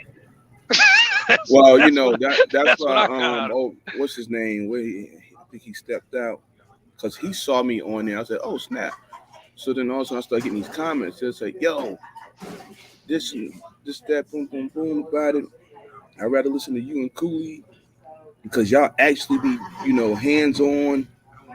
I guess she might be hands on whatever she's doing, but when we actually what we doing now, and with the trucks and everything or whatever. But yeah, I mean, I don't know what she's really doing out there other than what I see on these little ads and I hear people saying stuff. So, but if Cooley, I don't know where he at because Stingley was kind of giving a rundown of some of this stuff, and you know, I don't know what Cooley doing. Let me see. I'm gonna text that number. Find out. Find out Cooley fell asleep. Man. Where you at, C Green? Where both of y'all at? Who all in here? Can't even see the names. Okay, he got him. Oh, there he is. There you go. Mr. Price, Mr. Stingley. Hey, What's going on? it, This my boy call me Cooley. Live. So go ahead, man. Let's Cooley let y'all do what y'all gonna do. you want to start off first, Price? No, go ahead, man. Uh, I'm sitting here waiting to get this appointment. I'm supposed to be in here at 12:30, so I'm just sitting here doing a truck driver waiting patient. okay. Well, man, the things that Price and I have been discussing over and over again is just about how these leasings and these leasing contracts and these power of attorneys has been quite interesting, where people are not really doing the due diligence of reading something they're assigning. And one key point of it was with the truck bids in a box was that the power of attorney, you relinquish all rights and assets back to the company that you are paying to purchase a truck, but it's a down payment. And we pointed that out numerous of times. And when we point that out, they just resort to, name calling, things of that nature. So a lot of these people we've done investigations on with their time with their authority. And to find out a lot of them does not present the time or under the MCS 150 FMCSA, they don't even present the number of trucks that they're claiming on social media. On social media, they say we running a fleet. You go and pull them up, you'll find out they have one truck. And some of these Mm. companies too are claiming are running under the name. Let me make this clear. The name, for instance, a company's name, a brokering company, a brokerage company. Okay, if you go and do your research, they do not have a MC. They do not have a surety bond. They do not have a book of business. But they could tell the investor, I have a brokering company. Now, they are playing off of wording. I heard a gentleman earlier today talk about how the ladies sound so good at finessing. He is correct. It's the wording. It's all about the wording. Do they have a business name, a brokering company? Yes. But are they actually a brokering company? No. Do they operate as a broking company? No. Do they have surety bonds as a broking company? No. Do they have a book of carriers? No. Hmm. But Even heard these they had a payroll service. Well, what bank backing you up? You well, know you how are ain't you got going to it. have? Here go the thing that's quite interesting, and this is one thing that's concerning, just concerning. Your business is ran out of Florida, but you're a resident of Texas, not filed with the Secretary of State in the state of Texas. Don't have a FEIN number. These things, these are just red flags that a lot of these guys are not even picking up, and they're blind to. They're blind because a lot of these, in my opinion, people wanted to accelerate quickly in the trucking industry, but doesn't understand. Uh, Hey, Daryl. Let me say this. Let me say this. See, Oh, Daryl speak to you I'm sorry. guys You, as from an intellectual point of view. I'm speaking to these everyday average kids because that's what you are, kids coming into the trucking industry and thinking that somebody is going to make you rich like they would make you rich on the streets doing illegal things. It don't work that way in trucking. I don't care how much you put lipstick on it, how much you spray it down with perfume, it's still a pig. All this new innovation and you thinking the old way and trucking has evolved. Trucking has not evolved. It's just somebody doing it in a different way and saying that it's a new scheme or a new idea. The only way you're gonna get by in trucking is put in the work, put in the hard work, man. Start from the ground up. I tell guys every day, man, you guys just coming in the trucking industry, you don't even know how to drive yet, but you talking about you want to be an owner. You want these problems and headaches that I have with DOT, freaking the motor vehicle, IRP, 2290s, base plates. I mean, man, I could go on and on and on with the trucking industry, and you just been in here a hot minute, and you want to do all of this. First of all, you're gonna be in so much trouble, and it's gonna cost you so much money because you don't know half the things that you do need to know. That it's not even gonna be worth it. These guys that come out here and sell you guys a pipe dream about you making $1 million a week and you doing this and you doing that. These guys don't tell you the hard truths about trucking. Whenever I speak about trucking, I hey always man, speak about Bubba, mute yourself. Bubba. Bubba, mute yourself, Bubba. God, mute him, who's that Cooley. talking there in the background. Crazy. I'm talking to Crazy Bubba. That's what he got it right now. Cooley. Mute it. Call his ass on his phone right now. Like, get off, man. But nah, man, what I'm basically saying is you guys that think that you can come in the trucking industry and you can just come out here and be a mogul with a truck, that's not gonna happen. It's not gonna happen. Man, you gotta know what it feel like to be broke down some damn where and don't have enough money to get something done, or these guys are coming, but they coming with a rake because they're gonna rake all your damn money up out of your pocket when they get there. But them parts is probably not gonna last no more than about a couple of months. Man, there's so many different variables to this trucking industry thing, man, that it'll blow your mind, but you won't get to really feel the Yo, real force of trucking yeah. until you get a truck. And then somebody say, oh man, well, before you start off this week, you already $3,500 in the hole before you turn $1. Do you know how hard it is to have to come up with $3,500 a week before you turn one damn dollar. That's real hard, Is man. that fixed costs? Is that the fixed cost right off the I'm bat? just saying, like, let's say you want a lease program and you got to pay your weekly payment. You got to pay your fuel bill. You got to pay the admin fees. You got to pay your 2290s and the IRPs and the admin fees for doing your paperwork. You might start out in a $3,500 damn hole before you even earn $1 for the week, and that's every week for the next 8 years. Is that something you're gonna be able to do? Are you gonna be able Hey, to not go Secret, go to muted. funerals and Mute. weddings and graduations and Go all of ahead. that stuff over the next 8 years? Not missing not missing a week off. This is the stuff that I'm talking about, man. And like I said, people say, I heard Miss Jeffers the other morning saying that well, yeah, you could do that. You could save your money and you could get you a truck, but you could have been making thousands had you went ahead and did it on my program. Yeah, you could have been lost thousands too if you would have did it on her program. So my thing That's is, man, learn this business. Somebody gonna let you drive a brand new truck, a brand new trailer. Man, that's a training aid for you guys that don't know how to drive. That's why these companies don't pay you that well. They'll let you drive a brand new truck, brand new trailer, and let you tear it up and do whatever it is that you need to do out here in the trucking industry, man, to train you how to drive.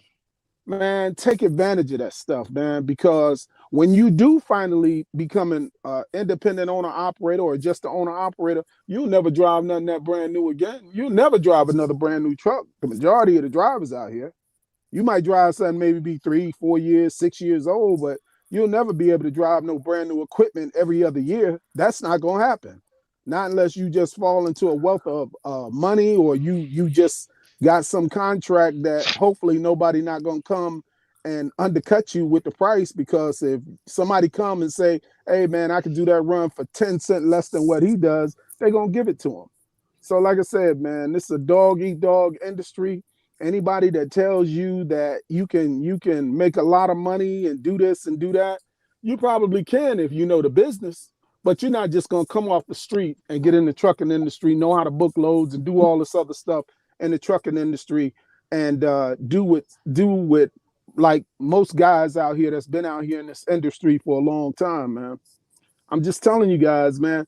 And the sad part about all of it is that you tell guys this stuff time after time after time, and then they'll tell you, hey man, you just hating. Then a few months later, you'll say, man, I wish I would have listened to you. All you can do is the private salute, man. And it's a shame because a lot of the stuff, man, messes up homes, messes up credit, man. I've said it many a times, man. I've been doing this stuff 30 years, man. I probably done quit trucking 10,000 times because it's that damn hard. Even with the knowledge that I know, it's still hard. So, I that's all I got to say about it. And if you guys want to let people take advantage of you, and you got people out here saying, hey man, just look at what they're talking about. Just read what they're saying. You ain't even got to listen to me.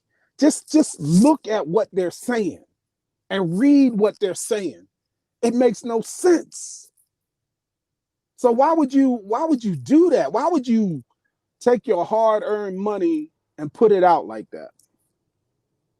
Risk your family, your kids, your hard-earned wealth, man. Because anybody that got $35,000 in the bank, I know you didn't get it easy. It took a long time to get that kind of money. So for you to just take your money and just throw it on a dream, man, is crazy. Especially in the trucking industry when we have no control over nothing. We don't have no control over petroleum, tolls, insurance. Nothing do we have control over. But you're gonna take an investment or so-called investment and put it out there like that when somebody promising you the world and there's no way they can fulfill that promise that they gave you. It makes absolutely no sense to me.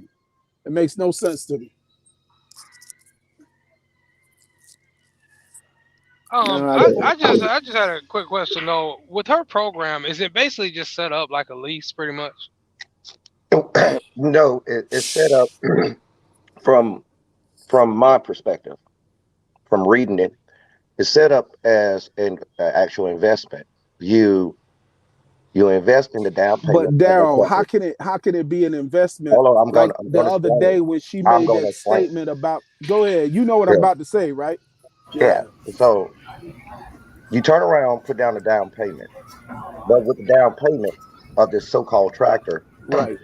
you sign over power of attorney, allowing her to do all the business transactions and dealings on your behalf. Find the driver, find the carrier. So you're not theoretically the driver, and you don't have control over the driver. It's all back through legal right back to her. Hmm. You can't turn down no loads either. You see, that's the Now, bad part right there, because now she could starve you out if she chooses. right. Then what? Well, in the contract it says that they could change the contract at any time without any say. So I mean, it don't. She ain't even got to do that. She could just say, "I changed the contract." That's crazy. Now, what got me the other day when she said that she went out and she bought I think she said 3 trucks. Each truck was $30,000, and she was paying payments on them for 70 something thousand. Then she bragged about having $700,000 in the bank. Well, that don't make no sense to me, because if I gave you my 35,000, that means that's my money. That's not your money. That's investors' money. How you coming out here saying that I got 700,000 in the bank? That's not your money. That's the investors' money. Your money and the investor money is separate. But see, like I said, these Fluff. guys are not looking at what she's saying. It's fluff. She's saying it right out of her mouth. That's my money. I know Well, you gave me 35, but I put that in my bank account. Man, like I said, man, I can't even make this stuff up. And the more she opened her mouth and the more you question her about it, she moved the goalpost. Well, I ain't mean it that way. I meant it this way. Again, man, that's a lot of money to be giving somebody, and you not real positive of how this thing's supposed to go. But anytime somebody put on a contract that I can change it at any time without say, that right there is like, hey man, let me back out of this thing. and All then right. you don't know the MC numbers. Uh, Yeah, her but they book of too dumb. They don't even know nothing about that. They don't know nothing about MC numbers, insurance, authority, security bonds. They don't know nothing about that. Right now, we speaking foreign to the average driver out here. We're speaking foreign. I'm back. I'm Lost back, guys. runs. We're speaking foreign. Only people that's been out here that's got oh, skin in the game know exactly what I'm talking about. Right. So you coming out here and you gonna give somebody 35,000 and have no idea of how they're gonna run the business, whether they're gonna run it proficiently, whether you're gonna have a decent driver. Am I gonna be involved with if the driver gets in an accident and kills somebody? Are they coming after me and my family and what little I have? well, and then you can look at her also her tiers. She got 4 tiers: tier one, tier two, tier three, tier four, and then the platinum package. After tier The two, though. wildest thing that sent up a super red flag for me is somebody in the background. Somebody turn your mic off. Who banging? Got something banging, man. Hey, Hold on. hey, I'm back. I'm back. I mean, what's going on? My bad. Well, all right, so the thing was, what average person out here will invest $15,000 and then have to wait 3 to 5 months for the truck? But if you invest $35,000, you get the truck Uh, immediately, and that's 3 to 5 months. So you trying to tell Wait a me the minute, wait a minute, average? wait a minute. We ain't got no more $35,000 trucks. They Oh no, We $60,000. got I'm not going on 40 that and one. I'm not. $60,000 truck. What you talking about 35? That's them poor people over there got them 35,000s. Yeah. So the average Like I person. said, all you can do is laugh about this stuff, man. People don't understand putting money down on anything like that. It's a purchase order. Where's my purchase order? If I'm gonna put money down like that, you got to There you know, go. about purchasing. You know what I'm saying? Anything like that, you're supposed to have an order number. Some contacts. some time frames. They ain't You just got give me your money and wait. you're supposed to write that off on your taxes too, right? I mean, Yeah, yeah. I don't have to tell no owner operator about having receipts. I need my receipts so I can turn this in at the end of the year because I'm taking 1090s. I gotta burn this money. Well, the Oh, 3 to 5 months that's another thing. People, I guess, some people didn't comprehend is that the $15,000 down for a tractor or $15,000 for that particular package, you have to wait 3 to 5 months for the truck delivery, and then from that, it's like, who does that? What average person out here gives you $15,000 and then say, "Hey, I don't have to wait on my return on my investment for 3 to 5 months"? Why? Because the truck, and that's what these things are. They're just red flags everywhere, and it's not adding up. It adds up, but it's not going to add up in your favor. It's not going to add up in your favor. Okay? So we just brought light on it. But what you got to add? Anybody else? I got to get ready to go. all I'm Yeah, we gonna got say some about that questions. 35,000 is I'm I'm I'm sh- I'm pretty much sure I could take $35,000, get a truck, and get my authority with that 35,000, along with insurance with the down payment. I can find a truck for under 35,000, along with insurance, taxes, title, everything for about 35, maybe no more than 40 tops. Hell, I can find an owner operator hell out here right now that say, "Hey man, just take over my damn payments. I just want to be done with this." I see Yep, them every day. yep, they definitely out there. Every day. Give them about a couple of thousand. Hey man, take this because I know you got late payments. I see all these breaks where you ain't been doing because you ain't been running your business right. The truck needs servicing and they need brakes and tires and drums and all of that. So I'm not gonna give you all of that, man. I'll give you this and I'm gonna take over your payment because I got good credit because I must have good credit because I got 35 grand. That's why this sounds like to me. It just sounds like this is for people that really just don't know the industry. Because what you just said is Exactly. exactly what I was thinking. If I had Yeah, 35 grand, I can go on my own and make things happen. Why I got to give you right, 35 grand for some program? You know? right. And if your credit is crappy, you can walk in any dealer with 35 grand. Trust me, you coming out of there Yeah, with a you truck. coming out. You You coming out coming with the out of truck, there, you gonna definitely. be flossing, baby. You ain't gonna know Now, what to do with the truck, Hey, but you're gonna be hey, flossing.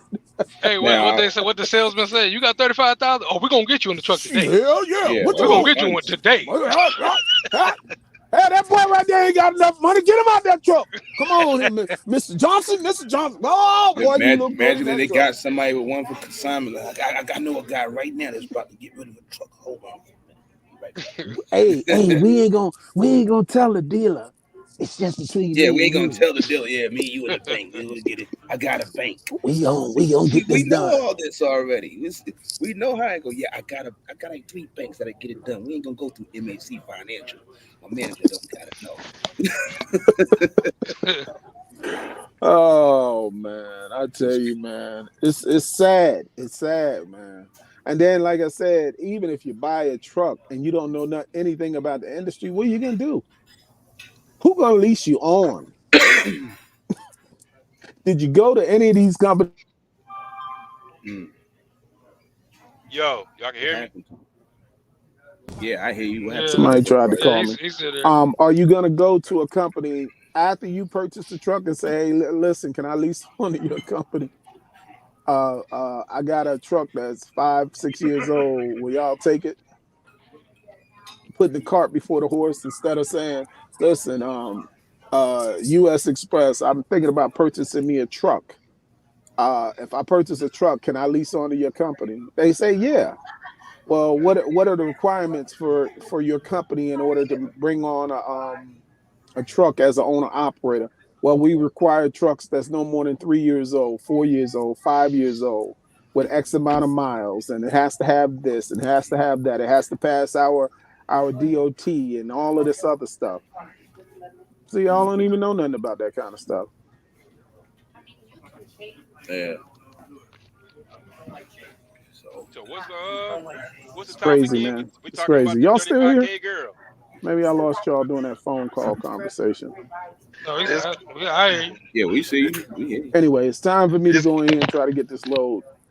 Hey, man, it's good talking to you guys. Hopefully, you guys learned something today, man, and you guys don't waste your money on dumb stuff. Find you somebody that can mentor you in the trucking industry and walk you through contracts and walk you through purchasing vehicles and all this other stuff, man. All right, man, you know what I love to say, man. It's trucker's life. Whoa, whoa. All right. Well, Calvin and call me Cooley. When y'all gonna start the mentorship program? Who? Oh, When y'all starting? When the two Calvins? When y'all starting? C&C mentorships. CNC. I don't do mentorships, man. But I answer emails. See, people, they wouldn't want me to do the mentorship because they say I'm too hard on people, and I just don't. I feel like if you're gonna help somebody, they gotta understand that you're gonna have to be the teacher and they're gonna have to be the student. That don't mean that you gotta charge them, but they gotta understand that hey, I'm trying to help you. You gotta let me help you. The problem I always get was everybody want to question everything you say. Well, if that's the case, you might as well follow your own opinion. But if you want some real mentorship, that's what these mentors normally you gotta let them teach you though. You gotta have time too. Yeah, That too, yeah. That just there's a whole lot of. I just got in like a year ago. I'm gonna show you the the main game. thing is, man. Like I said, man, people they gonna blame you. They gonna feel like, oh, I didn't get what I wanted out of it, as opposed to being that open book, soaking up that game. Applying it to they plan. You know what I'm saying? They want you to write that plan for them and give them that what is it? 5 minute quick grits routine. It don't work like that. and the mentor normally chooses you anyway. I don't know why people do these mentorship programs because the mentor actually chooses you. He sees something in you.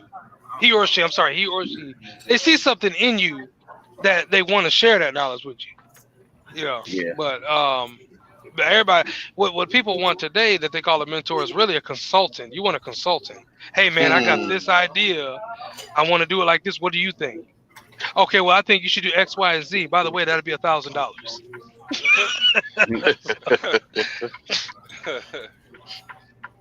Crazy. You should have the baby. Listen, sir, you should have the baby after you buy the truck. Yeah, so don't forget to hit the Cash App on the way out. Yeah, that mess. It's Yeah, I see you crazy brought her because in the Facebook guys, man. I missed it, man. Dealing with this. I'm on a military base, man. They sent me on a wild goose chase. oh, now he getting the big money. Look at him, man. Shit. He got the Something government crazy, contract. man. Look at him sneaking through on us. Nah, you missed the live when I was on earlier. I was talking about it. It's a new lead. Trying to see what it's about and see if it's something solid. Okay. Yeah, I was trying to get on earlier, but the damn StreamYard done switched up on us, man. We can't use the Bluetooth on the phone. And I was like, all right, whatever, man. What up? Yeah. What up, Soy? Mr. Coach? Somebody So, trying to come in. Yeah, I saw you try to come in here. Some dude was trolling you, man. I don't know who fuck him. that was. Go get a truck or something. I see. I'm gonna just start talking to them like that, because I just try to be not try to go back and forth and fuck them. You got a lot of ops. I see. So fuck them. Go fall on a knife or something, man. Hey, man. It's just it just come out of nowhere for no reason, just with the bullshit. They want, so. What they say, Calvin? It's all fun and games until somebody finds you. I ain't gonna be looking for nobody. It's just, I know somebody might be looking for somebody, but I ain't looking for nobody. When the next When the next truck show? That's what made me laugh. I'm like, how they gonna talk like this and then show up at the truck show? Right. What's up, fella? What's going What, on? dirty? Yeah, what's happening?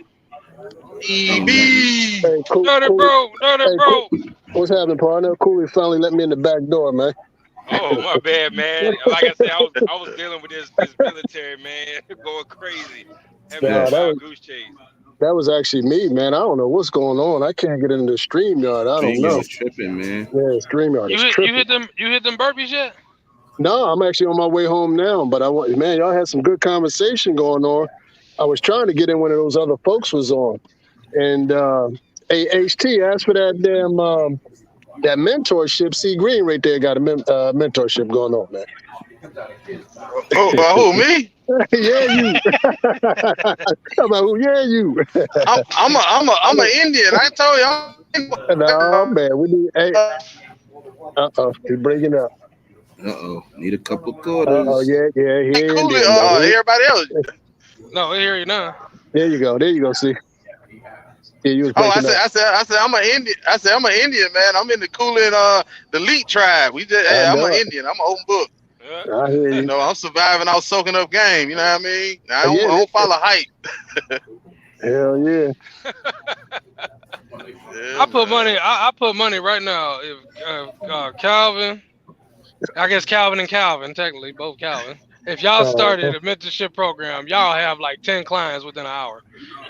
Yeah. Ooh, we wouldn't You even be know, able to get in contact it's, with Nah, them. it's probably you it's got to probably include true. yourself too, man. HT, you probably have more than all of us. Hey, but No, not me, can because we join now and pay later though? Can we join now and pay later? You know what I'm saying? I'm too hardcore with it. I don't think people would handle me very well. Payment Can we plan. put the game on layaway? Mm-hmm. hey, Dirty Broke, and then Yes, sir. you put half down, and then I'll give you half the games. Well, there you I'll go. give you Hey, that half the works. You games. know, So we Put gotta the piece game it on together, layaway. like hey, do like like the tiers. We get like tiers. You know what I mean? yes, I'm For the gonna do like game. Yeah. I'm gonna do exactly like old girl. You got the Yeah, the hell yeah. silver, gold, Hey, bronze, platinum. hey, I don't know what y'all think. I thought it was genius, man. You know what I'm saying? That's a damn it. Put the game on layaway. I said, hell, man. That's what they're doing. They putting their truck on layaway. Let's put some of this mentorship on layaway. Yeah. I Yeah. think, in all honesty, I think what it comes down to, man, people are like so desperate to get into the truck, get into their own truck and do their own thing that they trying to do all these different kind of workarounds, man. Like everybody want to get in shape, but nobody want to sweat. You feel me? Mm-hmm. That's Yeah. That's right. what I think. That's That's right. what I think a lot of it comes down to be honest with you. You know what I mean? Because somebody told them, hey, I got a shortcut for you. Come over here. Check this out. And when you don't know, you don't know. So everybody sounds smart when you don't know what the hell they talking about. You feel me? That's true. Yeah, I'm just saying. Yeah, everybody You sounds catch smart. You don't know what's you going catch on with the game. You know. I think you're I breaking feel up, Steve. I feel you on that, Dirty. I'm just speaking for those select few that's Yes, actually, trying to go about it the right way, trying to learn, trying to, take the right steps. But then at the same time, willing to, listen, ask questions, ask for people's opinions, because everybody's situation is different. But then turn around and, sit back and just, listen and just soak up game. Mm-hmm. Yeah. And that's what Let I've your been feelings doing, and get that's what hurt. I will continue. Yeah. You Absolutely. gotta let your feelings get hurt, man. You got that thought was so great, but they broke it down in the layman's term to where you just, be like, okay, all right, that I didn't like that, but I gotta accept it. You know what I'm saying? Especially because they done been through it. I'll be right Man, back. I watched some of HT's low ready series and a few of his lives. He didn't damage it, but he showed up did step on it in a good way, respectful way. He said, "Why you out here financing the truck? Save your money first. Don't use your That's that credit." tough love, man. Yeah, I appreciate it though. I Yeah, appreciate that's it Well, that though. tough It, love. it threw there's another some avenue to it. people that can't handle that, and instead of taking for what I say, they want to do other things. Dirty Broke know about that, but Mm, you know, but I think that for those who can handle it, I think it's good. That's the way I learn. I'm just gonna put it like that's the way I learn. I think if you can handle somebody really breaking it down to you, and just apply it when it applies to you, you can do well. As long as you understand that trucking is a marathon and it's not a sprint. Yeah. Absolutely. And what's the young cat's name? What's your name? I'm sorry, I didn't catch your name.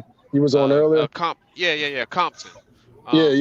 First name, Yeah. yeah, D Compton. Well, D Warren Oh, Compton, Decon. but All right, that's what's up, everybody call man. me Compton. Shout out to you, man. Seems like you're doing it the right way. You're taking your time, getting all this knowledge and all that. And when you getting all this knowledge from people and listening and learning and soaking it all in, that will actually flatten your learning curve. You know what I'm saying?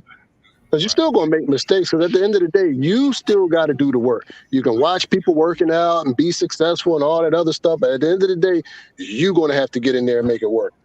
Regardless of what I tell you, APA, Cooley, Cal, anybody, you're going to have to make it work. So Right. is that why I'm not getting my gains, Dirty Bro? Because I'm watching other people work out? Yeah, me too, man. I'm watching too many people work out and while I'm eating that Popeyes there, right? You know what I mean? But yeah, we got I to do thought the I, work, man. I thought I was doing good though, because I'm getting my 4-piece with the coleslaw and the Diet Coke Damn it, man. I hear the though. Diet Coke. Yeah, the Diet Coke. That's you on your way. You get the Diet, you on your way. Bro. The Diet Coke will balance that out, right? Oh yeah. Hell yeah. But that's what's up, man. And with I all these just say, tools, man, and get back to Compton, all these tools you have out here at your disposal, use them all, man, and learn from other people's mistakes. That makes you smarter. You know what I'm saying? Figure out what they Right. did wrong, tweak it, talk to them. If you can reach out to them, most of us are accessible. You can reach out to us, and we'll tell you. I'll tell you exactly where I screwed up at. So don't make a left there. It's a big ass pothole over there. Go right. You know what I'm saying? That Right. a Right. lot of us been down that road already. You know? Right. Fact. Absolutely. Just yeah. make the move. Just make sure. I just Make want to sure that. say with all these. Go ahead. Go ahead. Go Oh, ahead. go ahead. No, I just wanted to say, man, what I get out of all the people that's getting scammed is the first thing that they don't understand that trucking is a lifestyle. You know what I'm saying? You have to be equipped mentally, physically, and just wrap your head around this lifestyle to really succeed. You know what I'm saying? Because this ain't no overnight success. Some people get lucky like that because they grew up in it through their family. But other than that, this is a lifestyle, man. You have to really change your lifestyle. Like the guy told Compton earlier, you got to have that conversation with your wife. You got to get your affairs in order. And this ain't a death certificate affair situation. You And got you to know what? set your people up for this lifestyle. I keep it funky with y'all. I got a 10-year-old daughter and a 6-year-old son. I had mentioned just the idea of this, to my wife about, let's say about 7 years ago, right before my son was born. And she was like, nah, honey, I don't agree with that. And about last year, I came back with it. I had been thinking about it for a few months. And then one day out the blue, I just, brought it up. And she was like, yeah, you thinking about it? Oh, yeah. And then my mouth dropped.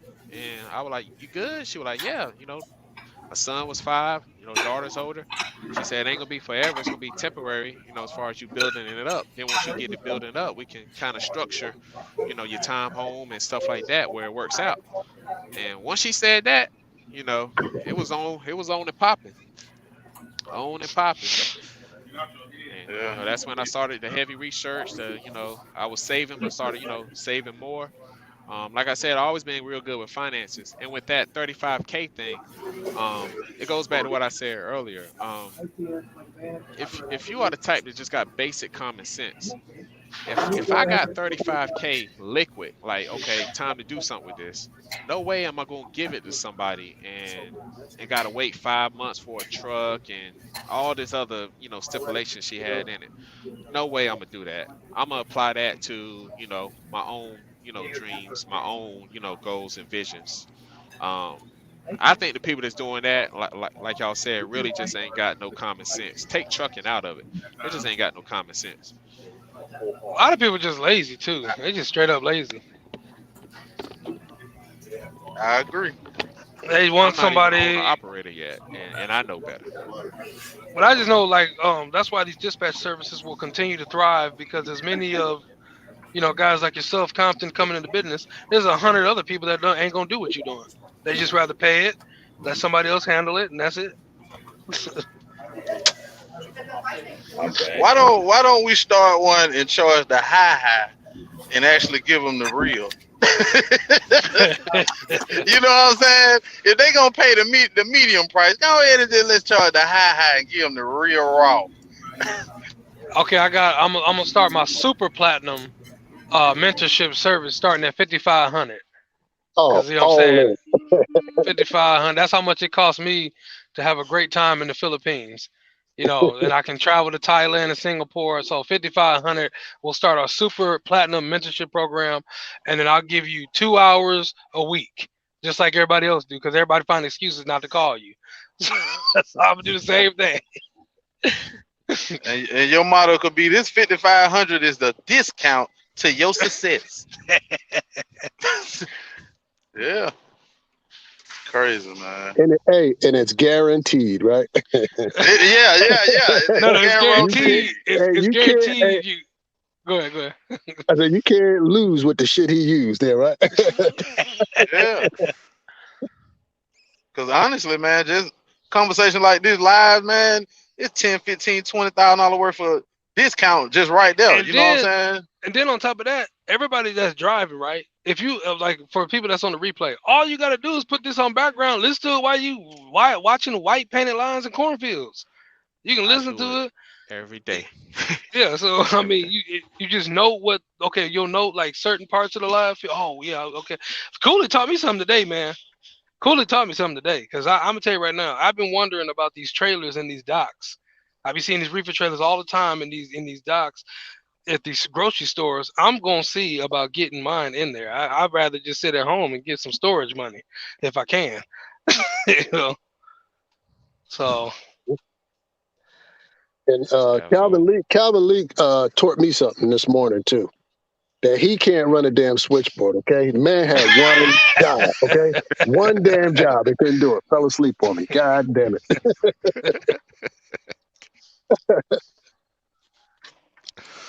Oh man.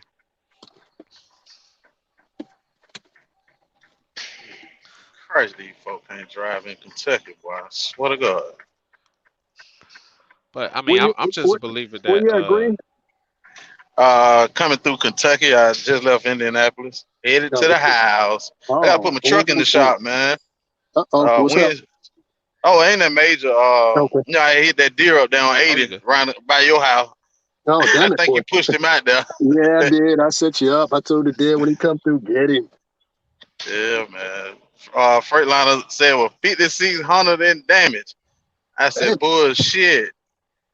I called him back with prices. He said, oh, well, okay, all right, it's 42. I know it is. I know where you getting your parts from, buddy. Uh-huh. But, I'm only paying the insurance deductible, but still, though, you know what I mean? Don't think I ain't looking and searching on my own, because I was going to repair it myself, but, man, that deer tore out some brackets and kind of, it bruised my condenser on my AC, but it didn't, poke no hole in that, so I got to drop it all Wednesday. Okay, that's what's up. Yeah. I'll be back rolling hopefully middle of next week, first of next week, if anything. Hopefully. Uh-huh. I'm trying to get this APU fixed because the next load goes to Minnesota, and I'm not trying to be up there in no 10-degree weather running the truck all night. Boy, Northfield, Minnesota, and further, man, you can't. Your breath, when you breathe it outside, it don't even come out. That's just how cold. You can't blow smoke off in Minnesota, -10. That's your insides freezing when you're on your mouth, man. This is for real, for real. I know Minnesota. It scared me one day. Minnesota about as cold as Red's ex-wife's heart. So I'm looking forward to getting that money though. Hey y'all, that's how I Oh yeah. became local. I'll give y'all a quick story real quick. Um, it was early part of 2008. I took a Pepsi load from St. Paul area to about upstate Minnesota, about 45 minutes from Canada, and they let me stay on the lot because there was nowhere to park. And of course, I didn't have no additives and know nothing about additives. And the fuel line froze up. But anyway, they were good people. Had a call tow truck, stuff like that. But anyway, they let me wait inside when they started coming in the next morning.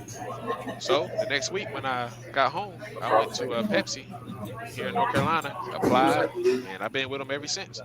But that's You exactly how I got with Pepsi. So when y'all said the you breathing and stuff like that, the air different, man. When you hit that 5 degree, -5, the air is different, man. Oh, you you know out of that definitely. Minnesota? You know that when you're in Colorado, you're You by Yeah, out of yeah, I was in Minnesota? Colorado. Minnesota. Yeah, I You was in out of Minnesota. Minnesota? Where you out of? No, Out of no, no, no, Minnesota? no, no, no. That Oh, was my okay. fault. I was just Okay. up there picking up a load, but I Oh, okay. took it Okay. from St. Paul, Minnesota. I I got you. forgot the town, but it was about 45 minutes from Canada. Oh, that's I cool. ain't That's never cool. felt No, cold like that, man. I got some guys out there. I was gonna plug you into them, man. Some owner operators and fleet owners out there, man. You could have Yeah, tapped into them. I didn't know if that is that. Where you from? What state you out of? North Carolina. Oh, okay. That's what's up. Yeah. Yeah, that cold air different when it's like Chicago's and Colorado. You know, uh, But I was in '04 Hey, Columbia. who in the kitchen, man? Somebody in the damn kitchen. I'm at the restaurant, so I don't know. Somebody around some utensils other than me.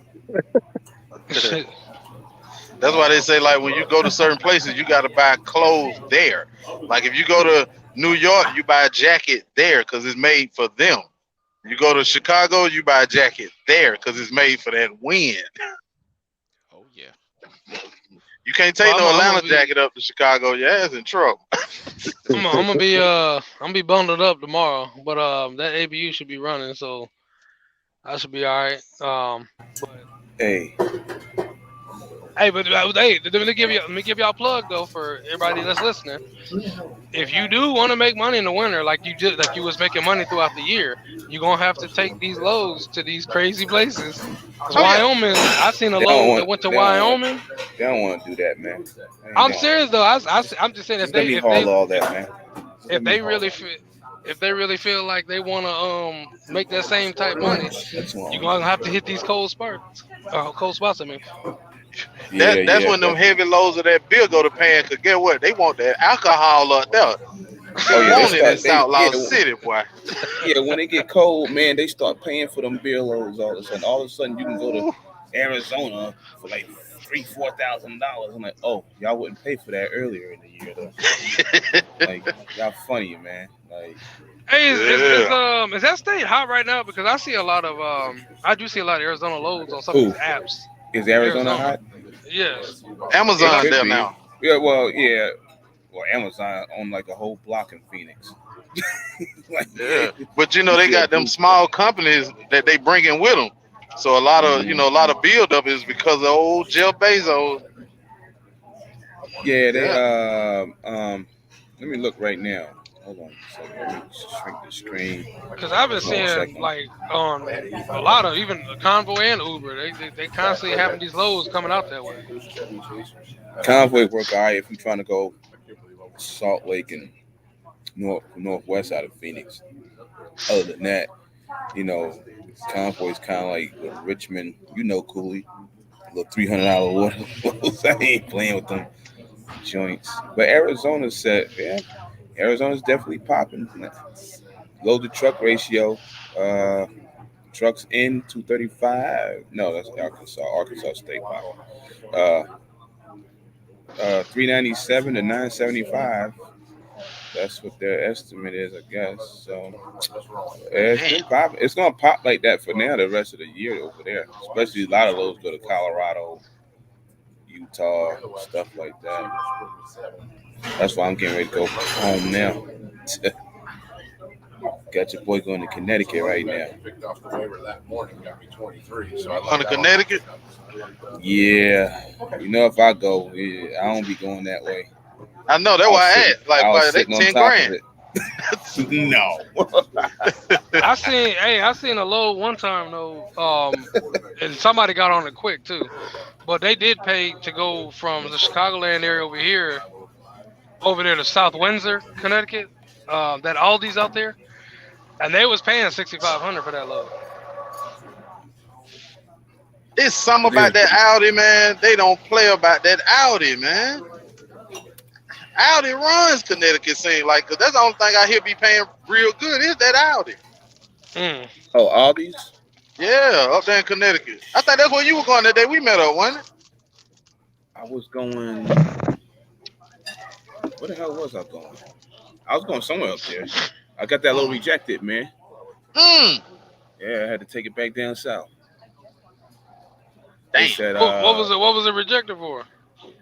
the broccoli was brown. Some of it was brown. But I took it back to one of their farms, so they paid me to bring it back down south. So I yeah, hate that shit by Reefer, bro.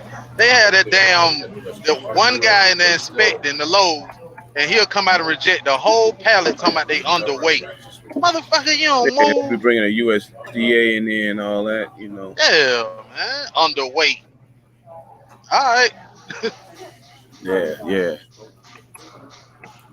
I used to have that a lot at Save a lot in Missouri, man. Man, it's underweight. Bro, I didn't load this shit. I've had problems with berries before where they've rejected berries. Oh, Yeah. they bruised. Or if they're like I forgot what the box. It was something wrong with the box. Or it wasn't boxed right or something. Something wrong with the box. It was going to another Aldi's, and then they rejected. It was 3 stops, and they rejected the second stop. So the last stop, I had to have them help me move move the berries out and get their product. I just had a load the other day, man. These people out their damn mind. We show right before Thanksgiving, day before Thanksgiving, and did the first drop. I come to the second drop. Nobody got the appointment. They're like, "Yeah, can you go to the third stop and get and see can they take their stuff?" I said, "Is you crazy?" I said, "I'm not going over there to get that stuff taken off." I said, "It's 18 pallets to get 3. You want me to have somebody move 18 pallets to get to 3 pallets?" And most likely they're gonna say no. You know how that goes. You know, so I ain't playing with that. They're gonna say we can't touch some other people's stuff. So why would I waste my time going over there? Well, I had to call when the berries I called ahead because the second stop or whatever they were saying to discard it because they're not paying us to take it back, so they was like discard it whatever. So what I ended up having to do was I called ahead and let them know, and then I ended up taking that to a donate center and they ended up taking it off me. But oh yeah. I had to make sure that hey, I'm coming there and you got 6 pallets in front of your stuff. Is that okay? And it was like, yeah, we'll take it off because we want it. So You just hit on it right there, AT. That's a lot of things people need to understand about that reefer.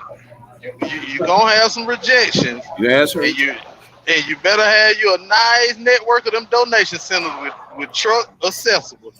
Hey, you gonna have to go get it off. Hey, check it out. You know, now we know people damage chicken cases and all that, but what you call it? I seen somebody with a not an FLD, a Coronado, man. My man had the little deep freezer bolted to the back of the catwalk. I said, "Oh, that's a good idea." So every time I get a rejection, you just throw it in. You know, yeah, something. You know, when you get back to the house or whatever. So he had a little deep freezer on the back of on the back of his Coronado. I couldn't believe it. I'm still tripping on. I know this a while back. Stop. I know it's a while back when you did this, but I'm still tripping on the chicken in the drive-in. The what? The chicken in the drive-in. It was real. Remember that story? The driver picked up the load of chicken and put it in the drive-in, and then he drove all the way to Tennessee and said he started to check his trailer the next day. Talking about, "It's leaking out the back." Like, dude, you got a fucking drive-in with chicken in it. Like, he got mad at me because I said, "You dumb anyway." He was like, "So your mom dumb." I'm like, "Whatever, man." He said, "I ain't the one down the road with 600 miles down the road going to Missouri from North Carolina with chicken leaking out the back." You know what though? I got it on one of them YouTube videos. It's called "You Big Dummy." Or something like that. I didn't see no in the past. I didn't see in the winter. I'm talking about like when it's cold. I didn't see them put that stuff though in the drive-in. They're not going far. They're just going up the road with it. But I didn't see that. You know. Yeah, he did this early. In the spring? Talking about the next day he woke up and the back of his trailer was leaking. I did one of those with Landstar. It was a they call it a reclamation load, but I took it from Fulton Industrial over there at U.S. Cold Storage down to Yeah, I was over Alabama. there the other week. Oh man, I hate to say it, them niggas over there, boy. I swear to God, they the worst. I know. But yeah, man, I took a load of frozen chicken to Alabama to a big old recycling place. And it shocked me, man. It scared the hell out of me. I asked them for 3 or 4 times. I called a broker about 3 times, and they had to let me know they throwing it away. And I was gonna get me some of it. I ain't gonna lie, but it was old. That's what it was. It was outdated. Yeah, it had been slumped. Yeah, I know, right? I hear missing an arm. I would have been gangrene then. Yeah. Shoot. Yeah, we do a lot of chicken loads, man. Chicken, beef, pork, you know. So we in Alabama, them little ass roads all over the place. Oh man. But yeah, man. I was in Atlanta the other week. I had passed through there. I went to U.S. Cold Storage and then when I left, I had to go. Well, I went after U.S. Cold Storage. I went somewhere. It was on a Saturday or whatever it was. I unloaded over there. No, it was Friday night. It was Friday. Friday before last.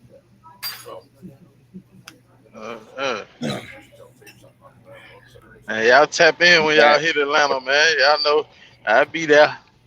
But that QT man, that's the Black Tijuana over there. That joint, man. Ugh. Leak stay in Atlanta. You just don't know about it.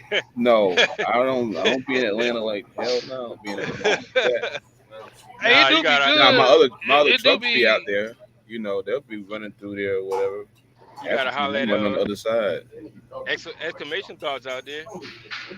He up north on 75. I met him at the Quick Trip down there. Yeah, he told me he ran across you.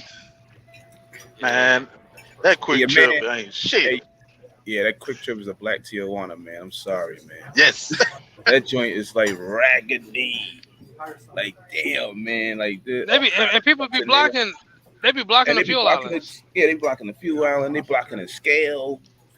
If you park in the back, you ain't getting no phone service for some reason. I don't know. So it's just like that whole area. I don't know. I ain't been over there in a long time, man. I was over there 2 Fridays ago.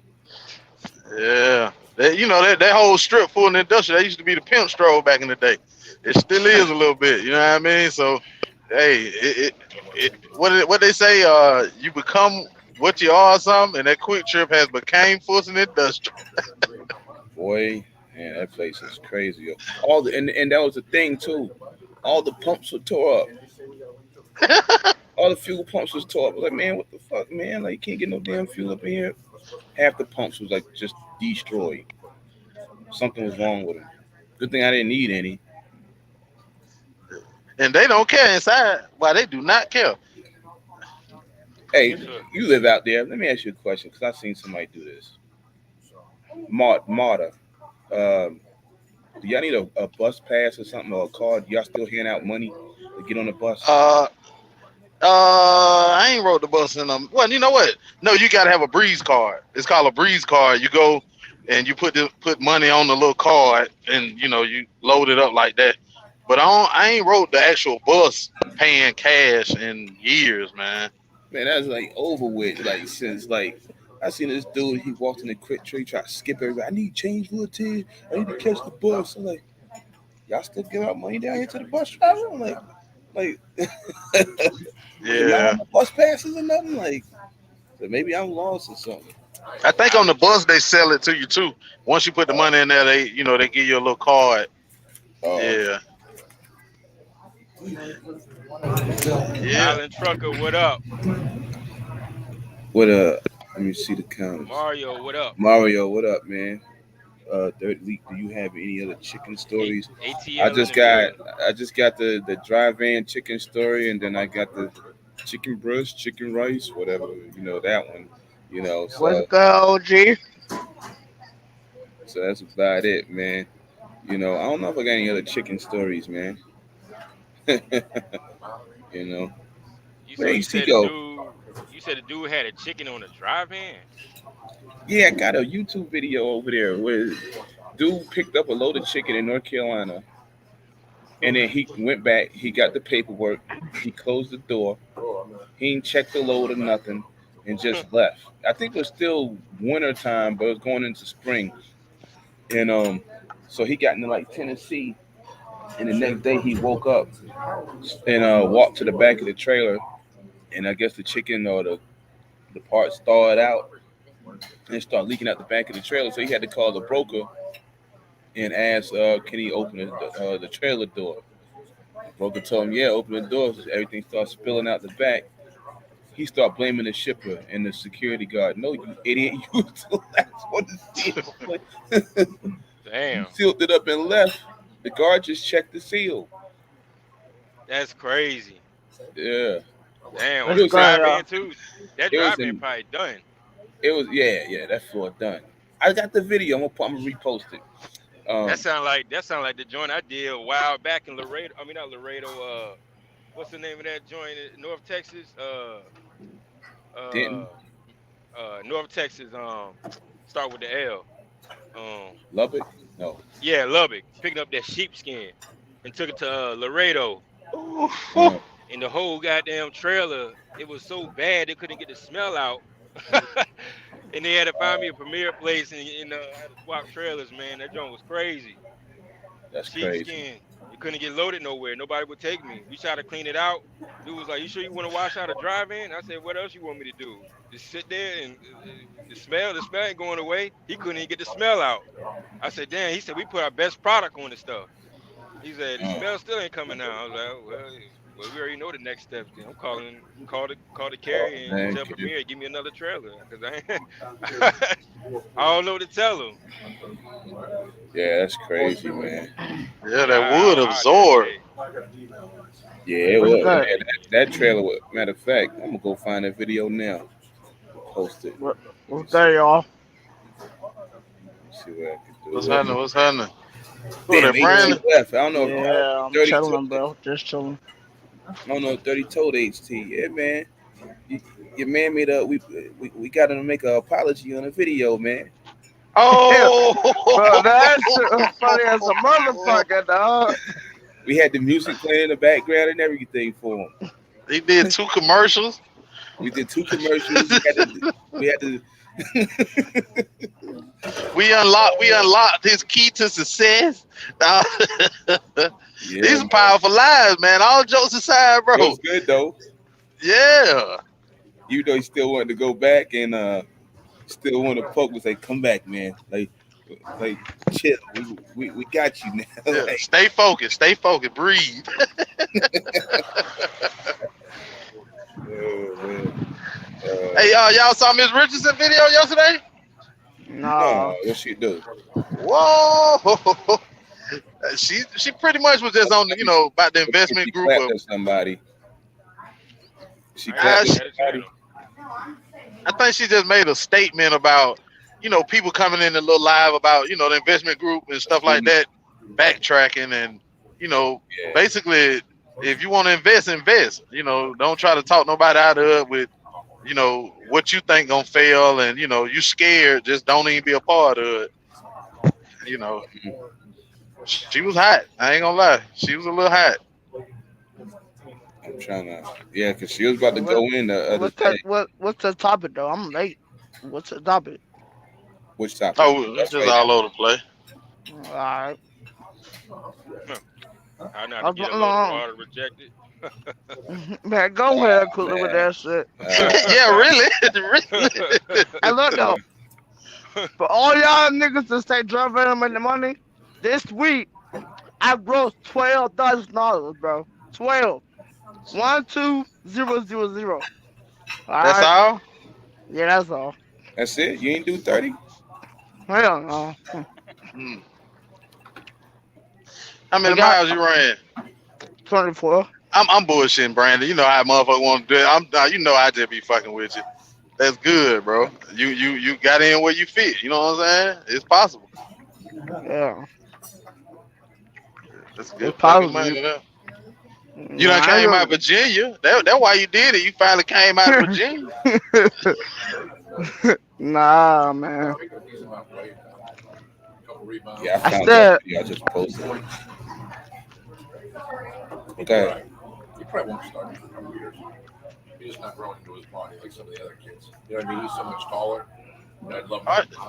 What is he doing? Is you pulling me over or what? Got that money truck. Oh, oh shit! He want me to slow down so he can get behind this driver in front of me. Okay. Oh, Hell, the cop. The cop. hell no, DB. Why you lying, They trying to DB? pull Why him. you shoe Yeah, he pulled shining, up on DB? side of me and was pointing, and he was like pointing backward, like his fanning backwards, and I slowed down, and he just jumped behind his box truck. So y'all box truck driver, they out here on you. Gee,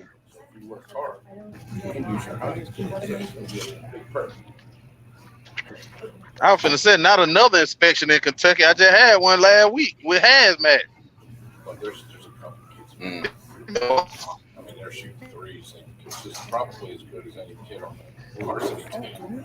I'm just trying to fix something.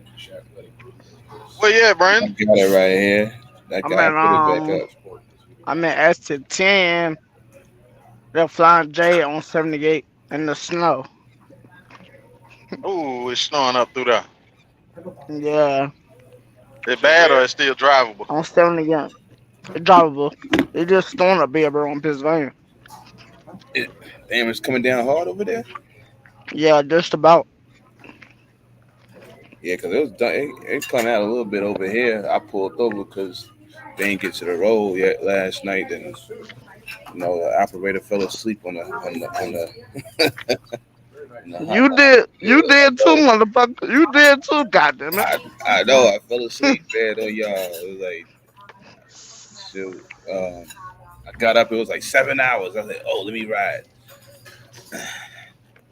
That's when Cooley popped up.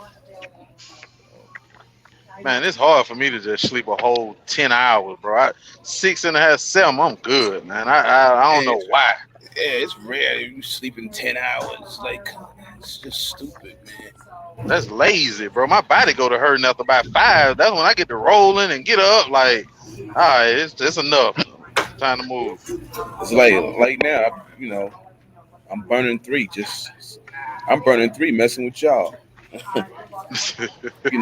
I'm burning 3 right now just to messing with y'all. I ain't doing nothing. So come paperwork out the way, whatever. Go down the Well, road. where you at, Lee? Up here in Hubbard, Ohio. I got all right. Oh, everybody in Ohio lives. Huh? Huh? That Oh, money lane. They in that lane. Hmm. I'll never go to Ohio ever, ever, ever, ever. it's rare I go to What? Ohio, man. It's What? rare. I love Ohio. If I come to Ohio, I stop right here That's where I'm one at day right run. now. Thank you. Other than that, I don't really come through because it's just like I ain't trying to pull no rest areas. I really ain't trying to pull no truck stops, especially back over there by Gerard or whatever you want to call it. Because as soon as you pull up over there, you're getting inspected. You pull in the rest area, you wake up, it's sitting right beside you. I'm like, God damn, don't like. I mean, I got grabbed up one time because I had. Well, I didn't see your oversized sign, bro. You can see it right there. Come on, man, cut it out. Like, you mean you see my oversized sign? Nah, he Yeah, was mad because he was training somebody, and then I came back and he asked me for my I forget what you call that form. It's a survey form. He thought I didn't have it. I said, nope. Click. There you go, right there. You know, let me go and shit. Other than that, yeah, I don't really come through here like that. I'll probably man. come back through here tomorrow. You know. Yeah, I've been killing that Midwest, man. they got Yeah, I've been. refugees over here, yo. Afghans. They're gonna be having truck companies in a minute. Don't worry, people be going over there 80 cents a mile. These purchase Yeah. 2022 Freightliners, Man, Volvos. Volvos. Yep. That's how it Jeez. go. That's It's how only it go. 43,000. That's Good stupid. load. I got a lower right now. 200 miles, 1425 right now. Goddamn it. Oh, they got two folks on here. Ooh, that boy that's stretching them arms and legs. I go 200 miles in a day. Ooh. Yeah, this lane, since I got you on the joint, this lane ain't bad at all, man. I'll be back. What lane is that, Gully? Cooley out there got a flatbed hauling helicopters. Been hauling Just helicopters. I spoke about it earlier today, man. 70 miles. Hey, 70 Gully, miles. real shit. Let me hold some, bro. I know you got like 100 bands in the bank. Let me Cooley, hold some. Cooley got Yeah. loads 70 miles, 5 bands, man. Whoa, what? Cool. 70 miles, $1,000, man. $1,000. Oh, Yeah. how many miles? 70 miles. Oh man, bro. I thought I was in heaven one day up in Shippensburg, PA, that Lowe's. Man, I went from Minersville to Shippensburg, and it was like 64 miles, and it was like $1,200. That's normal, bro. That's So normal out here. there you go. Ran it with the cap Ran again. Man, come on, man. I don't be camera, bro. I Yeah, be on the glass, man. When you get a load like that, bro, Cooley, tell me if you ain't felt like something gonna go wrong. Something ain't right about this. No, bro. It's easy, bro. I just got this morning offered 90 miles at $1,000, bro. Like, come on, man. That shit normal, man. I thought you But you, was lease going to JB Hunt. man, get the fuck out of here, bro. Don't play me like that, bro. Get the fuck out of here. Get the fuck out of here, nigga. Get the fuck out of here, nigga. I thought you was leased on JB Hunt or something Man, like bro, that, come man. on, nigga. I don't lease. I don't owe nobody nothing, nigga. I own everything except for a trailer. But Yeah, that's what I thought. You was doing power only with JB Hunt. nah, bro. Come on, man. Ain't no better than that, bro. Oh, I okay. ain't Josh, bro. All right. You must be a preferred carrier with Convoy. No. You go to Hey, man. look though. We While got you you going over there. bullshitting, Convoy yesterday paid me $800 for 30 miles. Yeah, Mm. that's decent, on the Hmm. dry side, something slight. Damn good. Yeah. That's good. Yeah. But I'm not a preferred carrier with Convoy. They actually suspended me not too long ago. They say you won't use the app correctly. We gonna suspend you for 14 days. I say, oh damn. I was like, okay. Mm. That's crazy. They need to burn this ragged ass scale house down, man. I hate this motherfucker, man. Oh, you going to scales, bro? I don't go to no scales. Sorry. For some reason, bro, Oh, you one Inway of them been getting guys. pulled in like crazy, bro. Oh. What you say, Brandon? I don't go to no Sorry. scales. Sorry. No.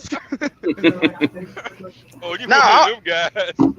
I rarely go in them too, man. But for some reason, Landstar Inway been getting pulled in left and right, bro. I got 4,000 pounds on here, bro. Like Oh, it's you like missed the some. Inway truck. Oh You yeah, know, when Landstar, you ain't doing that. when I You first came in messing. there, they used to be like, yeah, Inway get pulled in because of hazmat issue. And then it was like, what it used to be, You finished already. Ranger got good hazmat scores. They're a little bit off on the overall though, and versus Inway, they started laughing. The Inway drivers and the girls like, I wouldn't be laughing because y'all not good at hazmat for some reason. So they make Inway drivers call in all the time, when they get a hazmat load. You know what? They did me like that about I think my third hazmat load. And I asked the lady, I was like, why I gotta keep calling y'all? Like, I know what I'm doing, whatever I have. She was like, well, we've been having a lot of issues with drivers accepting loads that not supposed to be together. You know what I'm saying? And they ain't reading the paperwork. Yep. I had a load like So that one time. Dudes loaded me up. I was going to Cali from Ohio. 3 o'clock, these dudes already went home. I'm like, bro, this don't even read right, man. Like Yeah. I sent it back to them at land store. I was like, I think this is wrong right here. Something not adding up. It doesn't sound right. I said that's a good catch right there. So I said I had to find a placard, man. I was like, because so I had to go find a placard. Well, they had already left, so I had extra ones. Actually, I had them under the sleeper. So I always keep placards from previous loads. But yeah, they always made it. In-way drivers call in. I don't know if they do Ranger like that. I know when I was there, I didn't have to call in. And I now know why they hard on them damn flatbedders and with the oversized loads after that lawsuit they just had they got through having. G-Way said that they raised the requirements for you to haul a certain amount of loads in a certain class now because you got dudes taking out people on the highway or taking out bridges. You know, they ain't trying to hear it no more.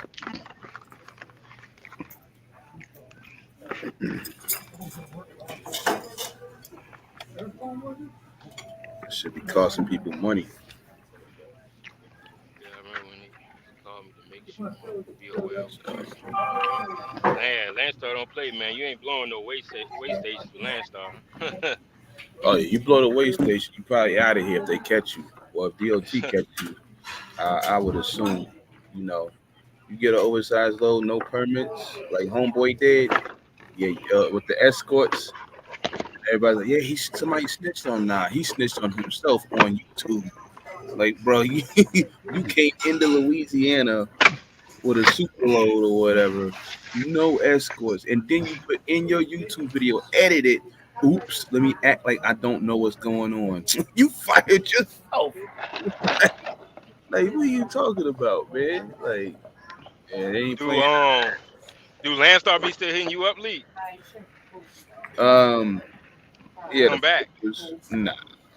I Oh, don't think they really know I had walked out like that. I just kind of like, you know, one by one, then slowly left, and then had to give them $1,000 or whatever for whatever I had owed them or whatever or something. But other than that, that's it. They didn't say anything to me. It was 6 years and 2 months. That was it. Something like that with them. damn. You didn't get a lifetime achievement award or nothing. Yeah, I did. I'm doing it now. Huh. Huh. Huh. Nah, That's but yeah. crazy. Nah, I would have. I got my little stickers or whatever I got. I ain't really paid too much attention to it. I took it all at the end. I remember somebody in the comments or on videos. I know who it was though. They was like, "You got any stickers or belts or whatever?" You like, dude, I ain't worried about none of that. I'll take it when I leave. So I got all that stuff when I left. That's all right. Well, it is what it is. Will I be? What's up, Candace? Candace? I said Candace. Um, um, Not at the moment, no, because I was talking to my agent about that, and there's some things you gotta go through to add hazmat. Gotta know what you're gonna be hauling, and you better be hauling it consistently. To cover that premium, really. So it ain't just like getting regular cargo insurance. And that too. I'm switching off my cargo. I'm going to Progressive, so but I'm gonna keep them with the GL and the auto. I mean, goddamn. Uh, yeah, GL and cargo, and I'm not carrying them for Well, actually, I'm not carrying them for cargo. My fault.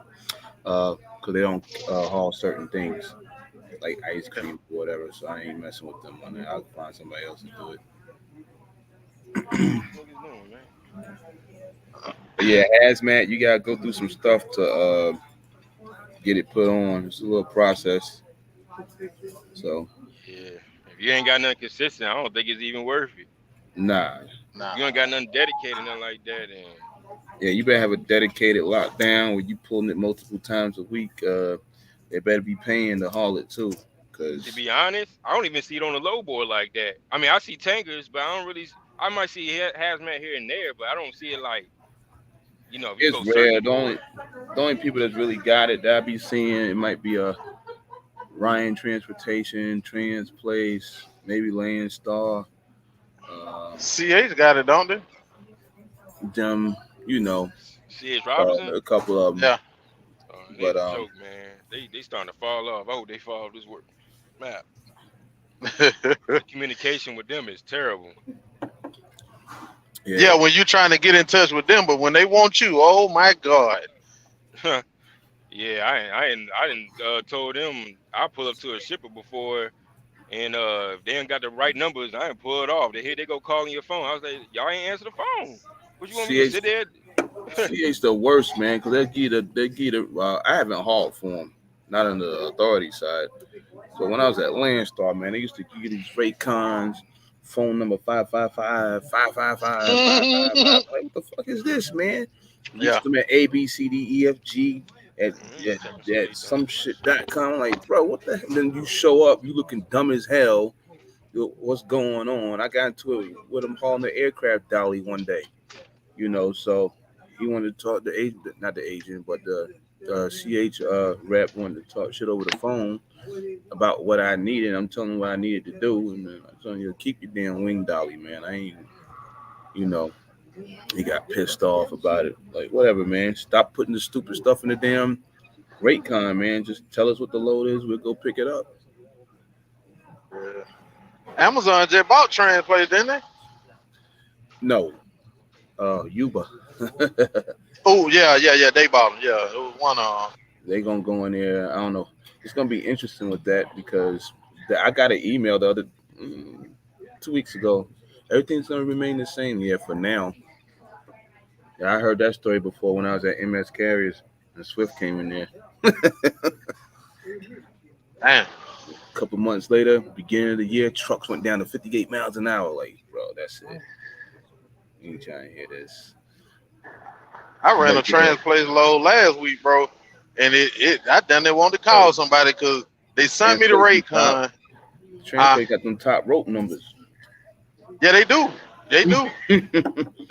But they sent me the rate con, you know what I'm saying? And then wasn't no address. Sent me an email, was like, we'll see the address in a minute. So instantly I was finna call, but the address and another rate con came from somebody else. I was like, what the hell? Cause I wasn't finna touch that motherfucker. Hey man, if I don't have everything I need, I ain't messing with you. You're gonna get a return phone call. Never mind.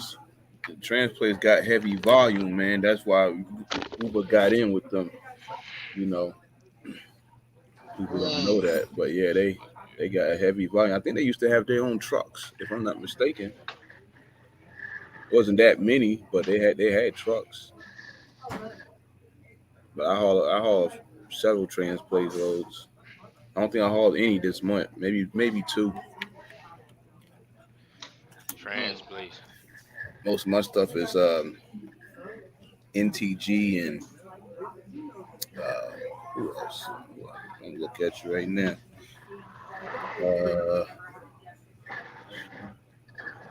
Breaks it right now. NTG, XPO, Molo, some Scotland. Is Molo a good broker? Because I see them a lot. Yeah, I didn't know nothing about them until I was at Landstar. Who? Molo. Oh yeah. I see that. That's why That's when I went to Atlanta the other week. With Molo.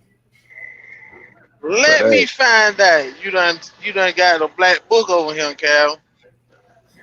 I ain't say nothing. All right, don't. I'll listen still. You know I'ma still listen. I'm watching Cooley.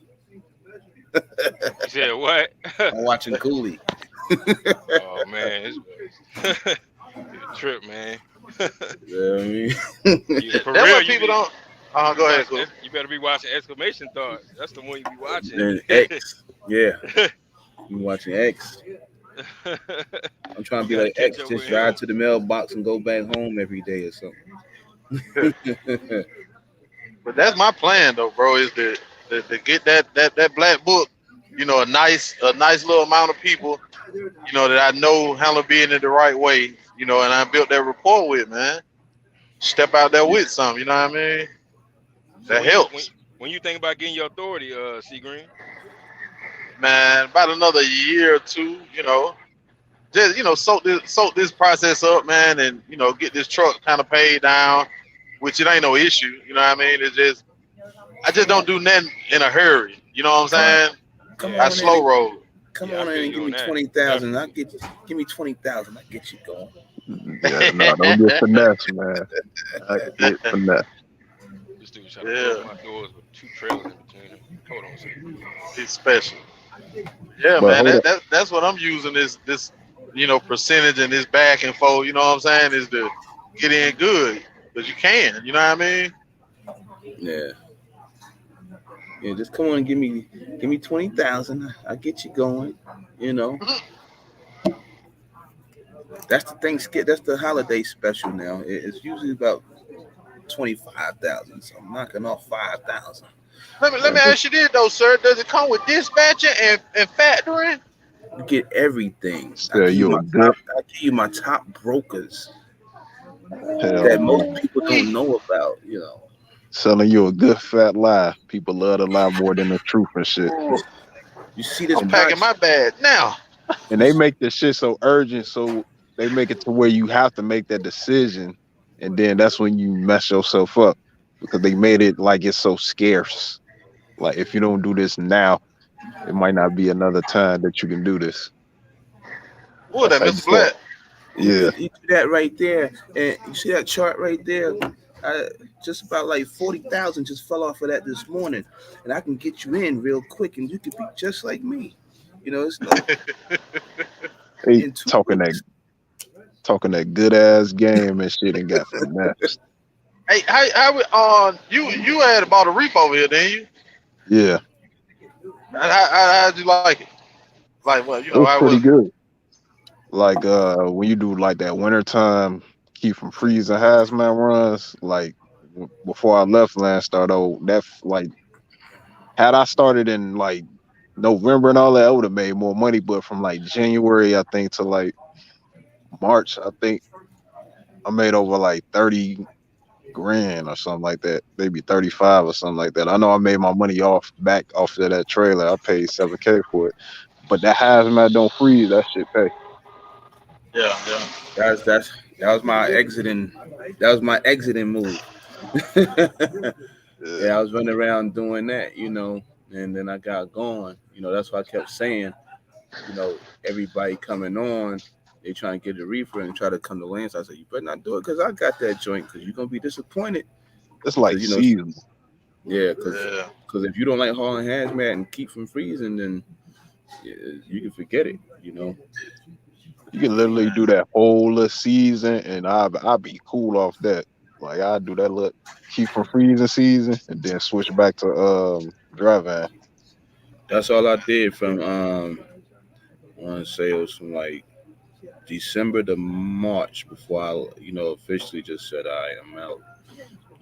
So that's all I Yeah. ran. Yeah. Right. That's a lot I be messing with hazmat, man.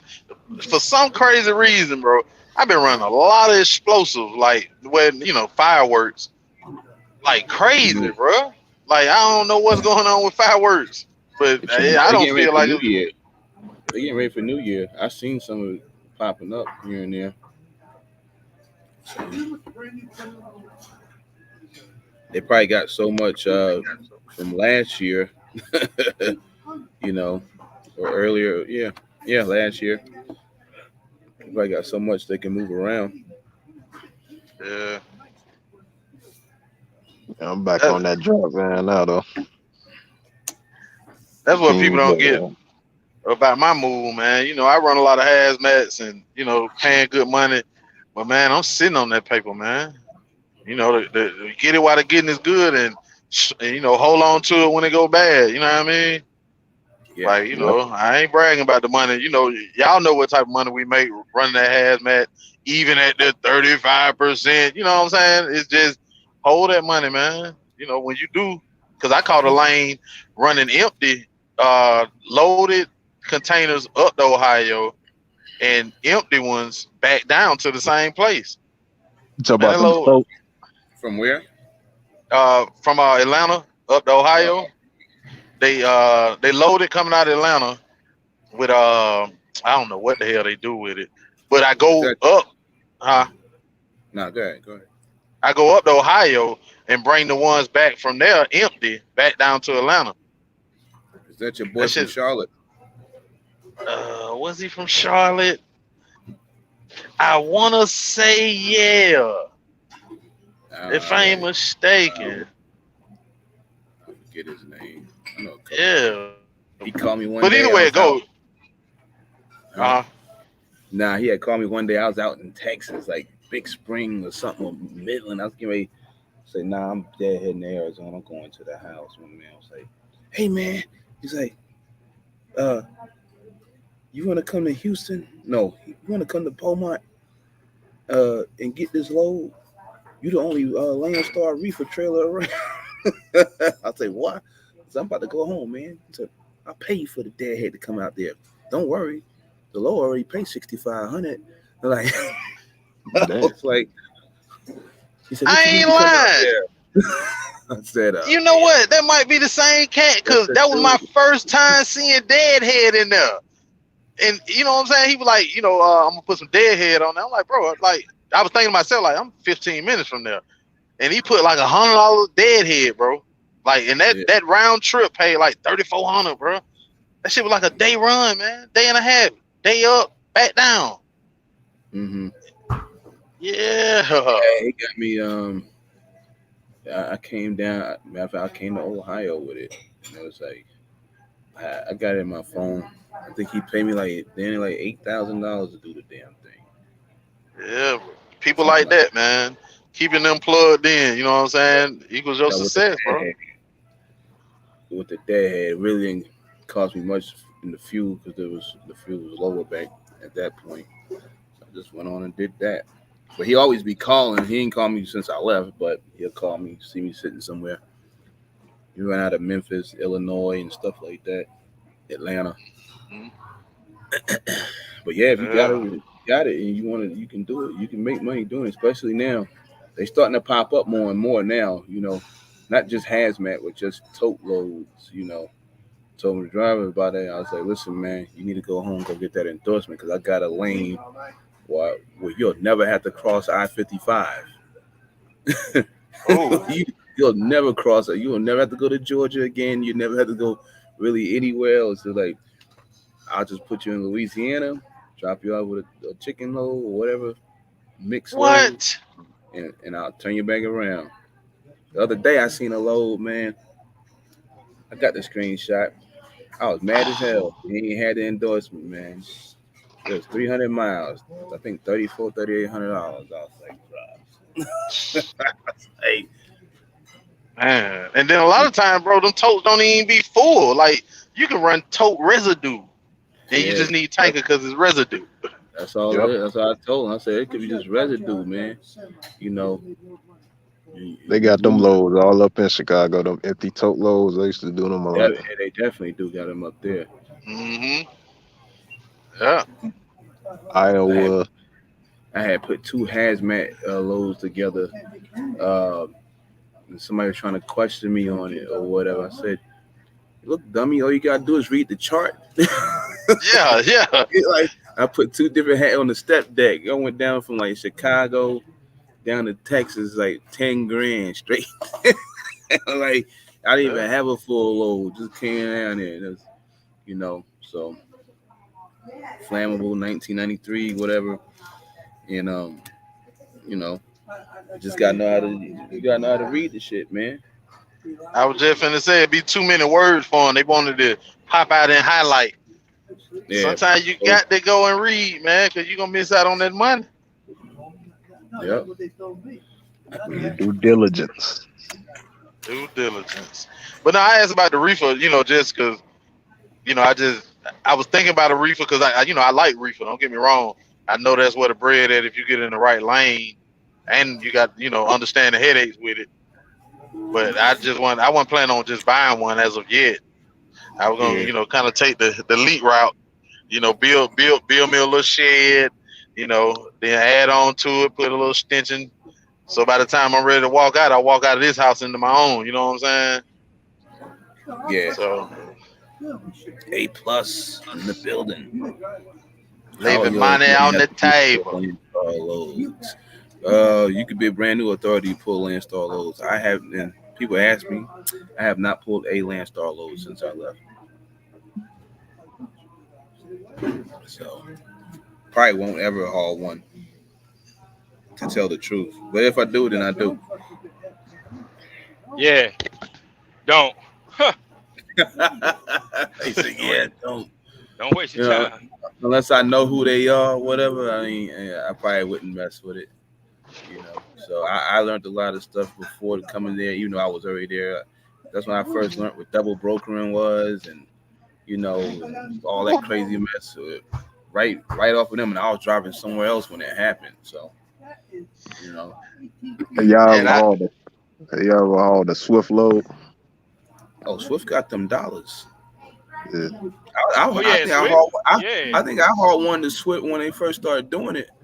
I hauled them when they first started doing it. Out of Colorado. I mean, not Colorado, Arizona to Colorado. I hauled their trailer. It might be in the community somewhere a few years ago. But yeah, I be I did they power only for them at Landstar at one point. I be trying to catch a Swift load. They be paying. Swift be They be paying, man. yeah, they be Yeah, they got paying. some good dry van loads It's in cause Reefer. Knight did that. Swift never had a brokered loads out. What? Knight True. did all that. Cause I was talking to the girl when I was at Landstar in Phoenix. She was like, "Yeah, when you get your own authority or whatever, just holler at us or whatever. We got the power only division. You can do the power onlys. Um, and we got freight, man. Oh, I'm talking about. I seen them watermelon loads, 5,000 from Nogales to Dallas. Ooh, Dang. ooh. Say God, go straight to what the hell the name of the place is? The ones that unload you don't charge you nothing. Real, they unload you quick. Costco's. Oh, with Yeah, the buzzer. Oh, I love. Send me the Costco every day. I'll take yeah. that red lobster buzzer and I'll be done. That is Go what to the that's what dock, that leave the is. dock. That's who I originally seen that had that red lobster buzzer. You Yeah, stupid. I that forgot red that. lobster buzzer. I used to work at Red Lobster, man, a long time ago. Go to the door. All right, get out the door. Thank you. All on the buzzer. Yeah, boy. That's a good lick right there, Island. Keep the trailer. Yeah, they let you keep the trailer. I remember when they first started doing it, and I think I got like 4,000 from Phoenix to Denver. It was some Marshalls or whatever you want to call it on their trailer. Shoot, I dropped the trailer and left it there because I had a trailer up there in Colorado anyway, so it worked out for me. No, I didn't even have a trailer in Colorado. That's when I went and bought the step deck. So I just said screw it and just deadheaded across the map. But yeah, Swift got them numbers, man. Swift Knight. They pretty good, man. What do you think about Hub Group, man? My opinion on them is like, I don't know, man. Sometimes they iffy, man. At least the dude I out of haven't Arkansas. I haven't done nothing for them, but I know they bought Cheap Tank, Man. Yeah, the Chop Hub Tank. Group. You know, I ain't really a big fan of Hub Group, man. Neither. They do a lot of co-brokering. At Yeah, at the yeah, time, they did a lot of co-brokering. that never gave me my damn detention, man. So I'm like, yeah, you I got don't you know. got you got to stay on them in the email, hit them like because I've been good with my detention so far for the most part. I got one I got to go at, and I got one today I'm going at with one of the trucks. So Yeah, yeah, I I stay on did. them with I peeped about Hub Group. What they like to do is they like to goddamn send you that app after the fact and be like, oh, they gonna charge you if you don't use this trucker tools or some shit. That's what I don't like about Hub Group. No, they kept passing me around to other people in the email. Like it was like one Yeah. email went to another email to another email. I'm like, why is y'all doing all this stuff? I wanted to strangle dude ass because I booked a load with him and he wanted to pass it to his little lackeys and shit. He the dude that's like controlling all the people that's below him and shit. He telling me to go to this person and talk about my damn detention and shit. I was like, man, Global if I Trans was too. in your face, man, I'll knock you out right now. You playing too much. Like, You better I be hate. glad. You better The be only thing I glad you didn't get that. That agent don't work here anymore. What? That motherfucker just sent me an email Monday. Today Tuesday. They Man, would do that. only thing I do for Global Trans so far was some a few ice cream loads. I ain't really done nothing else for them. You know, hey, but you yeah, know what? You How know you what's doing? crazy though? After all these years of trucking, right? I finally Hmm? realized I Yeah. don't have to lead the damn Midwest now. Like, why did it have? I had to. It took me 5 years to realize this. I just you started get on paying attention. YouTube, you hanging around, yeah. Man, You know, Shit. all the money is here. I ain't never leaving the Midwest again. Yeah, do that's it why I there. try to get up there. I ain't gonna lie to you, boy. I take me something headed straight there, and It's everything on. after that is whatever. I can It's on the popping take days. military Basically, go straight out. all you gotta do is hang around, Okay, cool. Appreciate it. like Missouri, Arkansas, anything along up I-35. Anything within 200 miles of Kansas City, you got it. I noticed that. I've been noticing that. Straight up. Anything within 200, 250. I mean, you could be sitting in Kansas City and they'll be calling you to come to Des Moines and all that. I mean, you can kill them, especially now. Yeah. That's what I said I was gonna do, bro. When my truck get out, man, I'm headed up there for December. I'm gonna probably stay out about 3 weeks, 2, 3 weeks at the most. Well, hell, it's December now, but about 2 weeks once I get my truck out. Yeah, 'Cause I, December tomorrow. Hold on, yeah, tomorrow the first, right? yeah, Damn. Yeah, I only yeah. got 3 more weeks of good work. I'm gonna try to rack it up real quick, man. Yeah, I'm I'm up going where they don't want to go. It's snow up there. I'm going. Snow. Oh It ain't no. nothing but a phone call. But Hey, excuse me. They done shut the road down. Finna pull over, go to all right, sleep. I'll wait. Yeah. People like, oh Yeah. yeah, I'm getting killed up there. Look, bro, like they be thinking they be snowing in Denver all the time. I was like, all right, Yeah, don't Lee. be snowing in Denver like that. You you know Global Trans got merged in with Apex or whatever they Yeah. got going on. Yep, I know. Crazy, They've been with man. them for a while, like 2 years, something like that. Yeah, I didn't even know I that. Dang. think yeah, when you had took it, we were talking about that at one point. Huh? I think when you had got going, that's what we was talking about it like a couple years ago. Yeah, I must have I think it forgot was like because a couple years. they just popped up out of nowhere. Yeah, You dealing business with Global Trans, you get a rate comp with Apex on it. yeah, Huh. yeah. The hell? But some of them brothers, you get money with them. Some of Yeah. them are like Suncheck. I don't care. They What fucking up? Suncheck. What up, Nevada? Sunset. Nevada trucking trails, man. I see you going. I see you. You got a lot of YouTube beef, man.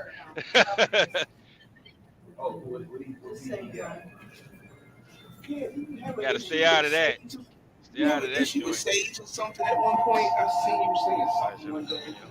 man. Who got all that commotion in the background? Oh, that's for me.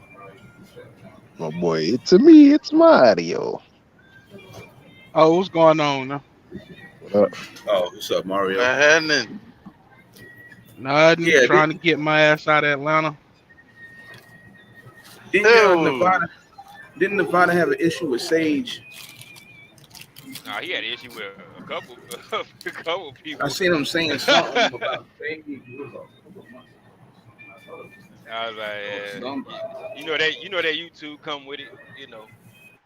They crazy. Yeah, Oh, yeah. that YouTube beef, man. Trucker beef, man. Crazy. I don't see how people get into it, man. If I was on YouTube, I'd just ignore the shit. oh, you say he handled it off YouTube. Oh, okay. Yeah, Yeah, I seen him one it was day. handled off I YouTube. was Oh, doing thank you. something. Oh, okay, that's good. Yeah. That's good, man.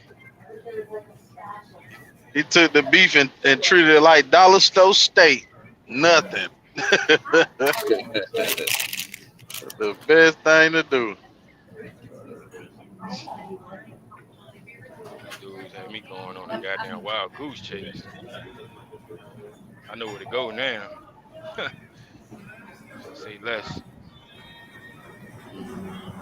Oh, what they got you in that check in over here, then go over here and check in, then go around this way. Yeah, I didn't know where to go at first, so now when I come back, I know where to go now. They talking about look at the everybody on the base didn't know where to go, so I had to kind of like figure it out on my own, man. Like, pull up Google Maps. That's one thing about military bases, man. These jokers. Somebody on a snow sled.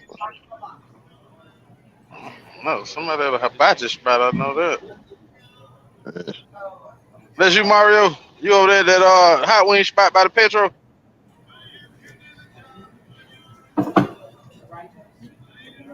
Nah, that ain't me. I'm sitting here Oh, waiting till 5 o'clock when I can pick my load up. uh, where you picking up from? Lake City. Ooh, toilet paper. Nah, it's a reefer load going to Oh, Memphis. Lake City. What down in Lake City? I'm not in Lake City is near Forest Park, bro. No, I know where it's at. That's what I'm saying. What cold store down in Lake City? Shit, I don't know. I'm over here by the farmers market. Oh, okay. You really going I'm on the waiting. back side of Moreland. That's what they call Lake City back there. I know where you going. Yeah. Yeah, I'm waiting on them to send me everything. Oh, you at that racetrack. Yep. Look like I'm Good about to God finally get Almighty. a spot. I was just finna say, boy, I ain't no spots over there. That the only truck stop between Boulder Crest and Excuse me. Bankhead.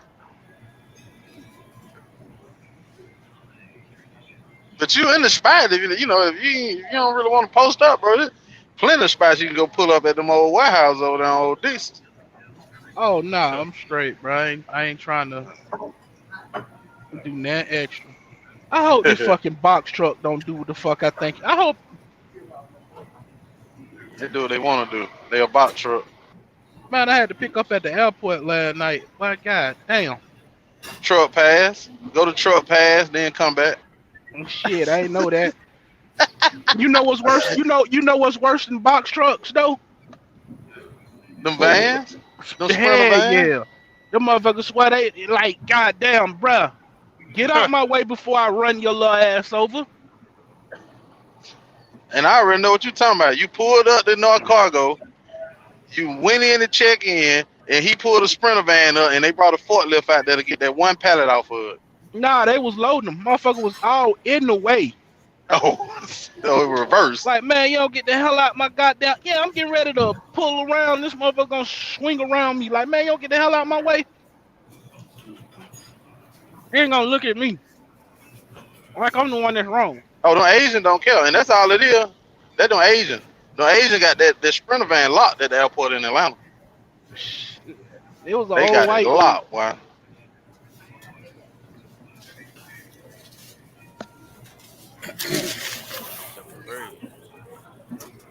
Damn, Tom.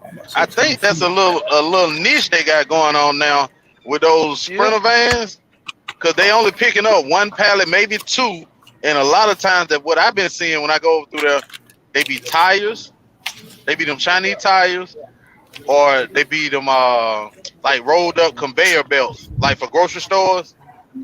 I seen a lot of that over there. And it don't even help, what I'm saying? I just done went into a transit. It don't help that when you get over there and go check in at Swissport, Asia Air, China, you talking to an 18-year-old. And an 18-year-old, and they run around there playing. You like, baby girl, can you get off your Instagram and come over here and check me in that? Come on now. I'm so glad I picked up that Lufthansa. Lufthansa had the old heads in there. They were about that action. Yeah, boy. Swissport, I don't think that older person in there no more than 24, 25 years old, man. Chick I grew up with, son worked there. That's with Pope. Man, that was a lot of people. A lot of people holler about them airport loads. Boy, you better be ready to wait. You gotta go to truck pass. Then they gonna call you, or they might not call you. Then you gotta go out there and deal with them folks. Shit, Then it's even different worse, now. They text you. yeah, they text you. Yeah, yeah, yeah. But you might not even get the text. You got to go check on that back at the window at the little booth. You say you had to Then drive. You had to drive in the ATL airport. Yeah, no, it ain't the airport. It's like the it's right outside on the outskirts. outskirts. Yeah, the Oh, okay, cargo okay. end. The cargo. But Okay, okay. yeah, but you got to go to this place called Truck Pass first, which is around the corner. Give them your number, where you going. They'll text you with a door and everything. But then on top of that, when you get there, you got to go in there and find a forklift driver to get your loader unloaded. Oh yeah, a little waiting area. Yeah, Lufthansa do it a little different though. It was like I pulled in and you check in. You check in on the kiosk. Yeah, yeah, yeah, yeah, yeah. Oh, Y'all different up there then. We ain't got all you that. you bucked Mario. You bucked. That what it Why you? was. You bucked. No, I didn't. You didn't go straight up there and put in that key and check in the kiosk, or did you go to truck pad? Nah, they turned my. It was my first time doing it. They turned my ass around. She asked me, "Did you Oh, go to okay. truck man?" After she handed Okay. my ass some masks. Yes, sir. Come and tell you who tell on you. Them goddamn LTL, boy. Them folk that go there every day and know everybody. Oh, he in the door. Did he check in? Did you check in? Look, man, go on about your business, bro. You going home tonight? I'm not. Go on. I almost got in a fight on one of them airport loads. I used to do the little Indiana to like Chicago, and this box truck dude. We almost fought because I thought I was supposed to go in the door next, but dude, he's like, "Hey, what you doing?" and shit. But we ended up being cool after that. But we was literally about to box over a fucking door and shit. They give me, oh, but that ain't the good part. They give me the goddamn door. I get it, and then there's a land air driver in my door. So I just pulled Yeah, in right next to him at the other door. Big land there. That's covenant. they got their own Hmm. little system when it comes to them type of loads. Like they got Oh, their own little ecosystem. you got a phone call from Covenant? Oh nah, I said land there is covenant, but covenant do be mixed up. Nevada trucking, that's facts. Mail loads are good. Where you at now, Mr. Black? I'm up in Kentucky. I just did. I'm chilling. I'm waiting on the load for tomorrow. Going back up to Rochelle, Illinois. I just did this Ashley furniture store load. I couldn't believe how much they paid for like 320 miles from Romeoville. They paid a grip. Bro, you know Ashley run everything. They don't just run furniture. They got a contract with Budweiser in Carterville, one down in Albany, the Miller in Albany. Boy, Ashley furniture slick. Ain't no sofas on there. Boy, it might be computers in that box. I know they pay, man. So I'm gonna be looking out for they loads. Now I don't know if it's because of the holidays. It was right. It was on Friday, and I dropped it off on Monday because it was like a drop trailer for one day, and then I got it. I delivered it on Monday, and today Tuesday I picked it up. But it was a good paying load. I'm like, okay, I rock with it. Wasn't even that hard. You went and got your own authority? Nah, I'm at F2F, but I'm here temporarily until I go to somewhere else. I don't know if I want to get the authority yet. I think I still want to try I want to try mag, and then if I don't like it there, then I get the authority. What's the difference you see between excuse me, F2F and Landstar? It's just you got more access. Like I got more access to other load boards and stuff. I ain't gotta go through I ain't gotta go through like an agent, siphon my loads through an agent just to get the loads on the outside. So you got more variety and all that. But sometimes too many options is not a good thing, but you gotta learn how to sift through all the garbage to find the good loads and all that. But it's pretty good though. Gotcha. And yeah, I like it. But I wanna keep going up percentage wise, and I wanna see how it is. I wanna see how it is at Mag, and then if I like it there, I might just stay there. But if it come to a point where I got to get my own authority, then I just get that. It won't be a Man, problem. Mag is Yeah. just, you know, You said Mag is Mag, pretty much right there, you know, it's like with your next to it. authority anyway. Yeah. Because, you know, I mean, it do whatever the same thing you're doing in F2F. It's just at a higher pay scale, and they've been around, I think, longer than F2F. But, you know, I mean, you could do fine over there, Yeah. you That's what know. I'm trying to. I want to go over there. But the one thing I don't like about F2F though, I told them I was like, I'm gonna go on vacation for like the whole winter, right? They was like, you have to quit. When I was at Landstar, I ain't had to do none of that shit.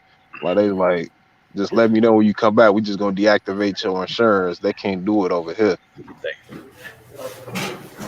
Oh, you had Yeah, they all. Gallagher? Yeah. Oh, okay. When I was at Landstar, remember, you know how like if you take time off at Landstar, right?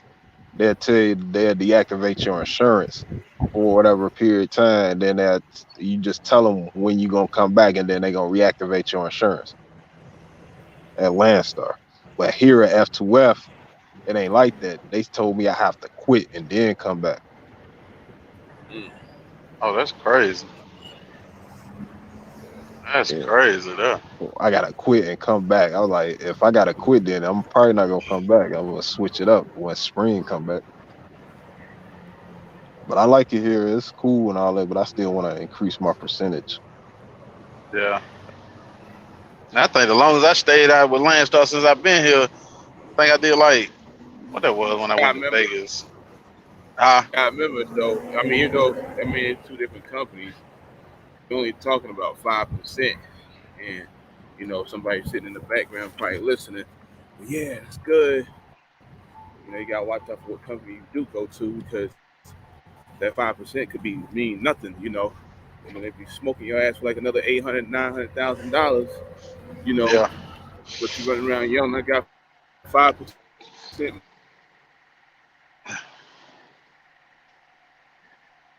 Yes, Jay. I You use know, BAT. that's the Yeah. stuff we be trying to tell people. But you know, but Mag is a good company though. Yeah. Plus, you got your own trailer too. That was, you got your own trailer, so you ain't got them trailer fees over there, do you? Yeah, they got trailer fees there if you ain't got a trailer. I think it's Yeah. like 190. I don't know. Yeah. All right. But I gotta still buy a trailer. I gotta buy a drive van. Like I got rid of the what's the name or the Reefer. So I gotta just Oh, buy. okay. I'm gonna wait till the prices go down. I ain't finna like overspend. They taxing. What's going on, everybody? So What it do? What it do? You guys want to see what's going on with my truck? Let's see. Turn this camera around. No, that ain't it. Oh, the Nevada. Yeah, that's me. Oh, okay. Oh.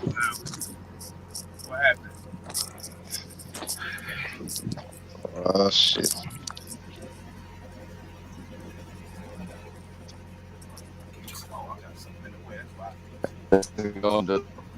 it's lagging. You froze, Nevada. Hold up. Let me turn off my Wi-Fi.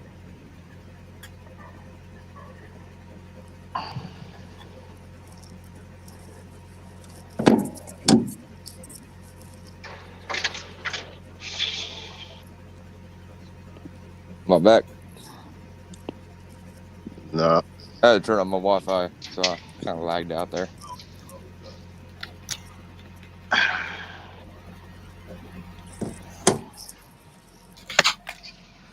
Sucks now. StreamYard got me talking on the laptop. What StreamYard doing, man? You upgrade the phone?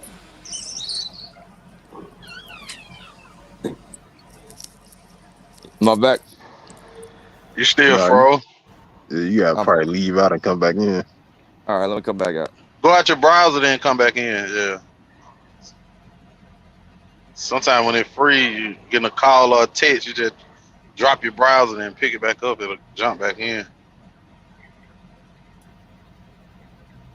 Hey, but Steve Green, you still so you rocking with that hazmat? Like, do they still give you like a lot of headache at them scales, like with that hazmat? Because you know they like to pull cats in with that shit.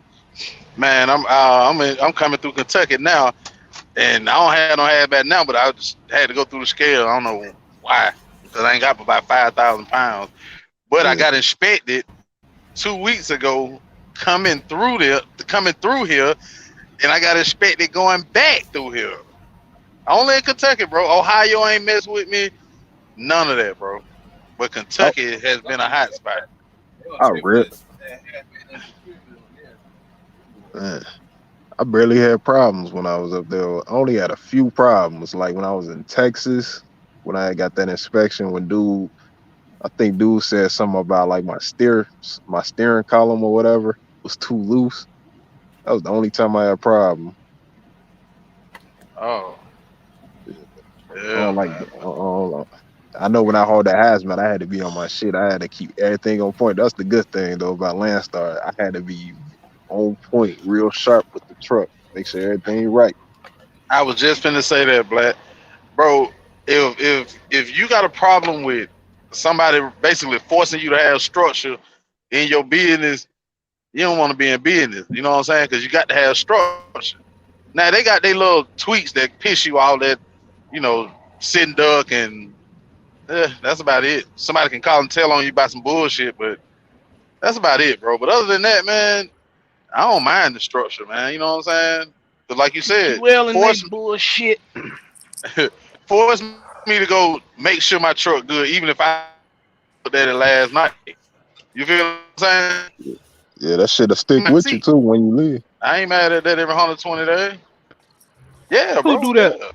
But I work for an Indian guy, Landstar. They make you get an inspection every 120 days. But they pay for it if you pass it. If you don't, you got to pay for it. But Yeah, man, I got to split yeah, out man, of the here. Indian I dude. appreciate the advice. Appreciate the game today, y'all. Good chat with everybody. All Y'all right, be good. Compton, man. Yeah. Yes, sir. Mm. It's a very nice I don't engine know. there. I don't know if you guys can see it back there. You see that oil leaking right there? From the crank. Yeah, Yep, that's my gear timing gasket or whatever you want to call it. They're leaking on the rear.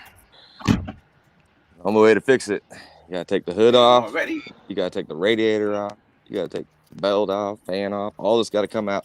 You gotta pull the front off, just get to that back Yeah, you do. gasket. The Jesus whole Christ. servicing got to come off. All this got to come off, man. that's a heavy ass hood But you too. gonna do it yourself because I know it's a new truck, but you know you probably have to wait like 2-3 weeks for them to get to it nowadays. Yep. Cummins. You hear that? You hear that leak? Cummins, boy.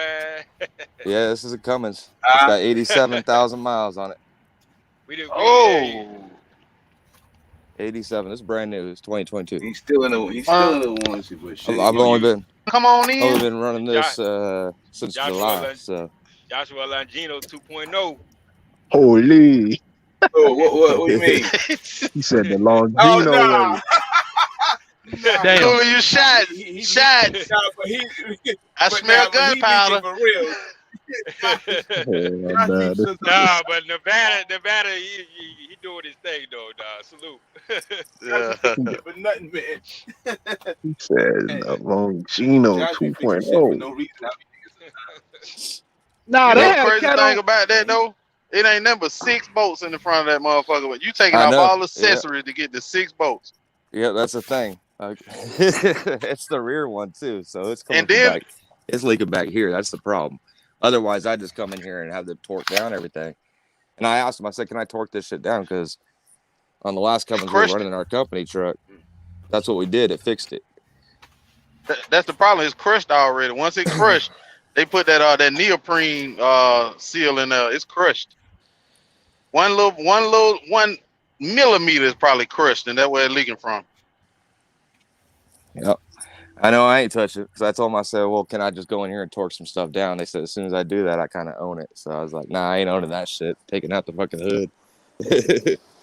I feel My that. guys told me they could do it in 2-3 days, but it's under warranty, so I mean it's going in. Yeah. Your guys aren't coming certified. Nah, they need to be Peterbilt certified to be able to work Oh, on this shit or some shit. Nice looking truck. Yeah. Yeah, it is. Yeah, you and I don't what's your name got a truck like that too? G-Way. Oh, G-Way he got a green one. got W9. He Oh, he got got a W9. Landstar Okay. dude traded it in. Yeah. I wonder what it's like backing in that truck. The nose big as hell. It's like having it's kind of like having a tail swing, but in the front of your truck, like a little one, Yeah. And then because this is the longest wheelbase you can get without putting a slip frame in, which is 280 inches. If you do 281 inches, you got to put a slip frame in, which adds weight. So this truck from the factory only weighed 1,000 pounds more than the T680 I was in. When I spec'd it with weight conscious in it. When you back in it, do you gotta like open the doors and shit? Yeah. You open the door, you see behind the stacks.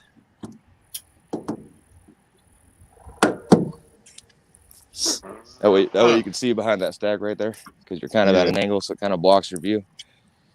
But I also got cameras all the way around my shit, so I could just turn my cameras up on there and look at that. But I prefer to put eyes on it. It's with the wheelbase, all it is just holding your turn, just like that much more longer, and it's just like driving any other truck. Yeah.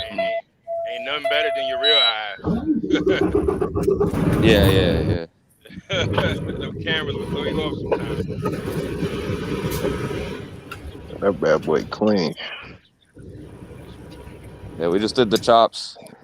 I had to replace the fuel tank because something popped up and hit it, so I replaced that fuel tank, the chops, and I figured, I'm gonna paint the visor and the chops while we're at it.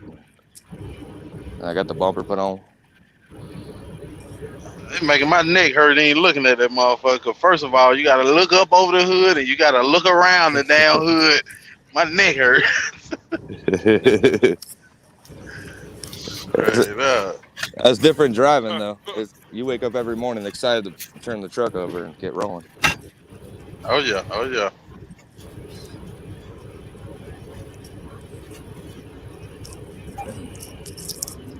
How the weather in Vegas, man?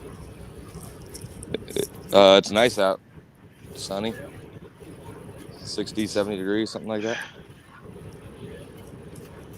Yeah. Must be Yeah. nice. Huh. They're gonna be 33 tonight though. It might be idle over there. But now. West Coast That weather. desert get cold. Yeah. I saw League over here jumping in the pool and stuff. I'm like, damn. Nah, come on, man. In the backyard. Must be nice. Say jumping in the pool. Come on, man. I just think they're slapping these trucks together too fast. I don't know, because I had the same issue on the last one though. Yeah, they definitely slapping them together. Other than Did they that, tab them? They tab the screws? with like little marks, is that what you're saying? Yeah. I didn't even look. I just when I went in the dealer to see what my ETA would be on getting it in, they told me it's gonna be like, to be honest with you, we're gonna be like 2 weeks. Yeah. Because even though they know what it is, even though they know I know what it is, they won't order parts or anything. So they're like, if I got you in, I went in Monday yesterday. Like we wouldn't even see it till Wednesday. Then we have to do a diagnostic of it. Then we have to order the parts. Then based on how long it takes to get the parts, or if we have them in stock, you're looking at a week, 2 weeks. They're making you wait. They're making you wait a premium time and shit for a premium truck and shit, man. What's up with that? Yeah, and they don't do appointments. But I figured there's a slick way that you can get around that. You can circumvent that. That's why I asked you about them tabs, because wipe it off, and if one of them tabs out of line, get you a little little small torque wrench, and see if they clicking. If they ain't clicking and they move, that was like you said, they slapping them together at the manufacturer. Yeah, but when they pull all this shit That's so off, you don't move it. if they see I done that, if it's whatever reason they figure out that I done that, then they said that basically it won't be warranty covered. So I figured I'm gonna go out. It's a small oil leak. I'm gonna keep an eye on it. I just did an oil change. I got some extra oil thrown in the truck, so I'm gonna go run because these rates right now. I want to go get some of this money, and I'm coming home for Christmas anyway. So I'll go and put it in the shop, take Christmas and New Year's off, be back out in January. That's all right. And I'm going I ain't down tell to y'all, I'm a truck mechanic. Sorry about that, fellas. I just went and got a lease truck. I just care less to work on shit anymore. No, you're exactly right. That's exactly what I was going to do. But once I told them, I was like, am I allowed to do that? And they said, well, if I do that, then basically I own it. You know what I'm saying? Yeah. So I was like, I'm just going to let them handle it. Because that's a big job to get to that stupid fucking gasket. Yeah. Crazy. And I got other things I have planned too. Like in 2 weeks, I'm throwing an APU on this thing. So I got to get my APU fixed. Same here. I gotta get the heater fixed on my truck too, the little bunk heater, man. They ain't nothing but lawnmower motors. What do you guys got? Carriers? Thermo King. Okay. I got the worst. I got the what's that shit called? Rigmaster. I'm going with that green APU. I seen what's his name? Trucking, what's his name? We're talking about that the other day. I know Just Trucking's got one. Just Trucking, that's who it is, yeah. Yeah, what made you go with the green one? The green APU. The 23,000 BTUs. I like that. Yeah, they I got also like that the serviceability. I could stop by an auto store and grab a belt for it or oil or whatever I need. So I'm thinking long term. It's like $3,000, ain't it? $3,000. No, hell no. Nah, not that unit. Nah. It's 11. It's like 20 grand. No, it's 11.5 installed. Oh, okay, yeah. Oh, okay. Yeah, some places charging about 18 to 20 grand to put them in now. Not those, but just the Thermo King. Oh hell no. They can't get to. Yeah, no. I'm going to their headquarters out in Joliet because the closest place was Texas anyway. So I figured I'd go out to Chicago. Green APU around my neck of the woods. Yeah, that's why I first saw green at not where I saw it at TA somewhere out there. Wait. That sound like you on a payphone, Lee.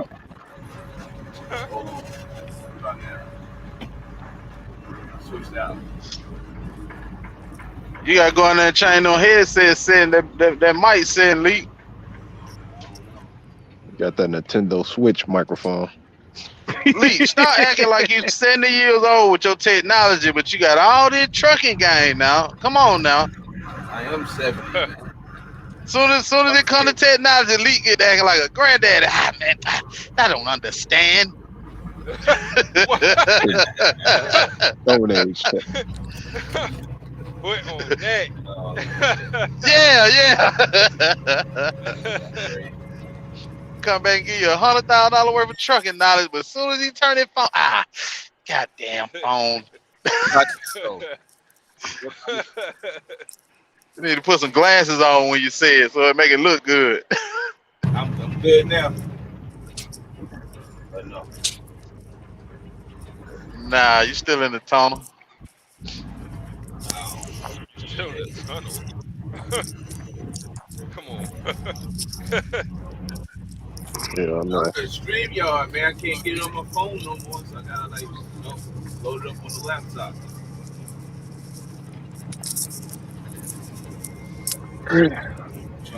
Oh, you know what? With the StreamYard, you might need to go on your browser and close them out, because StreamYard will pop up about 4 or 5 times, bro.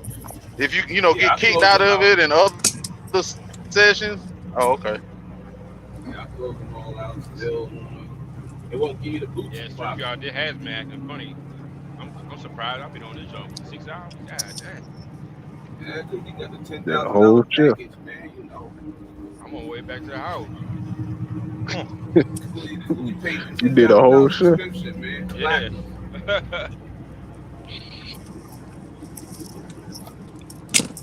We truck drivers need people like you to help us succeed. Because if I wouldn't have been on the live, I wouldn't have been doing nothing but riding down the road, you dumb bitch. Look at this motherfucker here. Come on over, come on over. Talking to myself.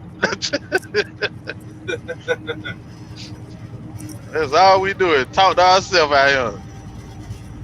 Y'all be talking shit to the four wheelers. They be pissing me off, man. They be doing You ain't dumb never shit on the talked road. shit. You ain't never talked shit to the forward. You're a lying motherfucker, man. Lee, we can't hear you, man. Huh? Can't hear you. Can't hear me. Yeah, Sound like you in the background or something. you gotta upgrade that Sega Dreamcast, Mike, man. You gotta at least go to PlayStation 2 or something, man. Dirty. Disrespect. Dirty.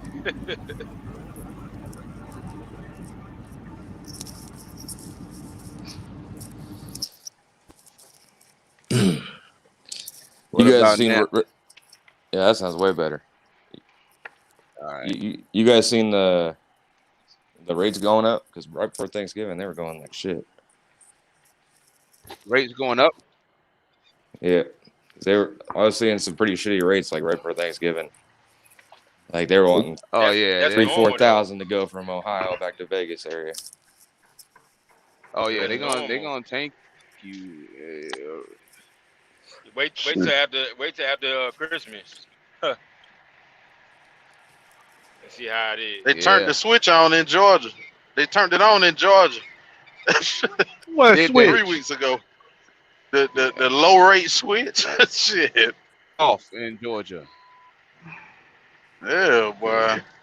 Shoot, we be fighting to get out of that bitch. I got a North Carolina run just for 15. It's too many. Georgia's saturated. Go to Charlotte. I mean, you got all the. I had to catch the Florida, bounce. You battling Florida boys too. Then I got. Oh, there you go, right there. So I like one driver. I had to send him over. I sent him over to Charlotte for 1,500, and I said I know how to get him. So I got him straight to Arkansas with a 6,000-pound load for 23. So that's the only way I can come up with it, you know. But he'll be back over in Arkansas tomorrow. So you keep trying to run out of there to go somewhere, you ain't getting no money coming out of there. See you next spring. No. Yeah, I got a pretty good load lined up. I'll be leaving here in a little bit. Going over there? No, I'm going up to Seattle. 5K. Oh yeah. Oh yeah. Man, I don't know what they're trying to. I guess they're trying to separate. You know, like I don't know, put some that's coming out of Florida to give them a break, man. But man, damn that. Just get them rates right in Florida, period, bro. They won't have to do all that. Too many throat cutters, man. But you gotta get ready though, because whenever it happens, man, it's gonna be bad. It's gonna be like where they say a lot of trucks for sale on the marketplace. Yeah, that's why I'm trying to get my truck paid off as soon as possible. They playing games on Facebook Marketplace. I've seen what was the BOC? He dropped a truck from Facebook Marketplace. It was a Volvo. It was like $283,000 for a new one. Damn. You said 200 what? How much? 283. I'll have Oh my God. to screenshot and share that out too. That's Hell crazy. nah. People losing their mind out here, man. I'm so glad I ordered this truck in November last year. I got it more than mortgages. I got it in June. Crazy. Yeah, my truck is expensive, right? I'm 217 into mine. 283 for a Volvo. Sure. That don't make sense, man. That Volvo better be able to get like 15 gallons to the fucking mile or some shit, man. Man, that motherfucker better be one breakdown. You come get a nut for free. 300,000. Jesus Christ. I'm paying a pretty penny, but shit, I ain't that stupid. Automatic. But hold on. Automatic courtesy. Automatic courtesy truck. The ad said it had massage seats though. Come on. Ooh, give me that number. Where they at? Shit. Just go through California or Kentucky or Indiana. You get some massaging. Don't worry about that extras. Straight Believe to me. jail. Yeah, I'm 217 with FET and everything. That's what my cost was.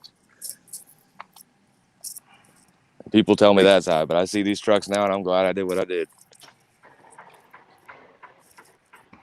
Eesh. But You did what's tailored to your life. yeah, Yep. you know, for those you guys don't know, I run with my wife, so it's a little bit easier for me to afford something like that. We're already down to 180 on the balance, so we're thinking October next year is when that's our goal to pay this thing off. Gotta get out there and get it. Then Gotta what? have Go that get her hunger. one? You know she gonna want one after that. Nah, she wants a baby, dude. She wants babies. Get Oh ourselves a shit, that house. 3 trucks.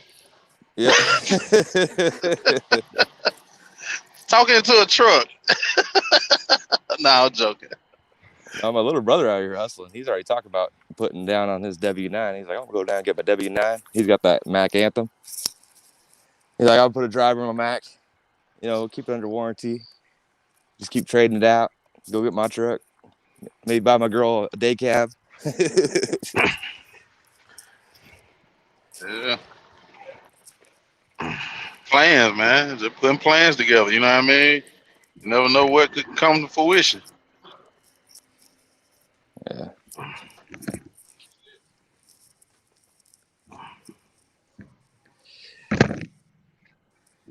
It's impressive though. I say you gotta get your numbers. You gotta grow.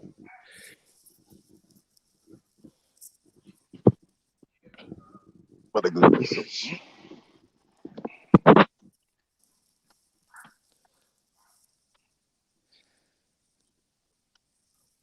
Hey, cool. I meant to ask you.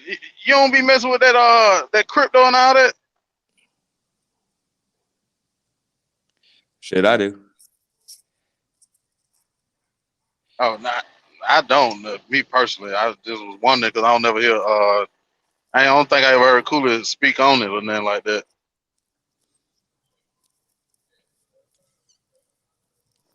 Yeah, I He mess with it a probably little went bit. out. You got to think of that like gambling though. That's the thing with it's just like gambling, but you can make some good money on it. With low, like you're putting really low amounts of money in. It's got a real high return possibility. So Yeah.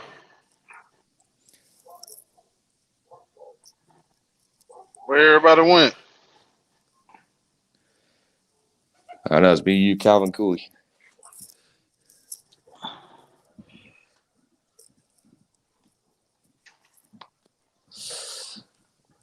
Yeah, but I got into it recently, so I don't know much about it. But I see my little brother. He sent me over what he got in crypto. I was like, dang, god damn. He's like, got into it a year ago, like 8,000, pushing over 6 figures. Oh shit, that's good. Yeah, Damn he good. he knows what he's doing. Like, he ain't just listen to everybody on here like, oh yeah, buy this, buy that. He's actually researching it and figuring out what the coin is, and he understands the difference between a meme coin and the That's why I metaverse don't and mess all the with other it because of stuff. the hype. I don't really feel like nobody really just really can put their finger on the direction and you know what I'm saying. The real statistics. That's the problem with it though, is it's only worth what people are willing to pay with it. So you got to kind of hype it. You know what I'm saying? Like when you get more people buying into it, your investment goes up as well because it's worth more now because people are buying in. Uh, It's just like the dollar. The dollar's only worth what people are willing to say it's worth.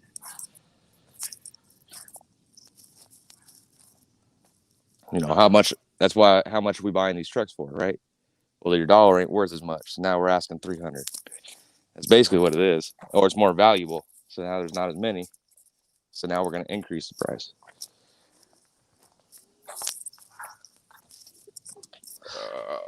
Inflation.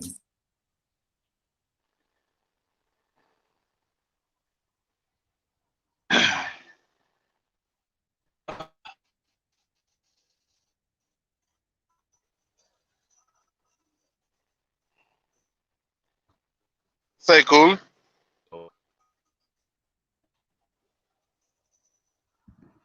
He done walked off again. Now That's what them I rich was folks do, man. finna let him know. X said let him in the room. Let me see. I'm gonna. That's what them rich folks do. They just walk off, man. They ain't talking about no money. X said, yeah.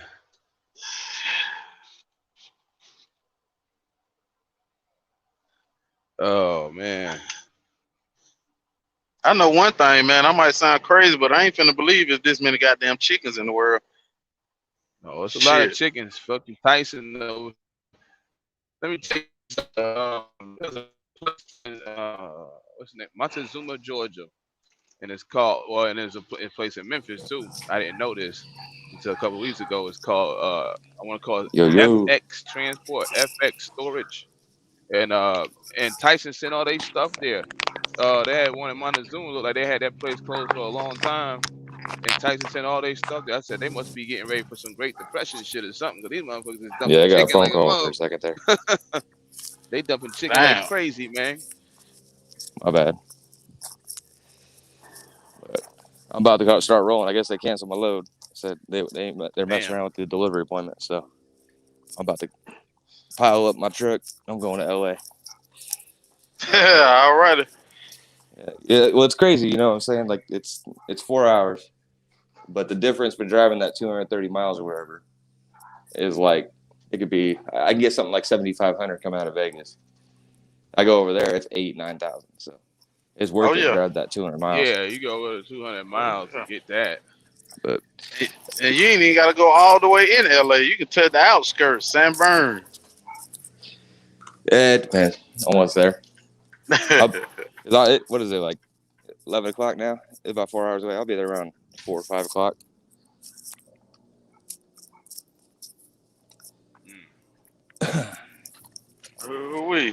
But yeah, like I said, they moving chicken like crazy, man. Y'all stay up, keep making money out here. Check out the mail All load. right, you too, Nevada. If you guys haven't heard about mail loads, that should pay good. So, all right. Nah, I was saying that, Calvin, because boy, not nowhere you stop to get something to eat. Boy, they ain't got fried chicken, chicken tender, chicken leg, chicken gizzards, chicken wings. Good God Almighty! Oh yeah. Shit, they even got chicken sandwich meat now. Well, they been had it, but they started to put it in the case. You want your sandwich? You don't want ham or turkey? Get a chicken slice. Chicken all over now. Right. Tennessee state line. Let's go. You might be crossing X. He's somewhere up there. Probably come out of Georgia. I'm going in. I got this Home Depot. 2 stop going to 2 different stores. You picked up a Home Depot load? Mm-hmm. Up at Whitestown, Indiana. Oh, okay. Yeah. Yeah. It just put me right there in pocket. You know, I'm gonna drop my truck off Wednesday. And a container that flipped over on the off ramp. Gee Louise. But yeah, it's going to Snellville and Commerce. You know, that's 5 minutes from 10 minutes from Jefferson. The only fucking peach state that got a body shop. Oh, damn. And yeah. It's crazy, man. Shit like 2 hours from my house, man. And I stay right by 3 peach states. Oh, we just parts and service. We don't do body work. We parts and service. We don't do body work. Man, y'all need to close them 24 bays down. Shit. Got too many people standing around.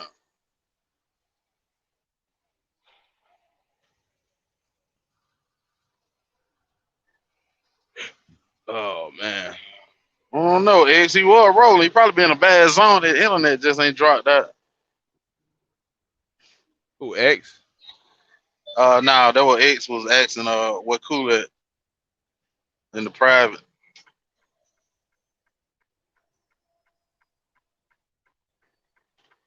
Yeah, that's the only thing about it. You can't like control it like the moderators do on regular YouTube. Oh, oh yeah, let somebody in. Yeah. They'll probably figure that one out later.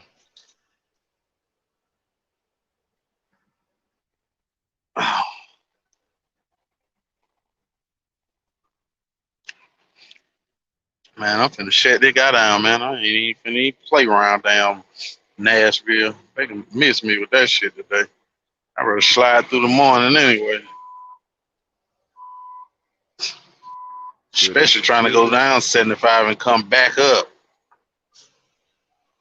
Oh, rollover right here. Somebody, somebody rolled their camper.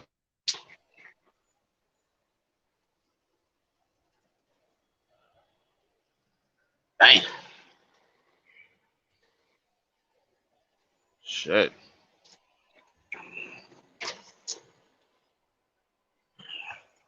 Man, Cooley, where you at, man?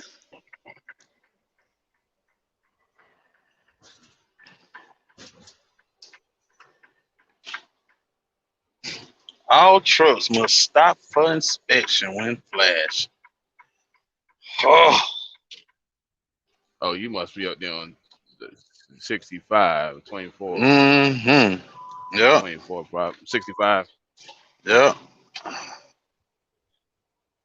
And they tried my ass one night. I pull up. Both of us, it was two of us coming in. They made my ass sit there on the scale just to be sitting there, man. I was like, man, you just got me sitting on this bitch for like 5 minutes, man, looking at the damn truck. And then they let me go.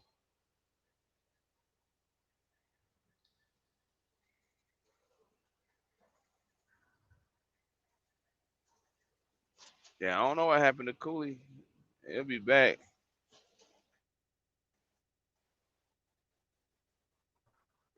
Anybody saying something in the comments?